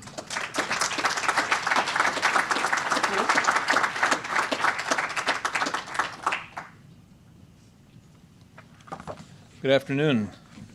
My name is Chris Griswold. I'm the Policy Director at American Compass. We're a think tank whose mission is to restore an economic consensus that puts workers, their families, their communities, and their industries back at the center of our economic analysis and policymaking. I was asked to share my one big idea that I'm most energized by when it comes to employee ownership. I only have 5 minutes. I can only talk about one thing, so I figured I better talk about Aristotle. When I see your 100-year-old idea, I'll raise you 2,300 years. Aristotle wrote a lot about how societies work, what makes them function or fail. One of his ideas was what he called civic friendship. That's the term he used to describe the sense of goodwill between a group of people, one for another, that emerges when that group of people has a sense of shared common purpose in a shared project. In the case of civic friendship, a shared political project, a shared community. That's what he thought allowed societies to remain whole rather than devolve into tribal conflict and warfare. And for Aristotle, that experience of a sense of common purpose wasn't some grand spiritual kind of thing. It was very practical. And he thought the most practical and pragmatic place to experience that sense of mutual interdependence was in economic life, was in the workplace, where we, in a very pragmatic way, encounter that we need each other and are needed by one another. I think civic friendship is a pretty good description of something that America quite conspicuously lacks these days. Because civic friendship in the Aristotelian sense only works if people really do believe and feel that they are, in fact, partners in a shared economic project, not just a unit of production that is being deployed for the benefit of someone else. Fast forward 2,300 years to Martin Luther King, who said much the same thing. There's a great book that collects his speeches to the labor movement you should take a look at. And if you read it, you'll see that he was very insistent that while access to the ballot box was extremely vital and necessary, it was not enough on its own to realize the unrealized dream of American democracy. The ability to fully participate in the economic life of the nation, to be enfranchised and to have a voice economically was also essential if American democracy was going to survive. Tommy Shelby is a philosopher who writes a lot about Martin Luther King. Put it this way: when you're sharing a society with others, you have to share not just in the burden, but the benefits of that common form of life. There is no way for you to see yourself as an equal when even your most basic material needs have less weight than others' access to $4 million penthouses in New York. He wrote that a while ago. $4 million won't get you as far as it used to in Manhattan. That's why I love employee ownership so much. Because it doesn't matter just that we solve the pressing economic problems that we're facing, like widening inequality, which a majority of Americans, including a strong majority of the working class, including a strong plurality of self-identified Republicans, I think is a major problem. It's not just important that we solve wage stagnation. It now takes more weeks of earnings for the average worker to afford a middle-class family's lifestyle than there are weeks in the year. It's not just that we need to do something about the offshoring of good jobs or the issues of financial precarity that face working families, all of which, as you heard these 2 days, are issues that employee ownership can speak to. It doesn't matter just that we solve them, it matters how we solve them. Because we're also facing another fundamental problem that's come up in the course of these conversations, which is that a majority of American workers that really do feel disenfranchised and powerless in the economy because they are. And unless we solve that problem, unless that problem is substantially addressed, our fraying social fabric will continue to fray, and our faith in democracy will continue to decline, and our sense of civic friendship will be at risk. So that's my big idea, that we remember that as we all go back to our respective work in this space, that the term ownership doesn't just have a legal sense or a financial sense, as in the right to share in the profits of a profitable enterprise. Ownership also has a civic sense, as in a sense of ownership in our shared economic and civic life. A sense that national economic life really is a shared project, that we are all in together as partners, that all of these meanings of the term ownership belong together. And then, and this is what I get so excited about, to take that sense back to the practical work of making this stuff real in policy and the other places we work, and get jazzed about just how valuable employee ownership can be as a tool that helps us solve that problem, as one of the ways we might try and enhance a sense of genuine participation as partners in the American economy. Thank you.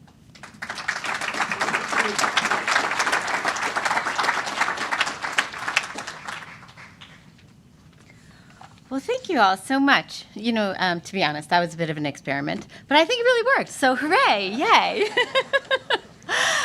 And now for our last speaker, it's really my great pleasure to introduce Gwyneth Galbraith. Gwyneth is a vice president of global philanthropy at JP Morgan Chase, where she helps lead strategic initiatives to accelerate business growth for underserved entrepreneurs. Prior to joining JP Morgan Chase a year ago, Gwyneth spent 25 years working in strategy, development, and communications roles focused on community and economic development, financial inclusion, and education. Gwyneth holds a BA from the University of Pennsylvania, which I heard somebody rather admiring earlier today, and an MBA from UC Berkeley. Proud to live in Berkeley, a hotbed of employee ownership. So Gwyneth, welcome, and Mike is all yours. Thank you. When Sarah did the closing remarks yesterday, she noted that she was all that stood between the audience and the end of the day. And I'm in the same position, but I'm all that stands between you and drinks on the really beautiful rooftop bar, or rooftop lounge, so I'm going to try and keep this quick. This has been such an interesting and engaging 2 days. I want to start by just saying thank you to all the panelists and the participants, and especially the companies who came and shared their stories. It's been such interesting, thoughtful, informative, and really inspiring series of conversations. I also want to thank Rutgers and the Aspen Institute. JP Morgan Chase has a long-standing relationship and partnership with the Aspen Institute, but we're new to coming and being in the room in the conversation around employee ownership, so it's really a privilege to be here with you. However, we're not new to employee ownership. Earlier today, somebody asked, so where are all the big banks? And my colleague Regina Carls, who leads our ESOP advisory group, noted that JP Morgan Chase actually has the oldest and largest dedicated ESOP group among banks. It's been around for 17 years and has done more than $5 billion in transactions. So this is something that is very important to our work around business growth and entrepreneurship. And that volume has been growing every year, which is really exciting. But we see employee ownership as part of a larger issue of succession planning. We've talked a lot about the silver tsunami, the fact that the majority of small business owners don't have a succession plan, often because they don't have access to the advising, the resources, the professional networks, and frankly, just the capacity to put one in place. And we feel very strongly that succession planning is a key component of business growth and continuity, and the earlier you start, the better off you are, and that employee ownership can and should be a critical component of succession planning. And that's why we're really proud to be supporting some of the leaders in the field who are here today, so Project Equity and Ownership Works and EOX and the Lafayette Square Institute. Did I get that right? Yeah, okay.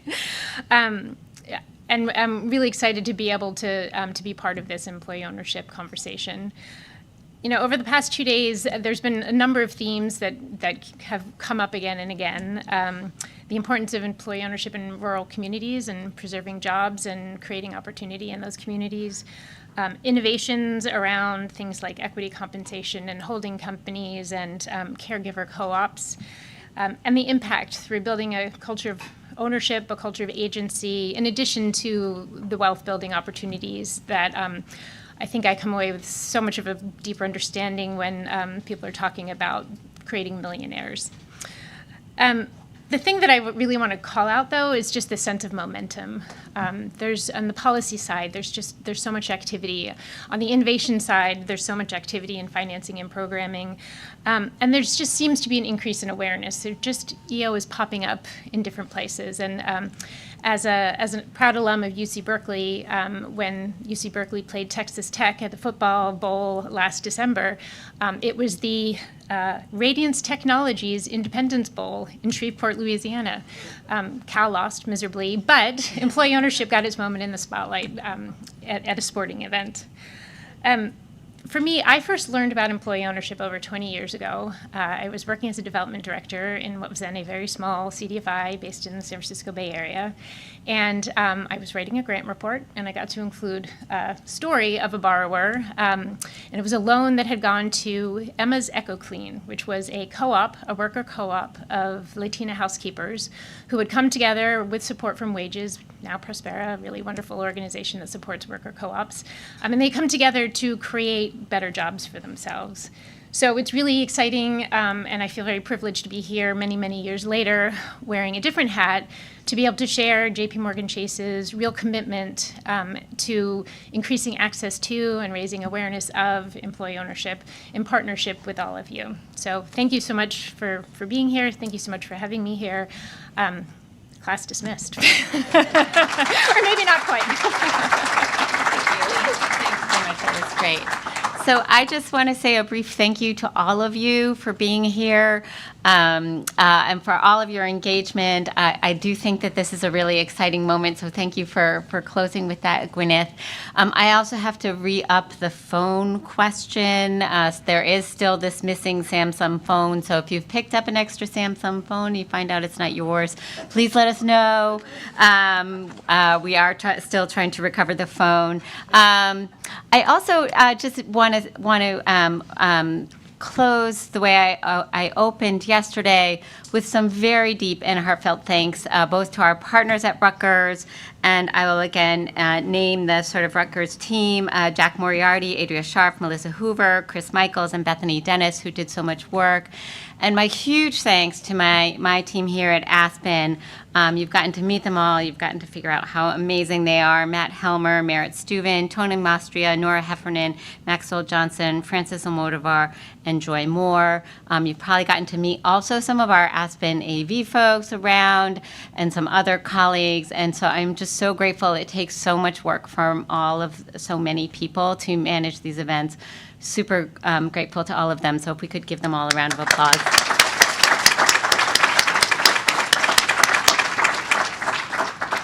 Okay, and now I guess I get to invite you all upstairs to join us for a reception. Thank you all so much.